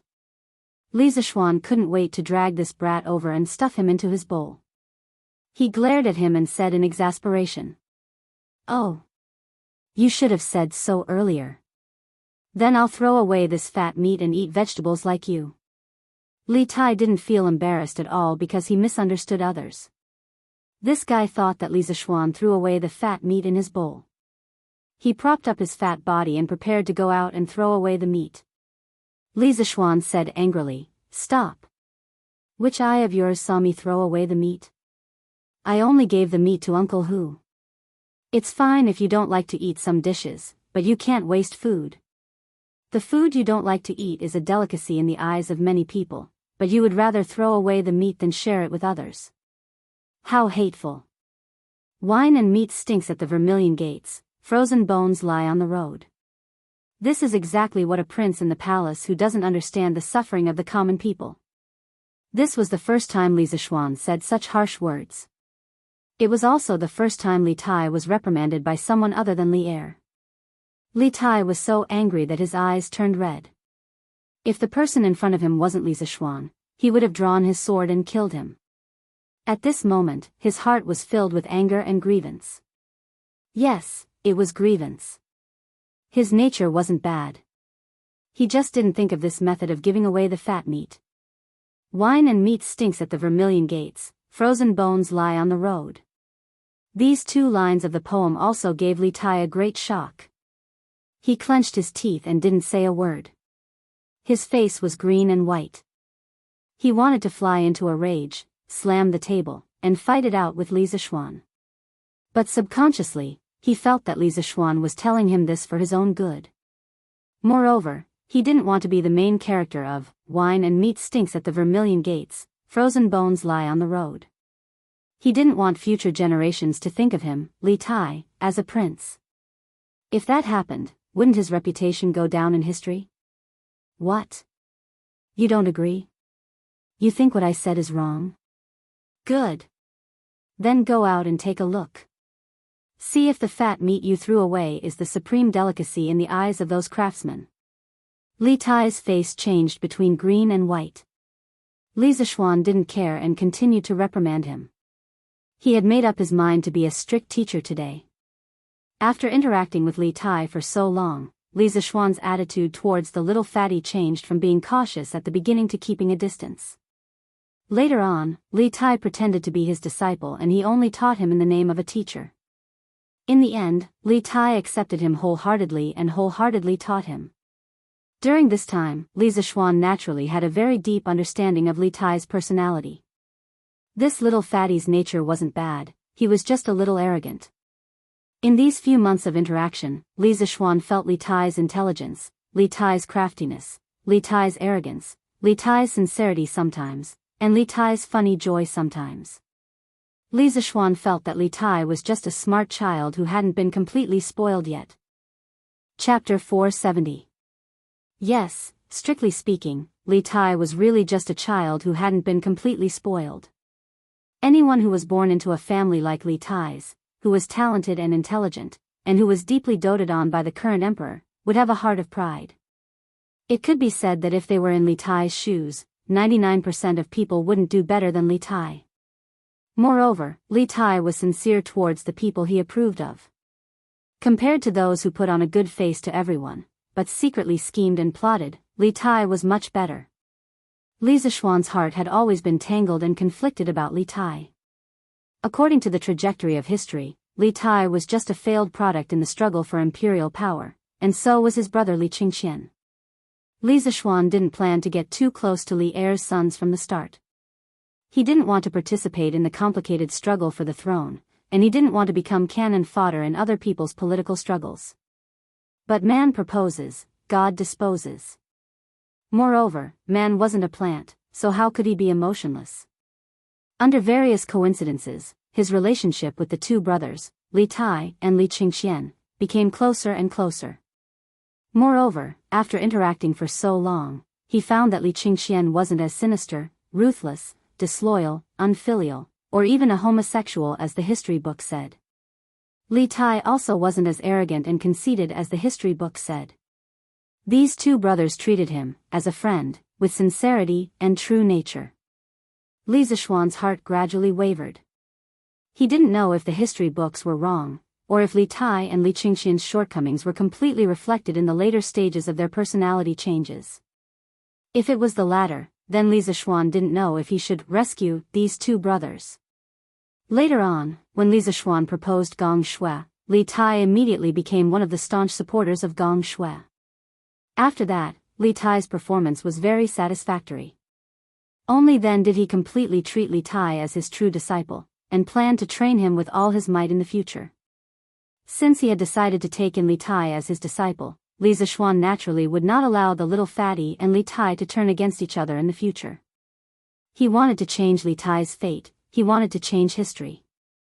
But in order to do this, he had to first change Li Tai's life values and get rid of some of Li Tai's shortcomings, which were also his weaknesses. Therefore, when it was time to criticize severely, he had to stand up and be a strict teacher.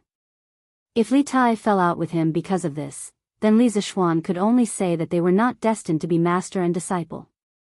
Bang! After struggling for a while, Li Tai slammed his chopsticks heavily on the table, and then he left without saying a word. Not sure if he really went to look at the workers outside or if he was angered by Li Zishuan's words and decided to quit. Li Zishuan did not chase after him. He didn't even look outside the door. Taoists practiced following one's heart, governing by doing nothing, and letting nature take its course. If Li Tai really quit because of this, or even quit Gong Shui, Li Zishuan could only express regret. He definitely would not kneel down and beg Li Tai to change his mind. He spread Gong Shui out of interest, not for his own benefit. Without Gong Shui, he could still live a simple life. But logically speaking, Li Zishuan felt that with his understanding of Li Tai would most likely not give up his initial ideals and pursuit.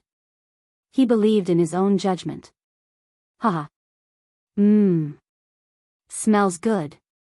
I didn't expect to come here to work. Not only is the salary high, but the food is also so good. It's almost the same as our family's New Year's meal. Oh. Who said it wasn't? TSK, such delicious meat.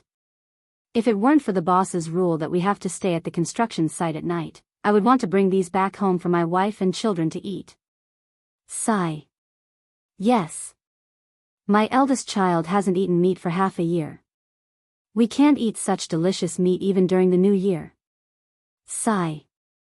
I don't know if the boss is recruiting children. My son is taller than me, and his strength is almost as strong as mine. It's just that he's too skinny. It would be great if the boss could recruit him. Just for every meal with meat, it's worth it even if the salary is reduced by half. Haha. Wu Lauer, you really know how to scheme. Sigh, I heard that the villagers of Plum Village and Han Village can eat meat every few days. I don't know if it's true.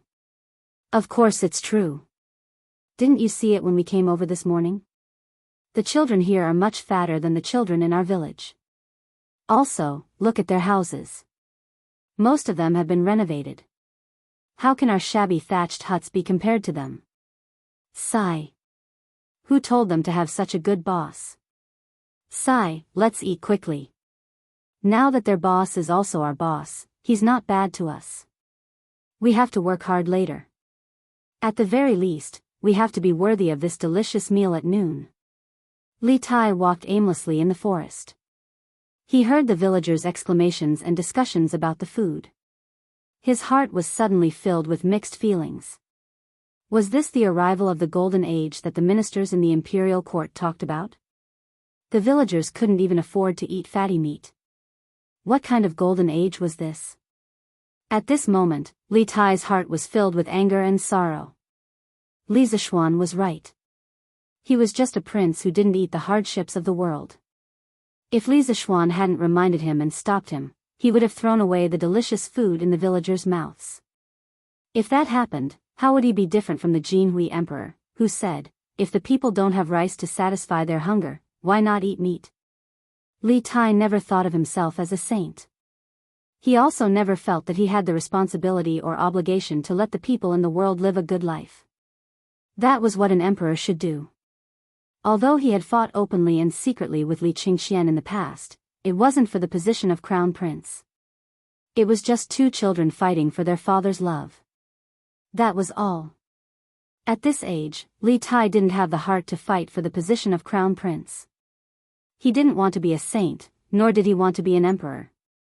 Therefore, Li Tai naturally believed that the lives of the people in the world had nothing to do with him as the king of Wei. However, only by truly experiencing things would he understand his true nature. Surrounded by a group of poor commoners who couldn't even eat meat, Li Tai felt that he couldn't be happy being the king of Wei. All he could feel was sorrow and bitterness. Brothers of Regiment 1, although the construction site is full, don't ***king eat it.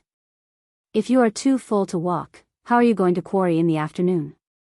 If your performance is poor, you will only be able to eat radishes and vegetables tomorrow. Hu Hanyan's roar came from the forest. Haha. Got it, Regiment Commander Hu. Haha. The villagers immediately roared with laughter. Although this king has no obligation to save the people of the world, this king has an obligation to live a happy life. Only when the people around me live a good life can this king live a happy life. Meat and wine stink behind the door of the Vermilion, but there are frozen bones on the road. This will be a lifelong warning for me, Li Tai. I, Li Tai, will definitely not be a king whose name will go down in infamy for 10,000 years. At this moment, Li Tai's eyes emitted a dazzling glow. He looked up at the sky above Cloud Mountain and muttered to himself. Chapter 471. Inside the shed. It didn't take long for Li Zishuan to finish the food in his bowl. Putting aside the ingredients, the taste of the food was similar to the school cafeteria in his previous life. In this life, although he was more particular about what he ate at home, he wasn't someone who hadn't suffered before. Naturally, he wouldn't find it hard to swallow just because the quality of the food wasn't as good as at home. At this moment, he was about to clean up the bowls and chopsticks and take them out. However, he saw Li Tai walking in with a young man. Hello, boss. I am the vice captain of the 8th team of the 1st Regiment, Gu Xiaomao. I came from Xinfeng County's Stone Village. The young man was probably not even 20 years old. He was very young, and his whole body exuded a quick-wittedness. He had been trembling with fear as he followed behind Li Tai. After entering the shed, he discovered that Li Zishuan was also here. He hurriedly came over and bowed to greet him. Hello. Li Zishuan nodded lightly and looked at Li Tai. It would be a lie if Li Zishuan said that he was not surprised that Gu Xiaomao had become a vice-captain at such a young age. However, a hero's background was not important. Li Zishuan did not question or look down on Gu Xiaomao because of this.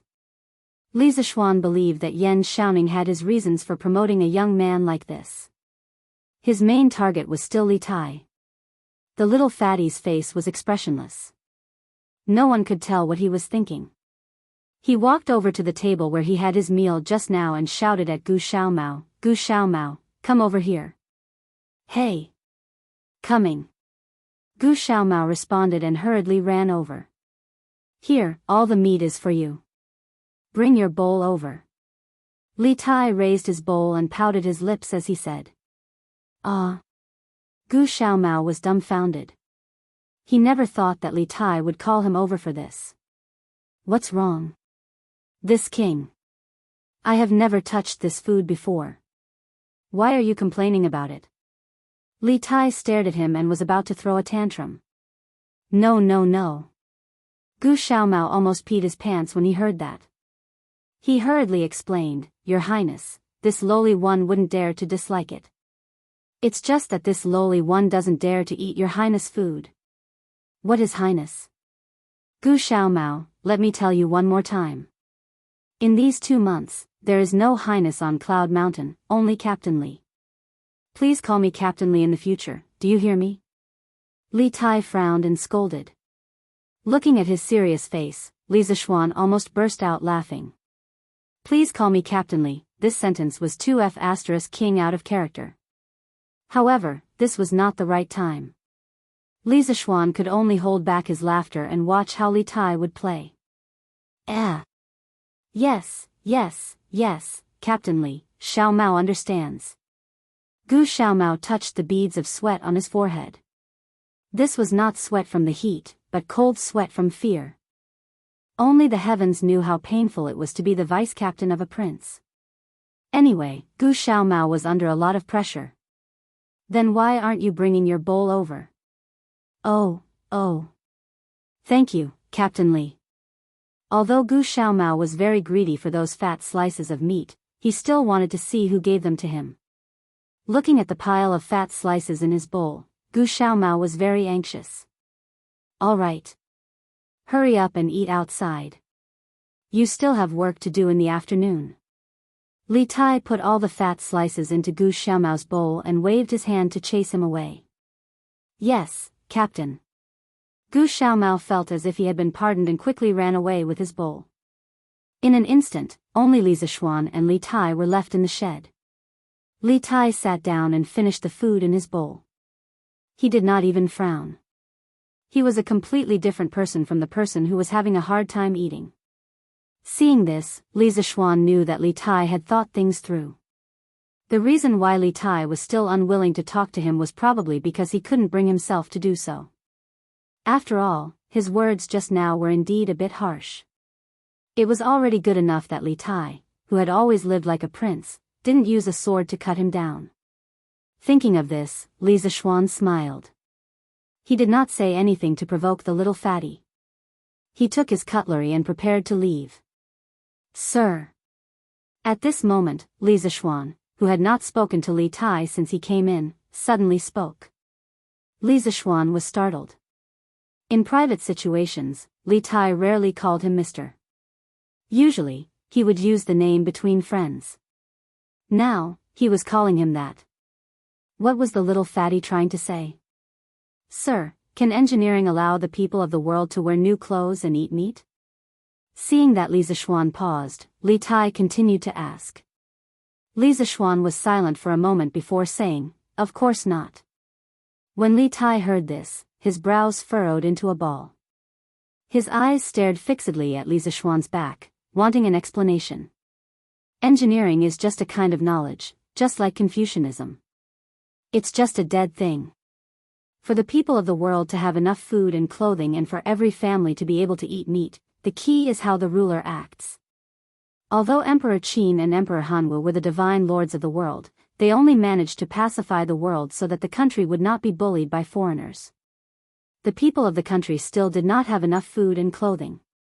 Compared to Confucianism, engineering has its unique characteristics. It is more like a tool to increase the productivity of the people.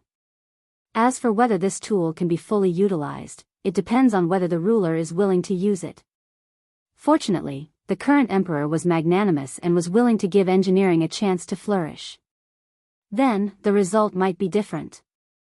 So, Qingke, if the young people of Tang can all wield the sharp blade of engineering, although I don't dare to say that 100% of the people of Tang can have enough food and clothing, I'm sure that 80% to 90% of the people of Tang can have enough food and clothing. At that time, we will truly usher in an unprecedented golden age. Li Zishuan knew that Li Tai would have doubts in his heart. He put his hands behind his back and said in a deep voice. In the modern era, even a country as great as America still had beggars. Thus, Li Zishuan did not dare to guarantee that 100% of the people of Tang could have enough food and clothing once the industrial production level of Tang improved. However, he could still guarantee that most people would have enough food and clothing. Tai understands. I'm willing to work with Sir to bring engineering to greater heights. Li Tai gave a disciple's salute and cupped his fists in a serious manner. Haha. Good. I hope that when Yanhuang College leads the people of Tang to have enough food and clothing, there will be a great achievement in it. Li Zishuan waved his hand with a smile and went out the door. Li Zishuan was very happy that Li Tai could walk out of his inner demons and comprehend such principles. In the end, he still valued Li Tai very much. If it were someone else, he would not have put in so much effort. I, Li Tai, don't need great achievements. I just want to live happily. Li Tai looked at the door and mumbled to himself. Chapter 472. Hu Hanyan's first, construction corps, was mainly responsible for the supply and transportation of construction materials at the construction site. The building materials required by the Yanhuang Academy generally consisted of mud bricks, lime, glutinous rice mortar, stone, and wood. The first three were bought from various places with money. For materials like mud bricks, which required a large quantity, a small team had to be sent to the brick kiln to bring them back. In the Tang dynasty, there were many brick kilns among the people, but most of them were small in scale. This time, Yanhuang College's construction corps cooperated with an official kiln near Chang'an. It was more than 30 miles away from Mei village. The walls of Chang'an and the construction of the imperial palace were all built with mud bricks from that kiln. Logically speaking, Li Zishuan could build his own brick kiln if he wanted. Moreover, the bricks from his kiln would definitely be stronger than those from other kilns. Building a kiln seemed to be very difficult, but it was not difficult at all to actually start. As long as you mastered the technique, building a brick kiln was even easier than building a house. The only difficult thing to solve was the problem of the chimney. It should be known that the chimney of the brick kiln in modern times was 30 to 40 meters high, which was a bit difficult in the Tang dynasty where there were no tower cranes or scaffolding. However, it was not impossible to solve. Li Zishuan knew of a way to burn bricks without a chimney, the circular kiln. The circular kiln looked like a row of long bunkers. Its height was less than 5 meters, but its length was more than 200 feet. The biggest advantage of the circular kiln was that it could burn bricks in a circular manner. It could build 20 kilns, and each kiln could be lit individually. Compared to the conjoined kilns of this era, which had 8 kilns in each group, the circular kiln was more efficient and more fuel efficient. Although there were many advantages to building his own brick kiln, Li Zishuan did not intend to do so. He could not build all the materials by himself, could he? That would take a lot of effort, and this kind of monopolization was not good. He had to leave some profits for others, right?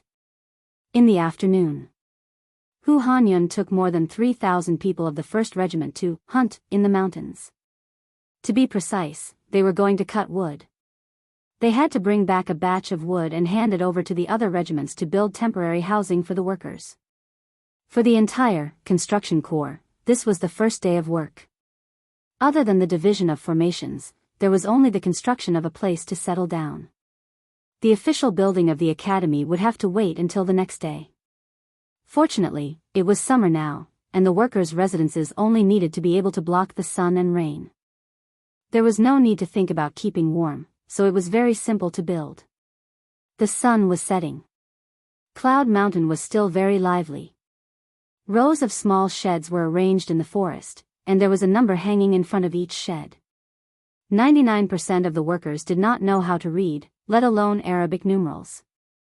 However, there were so many sheds that Li Zishuan could only order each of them to remember the number on the sign of their shed in order to prevent the workers from going to the wrong place at night. Seeing that the city gate of Chang and was about to close and the workers' residences at the construction site were about to be completed, he asked someone to find Li Tai and prepare to return to the city. As the chief commander of more than 10,000 people, Yan Xiaoning felt that he was shouldering a heavy responsibility. The workers' residences had not been completed yet, so he would not go back with them at night. As for Yan Lide and Faubert, they had already gone back 2 hours ago. Xiao Xian, why don't you go back alone? There are still 2 people in the 8th squad of the 1st regiment who haven't finished building their residences yet. Li Tai seemed to be intoxicated. This was the first sentence he said when he was called to Li Zishuan. Li Zishuan heard this, stared at him and scolded, "Go away. If you stay outside the city, His Majesty and Her Majesty will skin me alive if they know about it. If the residences are not ready, just leave it to Gu Xiaomao." "What are you doing here?" Li Tai came back to reality and remembered that he was a child with parents.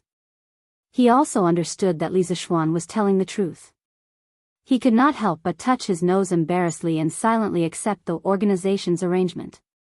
Li Zishuan glanced at him unhappily, then said to Gu Xiaomao, "Xiaomao, I'll leave the remaining tasks of the 8th squad of the 1st regiment to you." "Is there a problem?" Gu Xiaomao was very perceptive.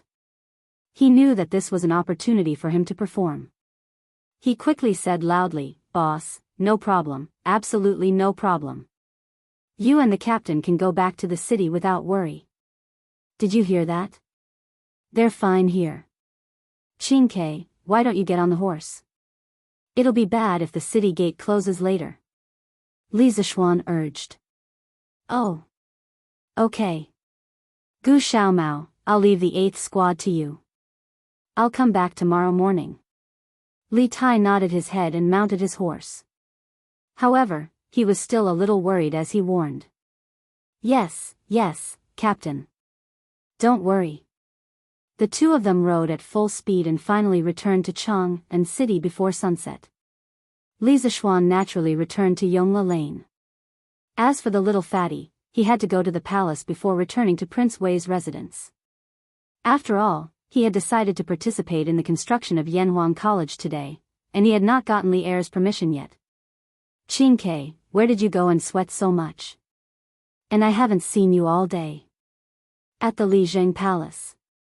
Li Tai saw Li Heir and Empress Zhangsun. They had just finished their meal because Li Tai could still smell the leftover aroma of the food in the air. He did not eat well at noon and did not eat well at night. The little fatty was now so hungry that his chest was sticking to his back. Of course, he would be more sensitive to the aroma of the food. "Father, Yanhuang College started construction today. I went to Yunshan with the teacher and was busy the whole day. I just returned to the city and did not have time to take a bath. That's why I lost my composure. Please forgive me, Father." Li Tai answered Li Heir's question, but he was thinking about how much food he should ask the chef to prepare when he returned to the prince's residence later. "Oh. Qingke, you actually went to Yanhuang College to help?" How could Li Heir not know Li Tai's nature? That was why he was so surprised when he heard Li Tai's words. Empress Zhangsun also interrupted, "Qingke, you left the city for the whole day without a word. I didn't expect you to go to the wilderness. It's a hot summer day. You must have suffered a lot, right?" Thinking about what he had experienced today, Li Tai felt that it was hard, but he felt that it was more fulfilling. This day was equivalent to a month before. "Mother, I didn't suffer. Instead, I learned a lot. I plan to help the teacher build the college in the next 2 months. I hope Father and Mother will allow it." What? Li Er raised his eyebrows and stared at Li Tai. He asked, you have never experienced construction before. How are you going to help Li Zishuan build the college? Empress Zhongsun also frowned and asked, Qin Ke, as far as mother knows, Xiao Xian has invited more than 10,000 craftsmen and commoners to participate in the construction of the college. The construction progress is naturally not a problem. Qin Ke, you have lived in the depths of the palace since you were young. How can you go and suffer? Chapter 473. Inside Li Zheng Hall. Li Tai cupped his hands to Li Er and Zhongsun. Imperial Father, Imperial Mother, please allow me to report. It is precisely because this son has never experienced construction that this son wants to personally give it a try. Engineering, engineering, engineering. If this son does not experience construction, how can this son be called a disciple of engineering? What is learned on paper is shallow, and what is learned must be done personally. I believe that personally practicing is far more useful than reading books in the classroom. What is learned on paper is shallow, and what is learned must be done personally. Could these 2 lines be your new work, Qin Ke?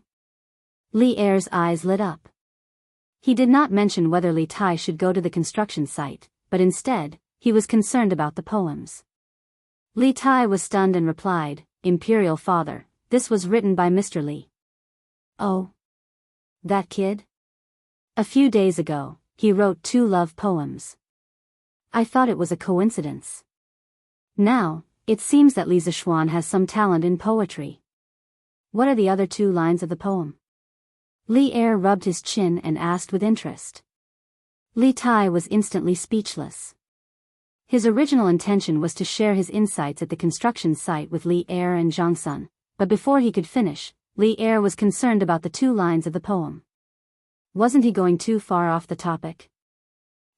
Imperial Father, Mr. Li only said 2 lines of the poem. I know nothing about the rest.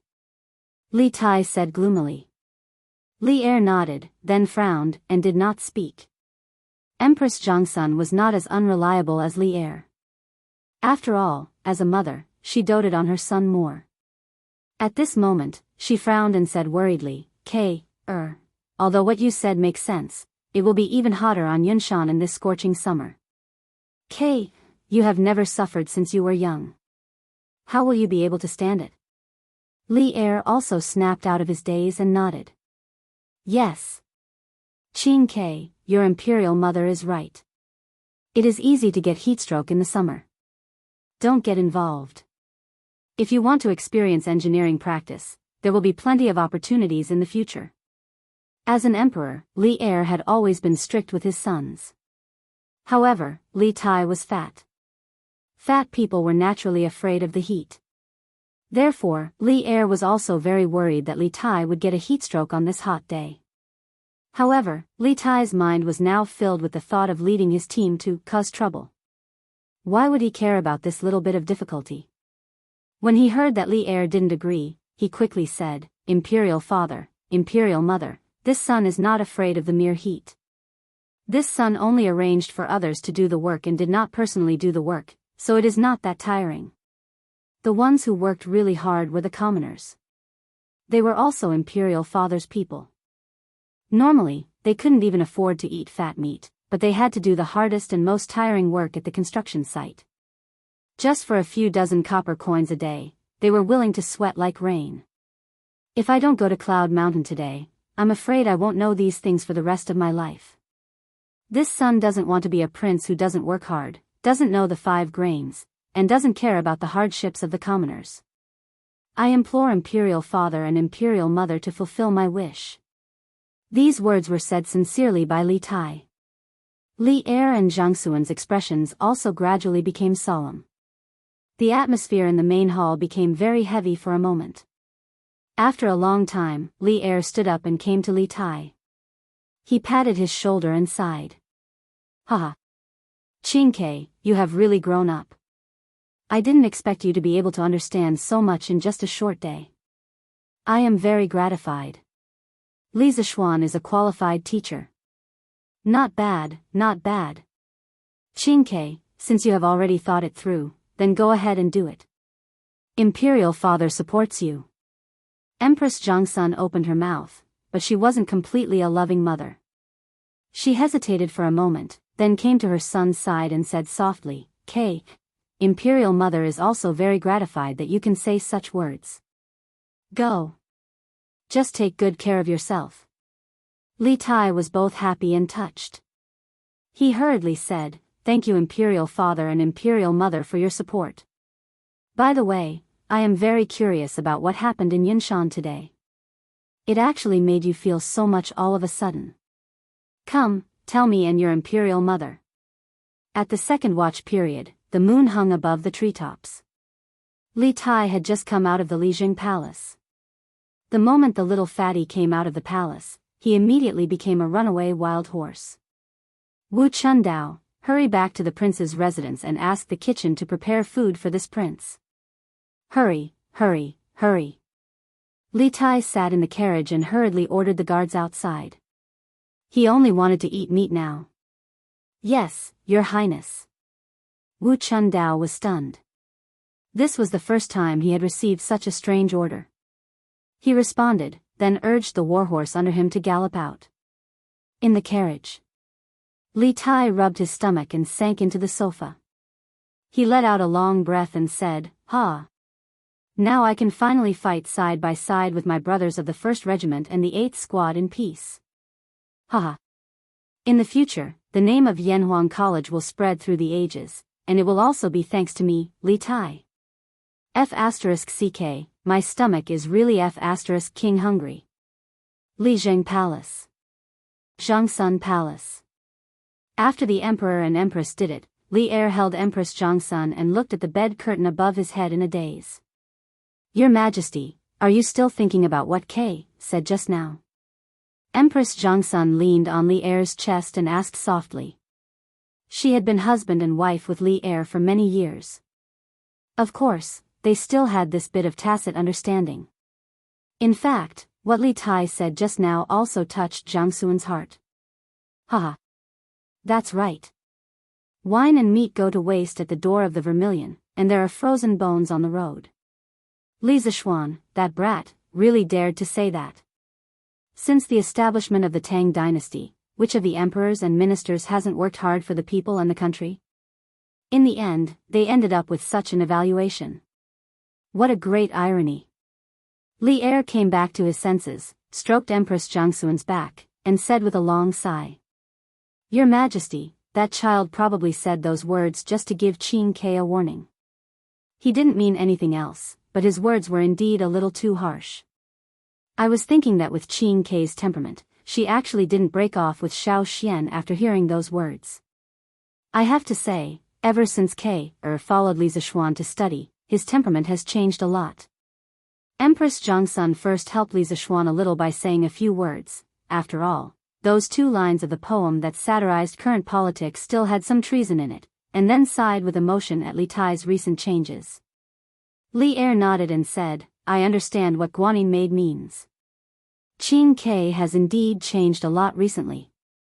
Li Zishuan's knowledge is outstanding." He paused, then continued, "It's a good thing for young people to have dreams. I also hope that he and Qin Ke can build Yanhuang College well and carry forward the study of engineering. I give them a chance, and I only hope that in my lifetime, I can see the eternal prosperity that they speak of." Erlang, you definitely will. Chapter 474. The next morning. The sun had just risen, and Li Zishuan was practicing Tai Chi with the 3 beauties in the west courtyard. It had to be said that in terms of work and rest, he could be called a healthy bro. The reason why he was so healthy was because he was enjoying the wonderful time in the morning. If he was asked to practice Tai Chi with a group of men in the morning, this guy would definitely stay in bed and not get up. Before he finished one round of Tai Chi, he heard from the servants that Li Tai was here. The servants were very sensible. Everyone knew that Li Zishuan had a reserved program in the west courtyard in the morning, so it was not convenient for outsiders to come in. So this time, Li Tai wanted to barge in like before, but he was stopped by the servants at the door. Li Zishuan was very satisfied with the comprehension of the servants. Because it was summer now, when the beauties practiced Tai Chi with him in the morning, they all wore very soft and close-fitting training clothes. In this era, there was no underwear. Wearing such clothes, one could still see some spots on the outside. Li Zixuan was not willing to let this little fatty take advantage of him. In this aspect, Li Zixuan had always been very stingy. "Qingke, why are you here so early? Have you eaten?" Li Zixuan asked his wife to continue practicing with Xiao He and Xiao Shi. He walked out of the west courtyard alone and saw Li Tai drinking tea in the front hall. He asked the servants to serve breakfast and asked, "It's almost morning, how is it early?" Li Tai rolled his eyes and said sarcastically, "I heard from your servants that you haven't woken up yet, so I didn't go in." "Sir, you are so lazy, you are not setting a good example for the students. Get lost. It's you who woke up too early today. You must have been too excited from being a team leader last night, right? Don't you know what time you used to wake up every day?" Li Zixuan scolded with a smile. Logically speaking, he was already very diligent, okay? He was a proper model worker. Nonsense. I am worried about the progress of the construction of the academy. Li Tai said stubbornly. Hee hee. Li Zixuan chuckled. Just then, the servants served breakfast. His breakfast was also very simple. There was a plate of pickled vegetables and a bowl of very thick rice porridge. There were no steamed buns or buns. There was no baking powder in this era, so the steamed buns were not very tasty. Therefore, Li Zixuan only ate steamed buns and porridge in the morning. No one would believe that he, a nouveau riche, who earned hundreds of thousands of dollars every minute, had such a shabby breakfast. "Qingke, did you eat it or not? If you haven't eaten, I'll get someone to bring you a bowl." In his own home, Li Zixuan didn't have to be polite. He sat down at the table and prepared to eat. He asked Li Tai. "I've eaten. Xiao Xian, quickly finish your meal and follow me to the construction site." Li Tai looked at the shabby breakfast and shook his head as he urged. As a foodie, the little fatty must have eaten before he came over. If Li Zixuan had something new for breakfast, he might have sat down and tried a few bites out of respect. But now, forget it. Li Zixuan ignored him and started eating. As for his speed, it was neither too fast nor too slow. He was not in a hurry. Slurp, slurp.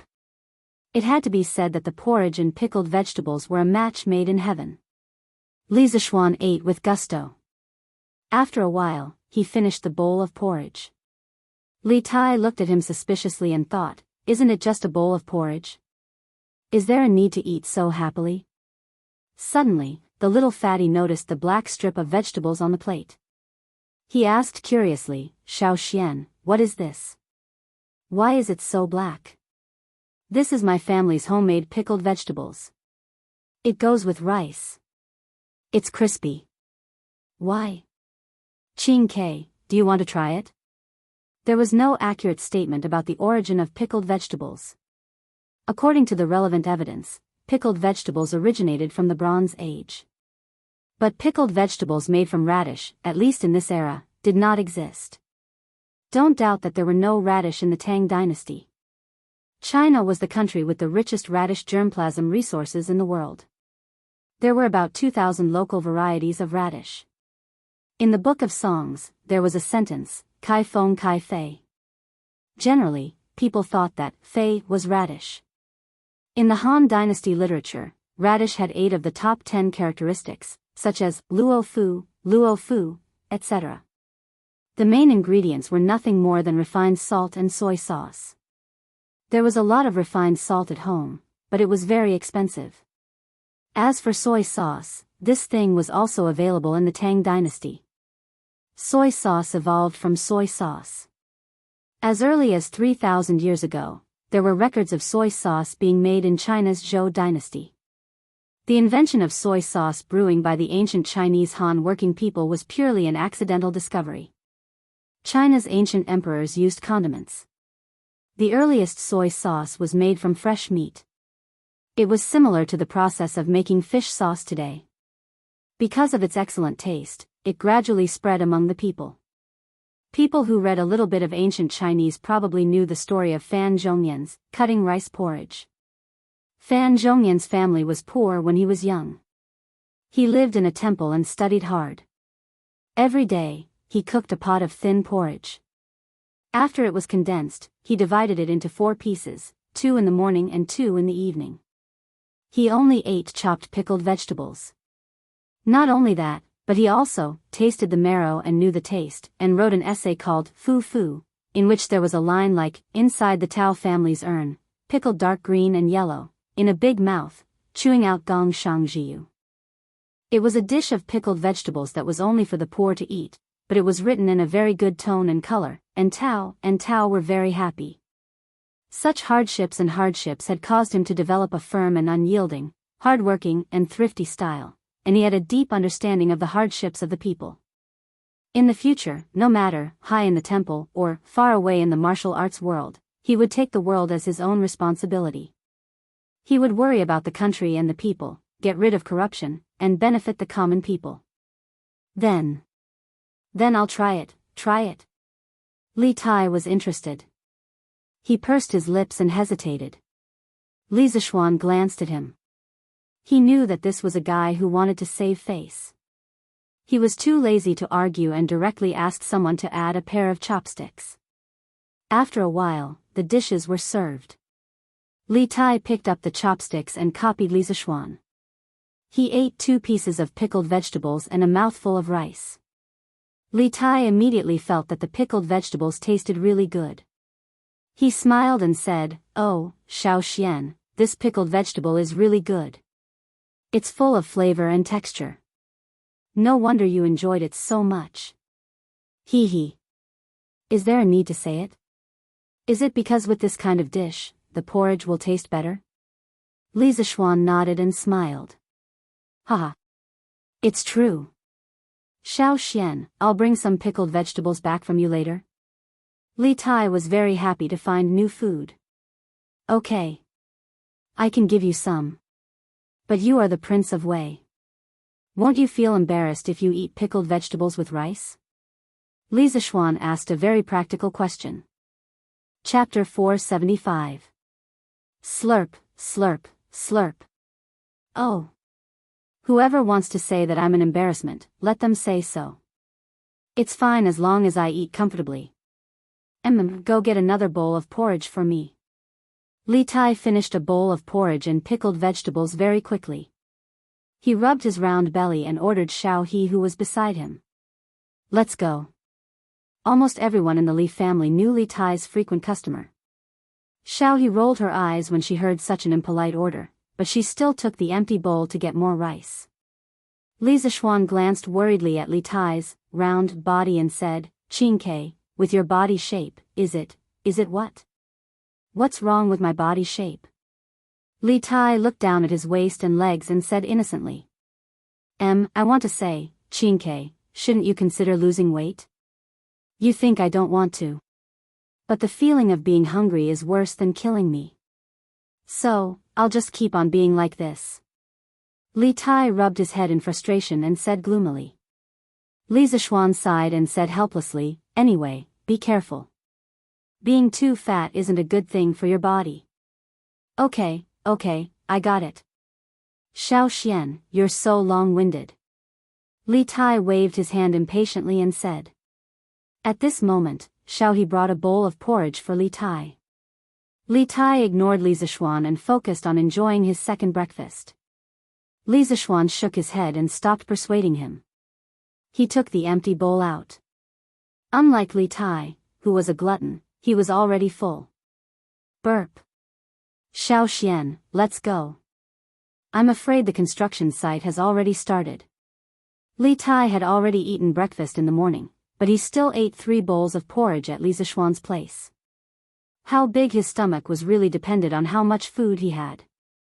Oh, Qingke, you go first. I still have to make some arrangements.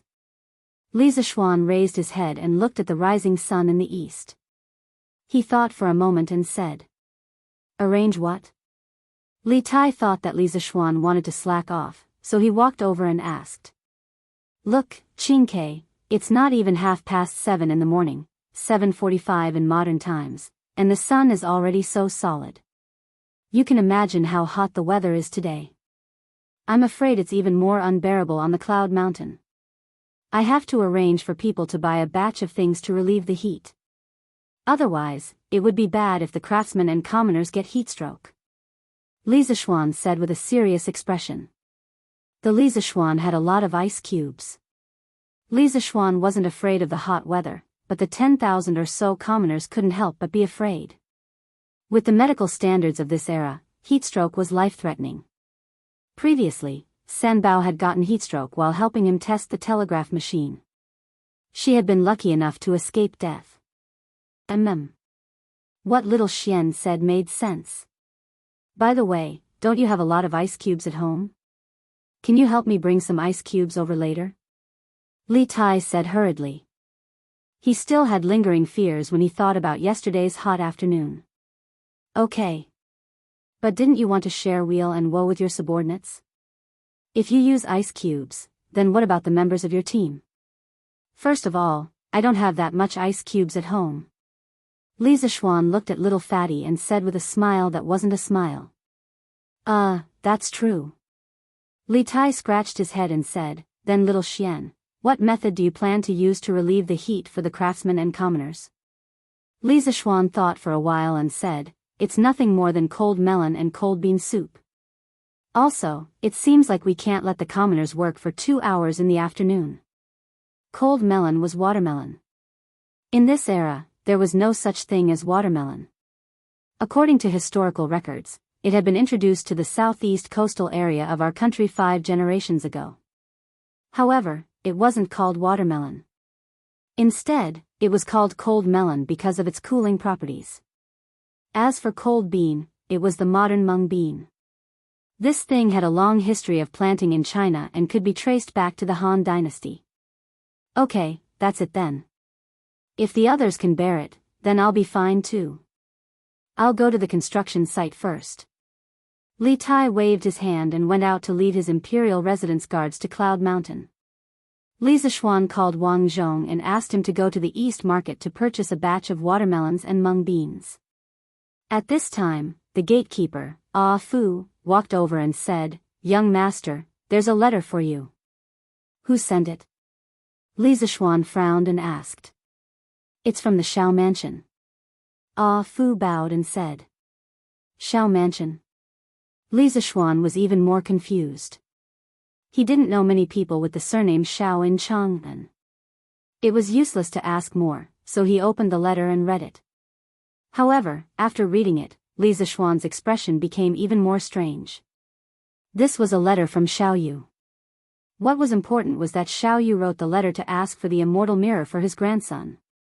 Li Zishuan was really confused. What the hell was this? Xiao Yu was the former cabinet elder and the current minister of civil affairs. He was a proper big shot in the imperial court. He wrote the letter just to ask for a mirror. Was today April Fool's Day? Li Zishuan's mouth twitched slightly and said to Wang Zhong, who hadn't left in time.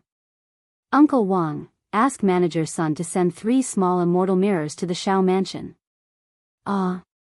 Wang Zhong's eyes widened. He suspected that he had misheard. What's wrong?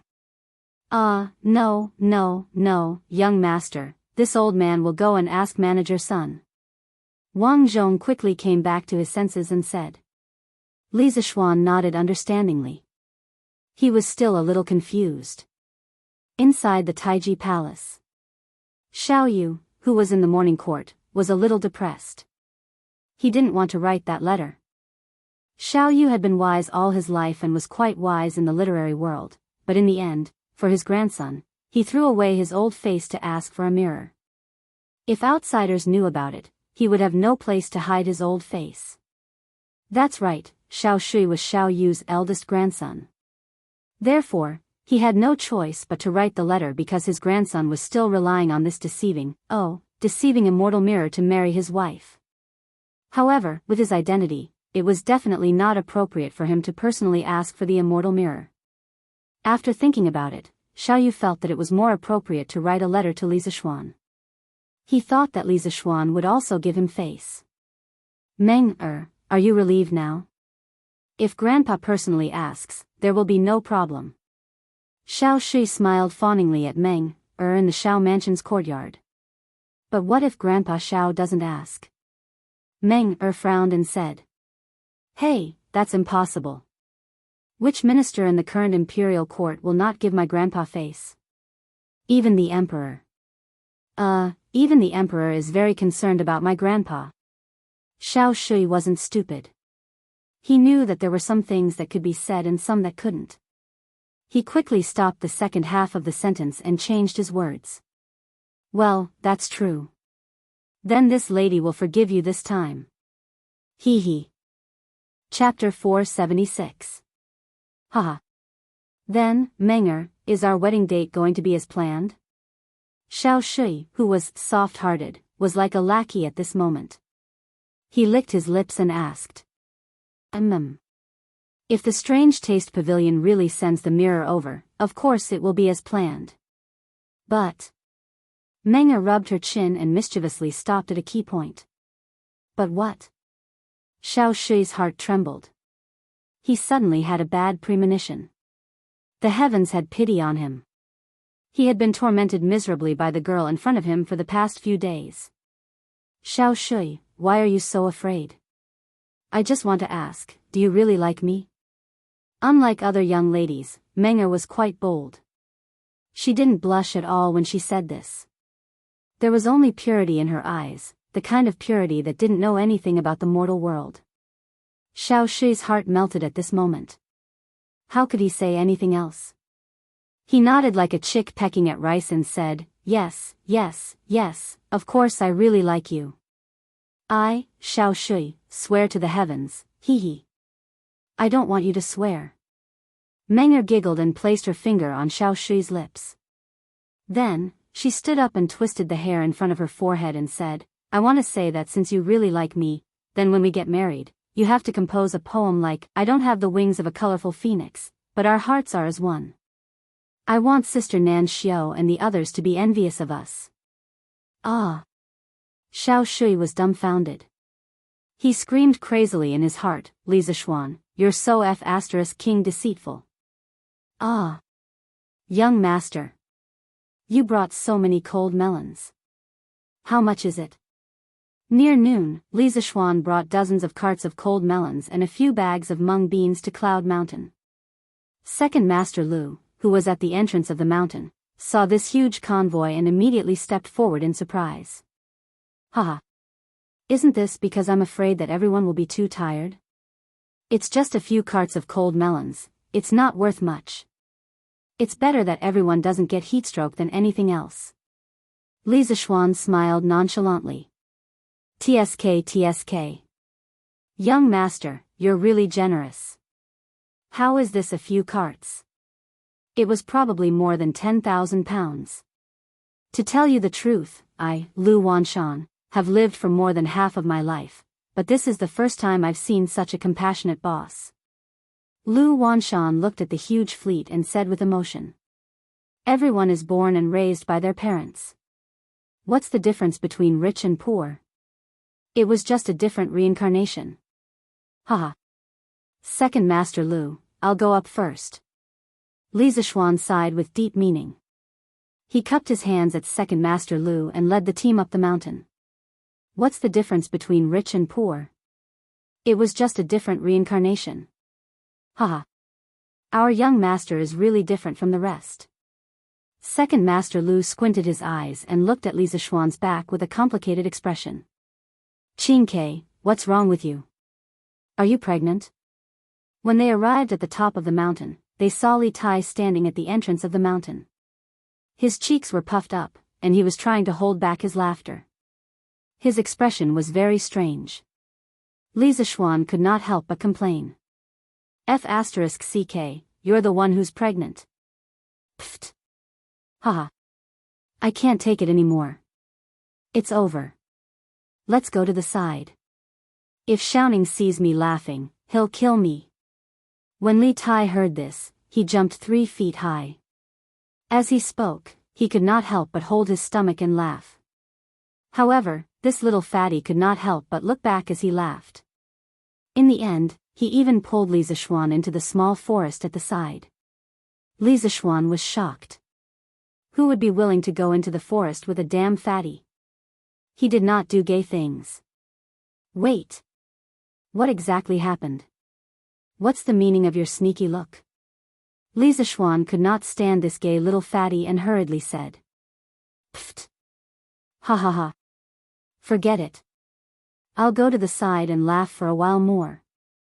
Little Xian, go to the shed and see for yourself. Ha ha ha ha ha. Li Tai waved his hand and fled in panic. Li Zishuan was confused. Did this little fatty take the wrong medicine today? He shook his head and walked to the big shed in front of him, which was the temporary command room of the construction site. When he went in to take a look, Li Zishuan immediately knew why Li Tai was laughing.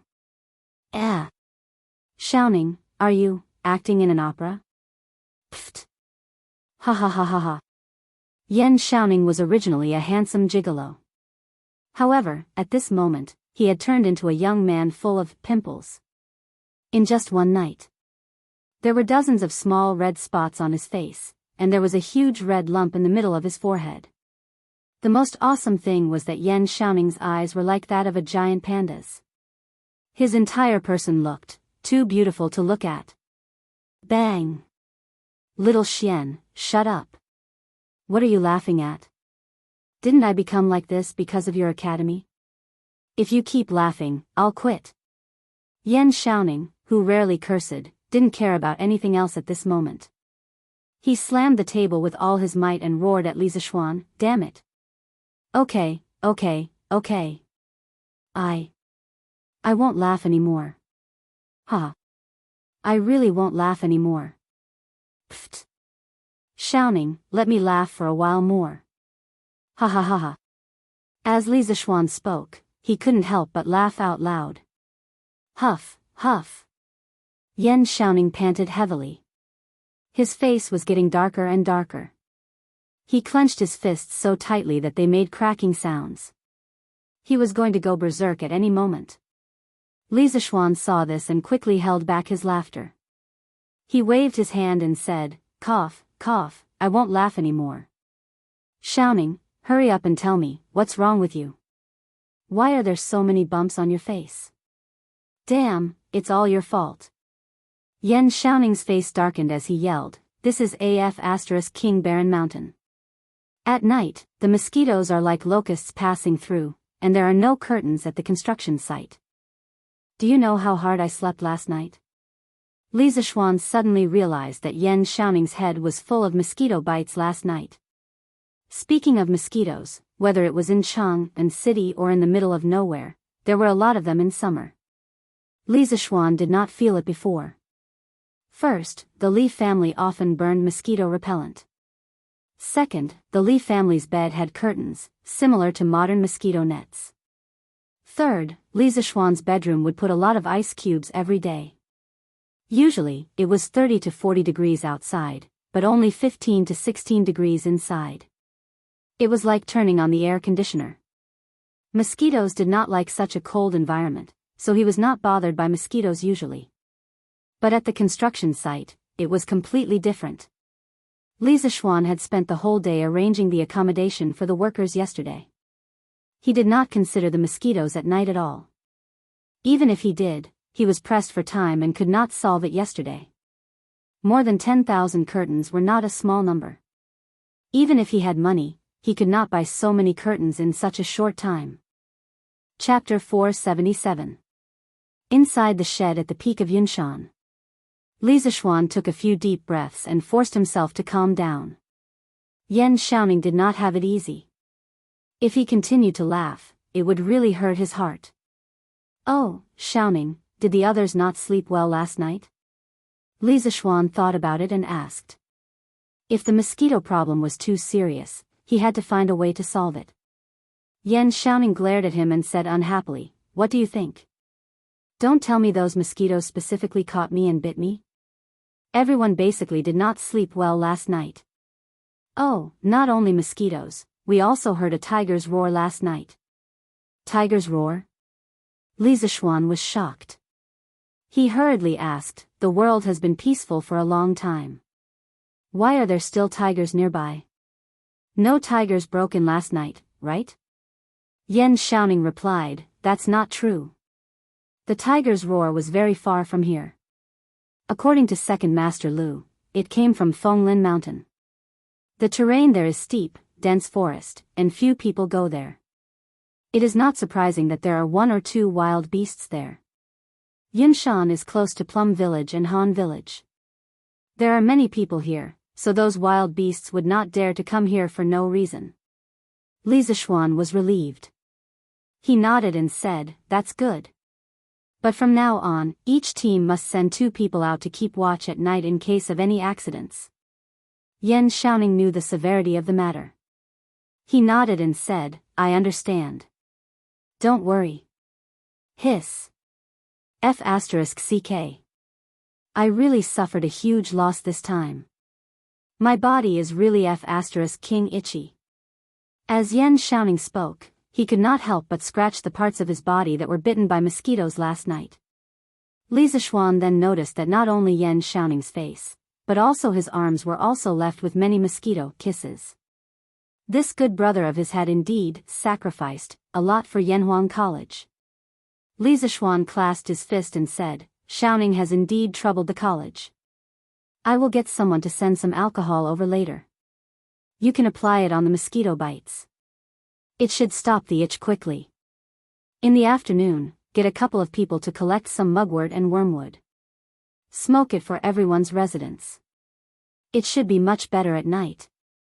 I'll get someone to send another batch of mosquito repellent sachets over and let everyone hang them on the bedside. With this multi-pronged approach, I'm sure the mosquitoes won't be as rampant as last night. In the Tang dynasty, there were no mosquito repellents or chemical repellents like dichlorvos, but people still thought of many ways. Wealthy families would have curtains on their beds and mosquito repellent plants in their bedrooms, such as insect-eating grass, patchouli, violets, balsamine, chrysanthemum, and so on. These plants could not only repel mosquitoes, but also purify the air. Carrying a perfume pouch was also one of the habits of the ancient people. Many of the herbs in the perfume pouch were also believed to have the effect of repelling mosquitoes, such as patchouli, peppermint, perilla, calamus, lemongrass, star anise, and so on. This was equivalent to carrying "mosquitoes don't bite" on one's body. Of course, the most common method was to burn mugwort and wormwood to smoke mosquitoes. The cost was low, the killing area was large, and the effect was good. Well, it was worth mentioning that since the Song dynasty, there were mosquito-repellent incenses. At that time, it was called mosquito smoke or mosquito repellent. The main ingredients were mugwort, realgar, and duckweed. The product was similar to incense, and there was a special workshop. During the Ming and Qing dynasties, the production of mosquito-repellent incense had further development. The raw materials kept increasing, including ferula, qianghua, chuanxiong, sulfur, camphor, tobacco, and so on. So don't say that mosquito-repellent incense didn't exist in the ancient times. But it definitely didn't exist in the Tang dynasty. Yan Xiaoning raised his head and said, mugwort, wormwood, and perfume pouch are all fine. I thought about it before, but isn't alcohol used to make medicinal wine? Can it really stop the itch? Xiao Xian, don't lie to me. Previously, when Li Zishuan treated Qin Xiong's illness, he only made one type of medicinal wine. Those who were well informed knew that one of the key ingredients was alcohol. Li Zishuan also specially bought a batch of alcohol for the military, so Yan Xiaoning was very suspicious of Li Zishuan's suggestion. Of course. Xiaoning, when have I ever lied to you? I'll ask someone to send the alcohol over later. You'll know when you try it. People in the modern world would usually apply toilet water after being bitten by mosquitoes. When the main character of a time travel novel went to ancient times, they would also make toilet water to make money. However, Li Zishuan found it troublesome. He felt that this thing was flashy and a waste of time. He didn't lack the money for toilet water now. Why was toilet water able to stop the itch? Actually, it was mainly because of the alcohol in it.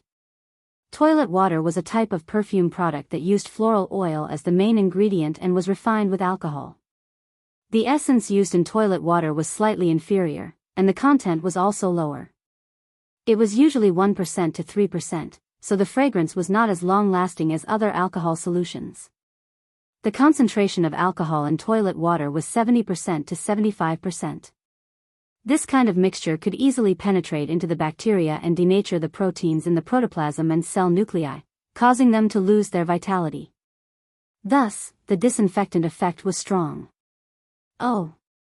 Then I'll believe you this time. If you're lying to me, I won't be the commander anymore. Yan Xiaoning curled his lips and threatened. Li Zishuan's face was full of black lines. How untrustworthy was he? He couldn't help but say gloomily, okay. If it doesn't work, Xiaoning, feel free to look for me. Come out with me now and distribute the cold melons outside to everyone. It's not easy on such a hot day. Yan Xiaoning's eyes lit up. He said happily, haha. At least you have a conscience. You even know to send us cold melons. TSK, nothing is better than cold melons on such a hot day. Hey. Then hurry up and distribute the things. It's almost lunchtime. I've already sent a batch of cold beans to my father-in-law at the foot of the mountain. Everyone will have cold bean soup to drink in the future. Li Zishuan patted Yan Xiaoning's shoulder and smiled. Yan Xiaoning nodded. The two of them left the work shed. Yan Xiaoning went to gather the leaders of the various regiments to collect the cold melons. Li Zishuan went to the construction site and wandered around to check on the progress of the project. Captain. It's almost noon. Why is Captain Hu asking us to go over? In the forest, Gu Xiaomao led 20 people and followed Li Tai to the 1st Regiment's encampment. After spending more than a day together, Gu Xiaomao knew that Li Tai was easy to get along with, so he asked. Hey. Why are we going over? We're going over to distribute the good stuff. Everyone is going to have a good meal at noon. Haha. Li Tai smiled and leaked some inside information to Gu Xiaomao. This was also why Li Tai was so awesome compared to the other team leaders. Wow. Is there good food coming? Gu Xiaomao licked his lips and said excitedly. The villagers behind him also had their eyes lit up. They all stared at the back of Li Tai's head and prayed to hear the answer they were hoping for. Chapter 478. N. You can say that. It's a batch of cold melons that Xiao Xian brought over to relieve the heat. Our brothers in the team did well yesterday, N. It should be because our team did well, at least we weren't last place, hee. Everyone can't let down their guard today, understand? Li Tai didn't forget to instruct his men as he turned around and said to the people behind him. Understood. Captain. We will definitely not embarrass you. Gu Xiaomao cupped his hands and said seriously. Ah. It's actually cold melons? Boss is so generous.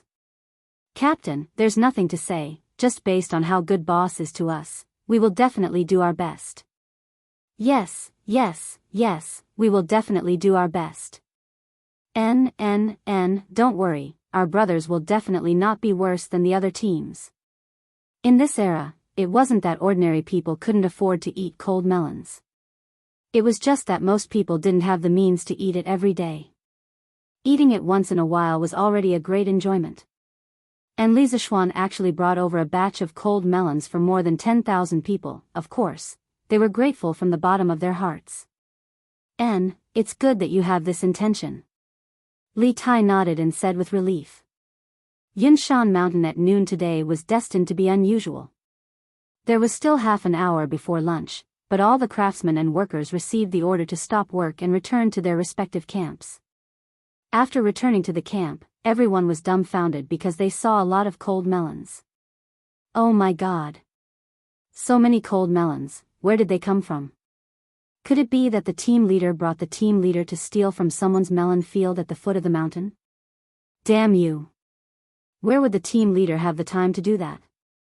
They must be sent over by boss. And, when I was working just now, I saw boss bring a long convoy up the mountain. The group of people below couldn't help but talk about it. At this time, the team leader of their team walked in. He was a middle-aged man. Quiet. These are all cold melons sent by boss to everyone.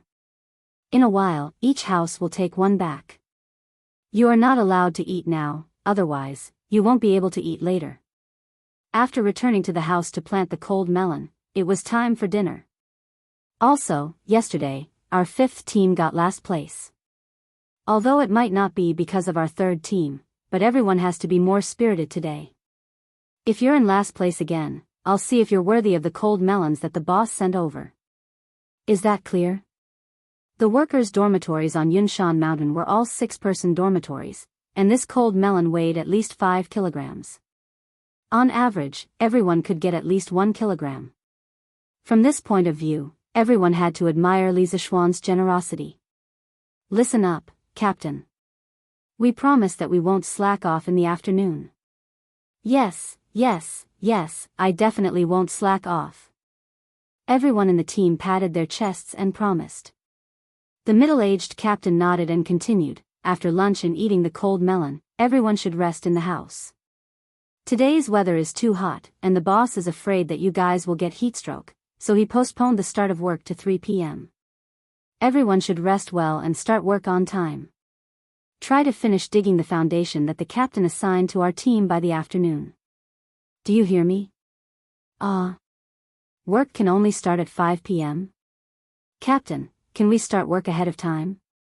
Otherwise, I'm afraid we won't be able to finish digging today. Yes, Captain. Can we start work ahead of time? The middle-aged man shook his head and said, no. Whatever the boss says, we have to do it. At that time, the law enforcement team will patrol the construction site. Any team that doesn't start work according to the boss's stipulated time will have their points deducted. If we can't finish the task, we can work overtime after dinner while it's not dark yet. But we can't start work ahead of time. Yes. Captain, this is a good idea. Then, we'll continue working after dinner. Yes, continue working. Continue working. The boss cares about us and treats us like humans. We can't be ungrateful and don't know what's good for us. Yes. We can't let the boss down. We can't get last place again. Walking on the Cloud Mountain, Li Zishuan realized that a lot of changes had happened on the Cloud Mountain in just half a day. The weeds and bushes from before were almost all cleaned up. Many uneven places were also filled in. The craftsmen used lime to divide the ground into small pieces. The blueprint of the academy was drawn by Li Zishuan. When Li Zishuan saw the lines drawn by the lime, he knew that it was the layout of the academy that the craftsmen had measured in advance. He guessed that the workers would dig the foundation according to these lines. Well, this progress is quite fast. Looks like Yan Xiaoning didn't learn from his father for nothing. His ability to command and dispatch is undeniable. Li Zishuan walked around and couldn't help but stop and sigh. There was strength in numbers. An organized and planned team was even more powerful. This motley crew of more than 10,000 people had already formed a very strong fighting force under Yan Xiaoning's command. At the very least, Li Zishuan was very satisfied with the current progress. Moreover, he could feel that the entire construction site was bursting with a radical and high-spirited fighting spirit. As the cooperation between the teams became more and more tacit, the progress would only become faster and faster. 2 months was enough to build an academy. Li Zishuan made a rough estimate in his heart and couldn't help but let out a sigh of relief. As long as nothing went wrong, he didn't need to worry about the construction site anymore. Well, he could be a hands-off shopkeeper again. Li Zishuan thought happily in his heart. Xiaoning? You finished distributing the cold melons to everyone? Feeling the footsteps behind him, Li Zishuan turned around and saw Yan Xiaoning, so he laughed. I've finished distributing them. But you're really generous. You probably have more than 20,000 pounds of cold melons, right? Didn't I hear that you were short of money a while ago? Why are you still spending money like this? Yan Xiaoning couldn't help but complain. Li Zishuan looked at him and then said with a strange expression, "Xiaoning, if you get married in the future, your sister-in-law will probably have nothing to do all day long." Yan Xiaoning's eyes widened, and two big question marks were drawn on his forehead. He asked in bewilderment, "Why?" Li Zishuan hesitated for a moment, then moved his right foot back and said, "Cough cough. Because Xiaoning, you've done all the things that a housekeeper should do, so your sister-in-law will have nothing to do." Yan Xiaoning was stunned for a moment before he realized that Li Zishuan was saying that he had a big mouth like a housekeeper. He couldn't help but be furious and roared, F***ck. "Xiao Xian, you bastard, you don't know what's good for you. I'll fight it out with you." Haha. What a joke. What a joke. Brother Xiaoning will mind. But Li Zishuan was already prepared. This guy quickly slipped away as if there was oil on the soles of his feet. Chapter 479. Yanhuang College's current financial situation was still relatively healthy. First of all, Li Zishuan never planned to build the entire college in one go. 2 months wasn't enough to complete such a large project. Therefore, according to the first phase of the college, 150,000 strings of cash was enough to support the various expenses of the construction site for a month. Of course, he believed that the workshop would have some breakthroughs in the research of cement recently. When that happens, the construction cost would be greatly reduced. Currently, the construction site only bought 2 days' worth of cement mortar at a time. They were prepared to replace it with cement at any time. Moreover, products such as the immortal mirror and colored glass cup had just been released. The market demand had not been fully released yet. Therefore, Strange Taste Pavilion could be considered as Li Zishuan's cash cow now. Basically, a batch of goods released every few days could earn at least 10,000 strings of cash. For Li Zishuan now, earning money was just that easy. Therefore, spending a few hundred strings of cash to buy watermelons for the workers to relieve the heat was really nothing to him. Although he didn't have the ability to change the fate of all the poor people, he would definitely help these pitiful and respectable workers in front of him. After joking with Yan Xiaoning for a while, the two of them went to the square in front of the construction site. At that moment, the workers were queuing up to get their food. Yesterday, the overall performance of the workers of the 5 regiments was very good. However, because the task of the 5th regiment was lighter than the other regiments, they fell behind in yesterday's evaluation. Therefore, the food they had today was the worst in the entire construction site. Although it was the worst, it was still much better than most people's meals. This was because their food was rich in oil. This was all secretly instructed by Li Zishuan. It was fine if they couldn't eat meat, but there must be oil in the food. Otherwise, the workers would definitely get hungry quickly and lose their energy to work. Of course, the so-called oil was definitely lard. If it was vegetable oil, Li Zishuan wouldn't be able to eat it. Yo! There's also black bean soup today. When it was a worker's turn to get food, he was surprised. Hee hee. This is what the young master prepared for you. Everyone, drink more later. There's enough black bean soup. The auntie in charge of getting food laughed. Ha! The boss was afraid that everyone would get heatstroke. Without a doubt, we will definitely remember boss's kindness in our hearts. Yeah. First, it's a cold melon, and then it's a cold bean. Boss has really given us a lot of thought. I, Madman Ma, will never forgive anyone who slacks off. Yes. Whoever dares to play tricks is truly heartless. Li Zishuan's small action once again caused a huge reaction among the commoners. As the saying goes, there will be no harm if there is no comparison. Compared to the past, Li Zishuan really treated them as human beings. They felt genuine concern and respect from Li Zishuan, which was very precious in this era.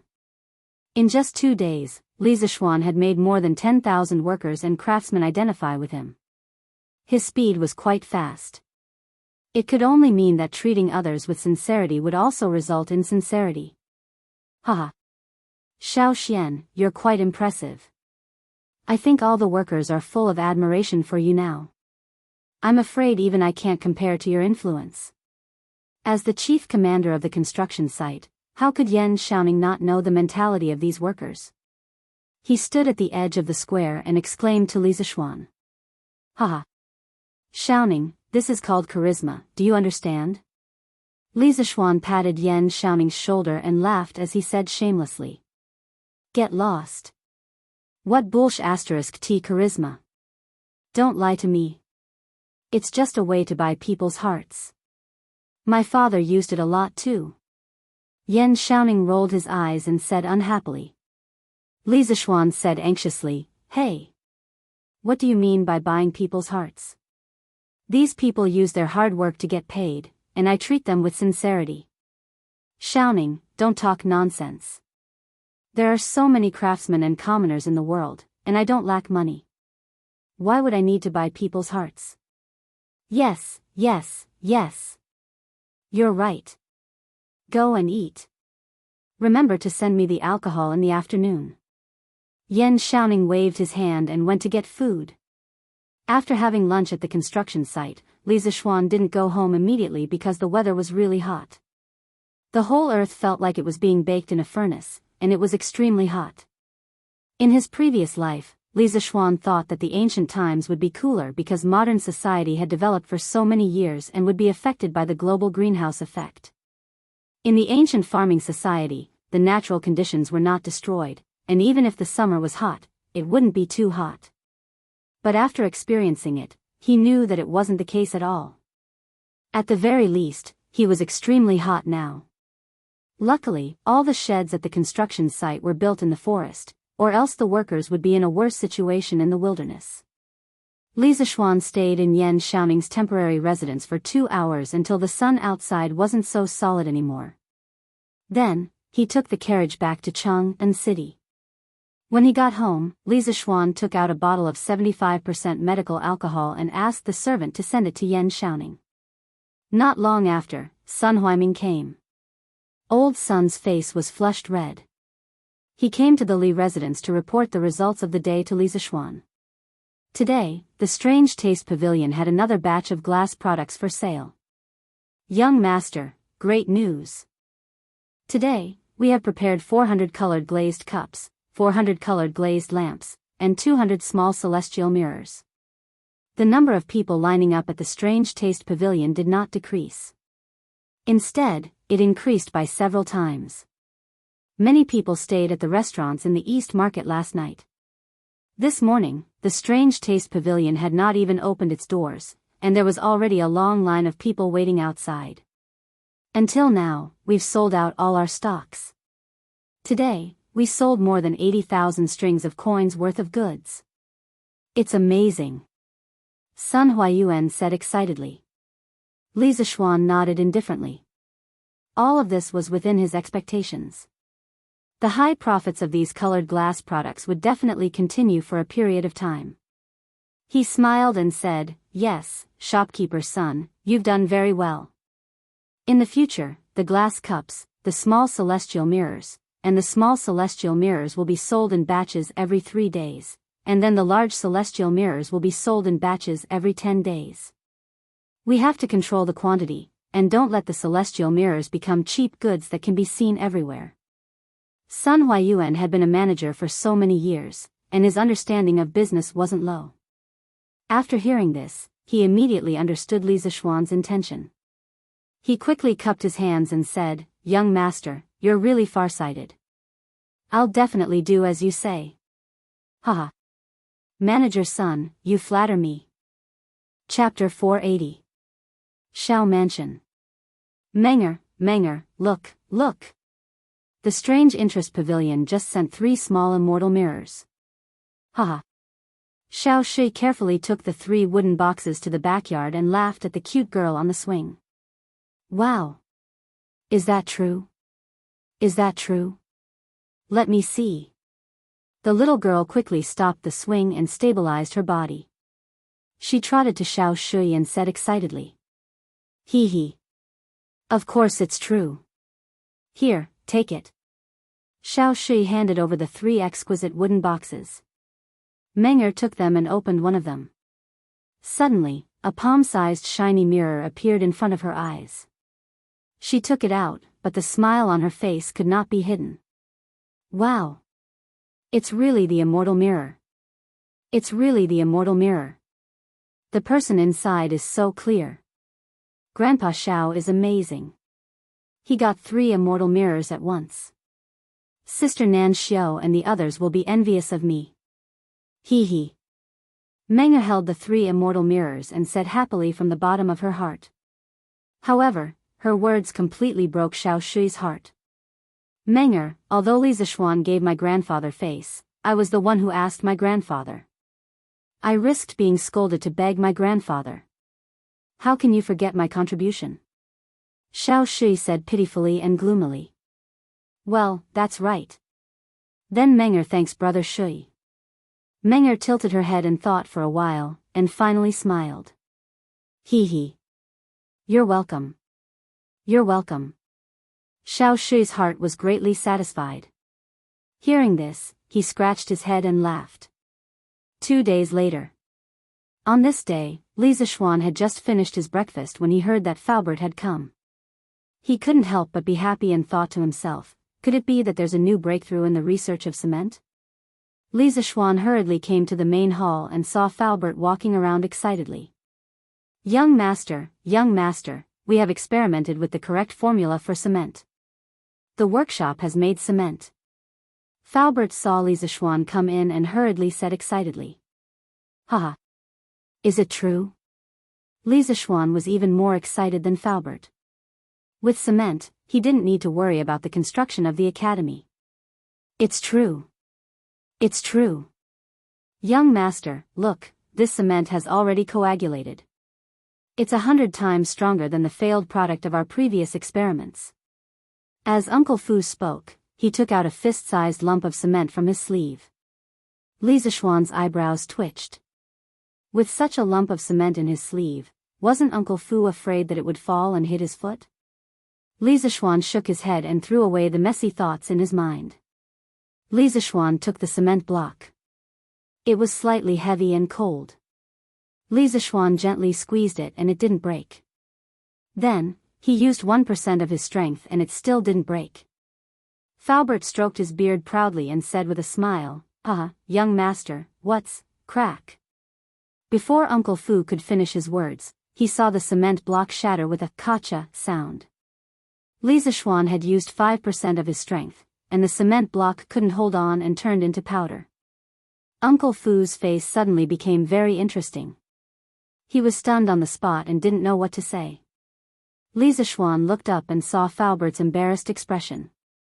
He quickly waved his hand and said, cough, cough. Faubert, you don't have to be like this. I just wanted to test the endurance of the cement on a whim, so I used a bit of my true qi, which caused the cement block to break. The cement you made this time has actually reached the standard. It's hard enough for ordinary people. The workshop did very well and didn't let me down. Only then did Uncle Fu recover. He more or less knew that Li Zixuan was a martial arts grandmaster. He just didn't expect that a martial arts grandmaster would be so frivolous, thinking about playing all the time. What a motherf asterisk cur. Since young master said so, this old man is relieved. Then I'll go back and ask people to mass-produce this cement and send it to Yunshan. Resisting the urge to complain, Fu Bo cupped his hands and said, thank you for your hard work. Then I'll go to the workshop with Faubert and take a look. Li Zixuan thought and said, okay. The two of them rode the carriage to the workshop. Li Zixuan was taken directly to the cement kiln by Faubert.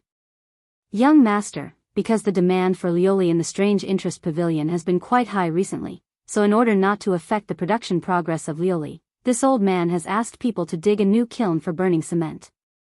In the future, the construction site will definitely need a lot of cement. We have to dig more kilns. Faubert pointed to the kiln in front of them and said. Li Zixuan nodded and said, well, Faubert, you can decide on these. Don't delay the construction of the academy. Faubert cupped his hands and said, yes, young master. Young master, look, this piece of ground is covered with the cement we made. It has just solidified this morning. It is really smooth and hard. It is much better to walk on than the bluestone road. If we use cement to build roads, how comfortable would it be for the carriage to walk on it? Lisa Schwan couldn't help but laugh. Falbert's ability to draw parallels was quite strong. He really thought of another use of cement. Haha. Falbert, you are right. This cement can not only be used to build houses, but it can also be used to build roads when mixed with sand and stone. This thing is the best road building material. As Lisa Schwan spoke, he couldn't help but squat down and gently touch the cement floor with his hand. The familiar hard and rough feeling made him feel absent-minded. Cement floor, this is the most common and representative thing in modern industrialized society. Who would have thought that it would appear in the Tang dynasty? He had introduced a modern product into the Tang dynasty. Thinking about it, in a few decades, there would be cement roads everywhere and cement brick houses everywhere. Such a scene, how similar would it be to modern society? Sigh. Since he was destined to not be able to go back, then he would try his best to create a society similar to modern society. It could also be considered as a kind of emotional sustenance. Lisa Schwan's eyes were a little red. Falbert noticed something strange and quickly asked, "Young master. Young master. What happened to you?" "Ah. Nothing. Nothing." Lisa Schwan recovered from his distant thoughts and quickly shook his head. "There was a gust of wind just now and the sand on the ground was blown into my eyes." Falbert looked at Lisa Schwan suspiciously. "He didn't feel the wind at all just now." Ahem. In order to cover up his embarrassment, Lisa Schwan coughed and said, "Falbert, get people to hurry up and produce cement. Now that we have cement, the academy is even less short of money. The relocation plan of the workshop can also be pushed forward. Find a time and pick a group of people to build the new workshop there." Yes, young master."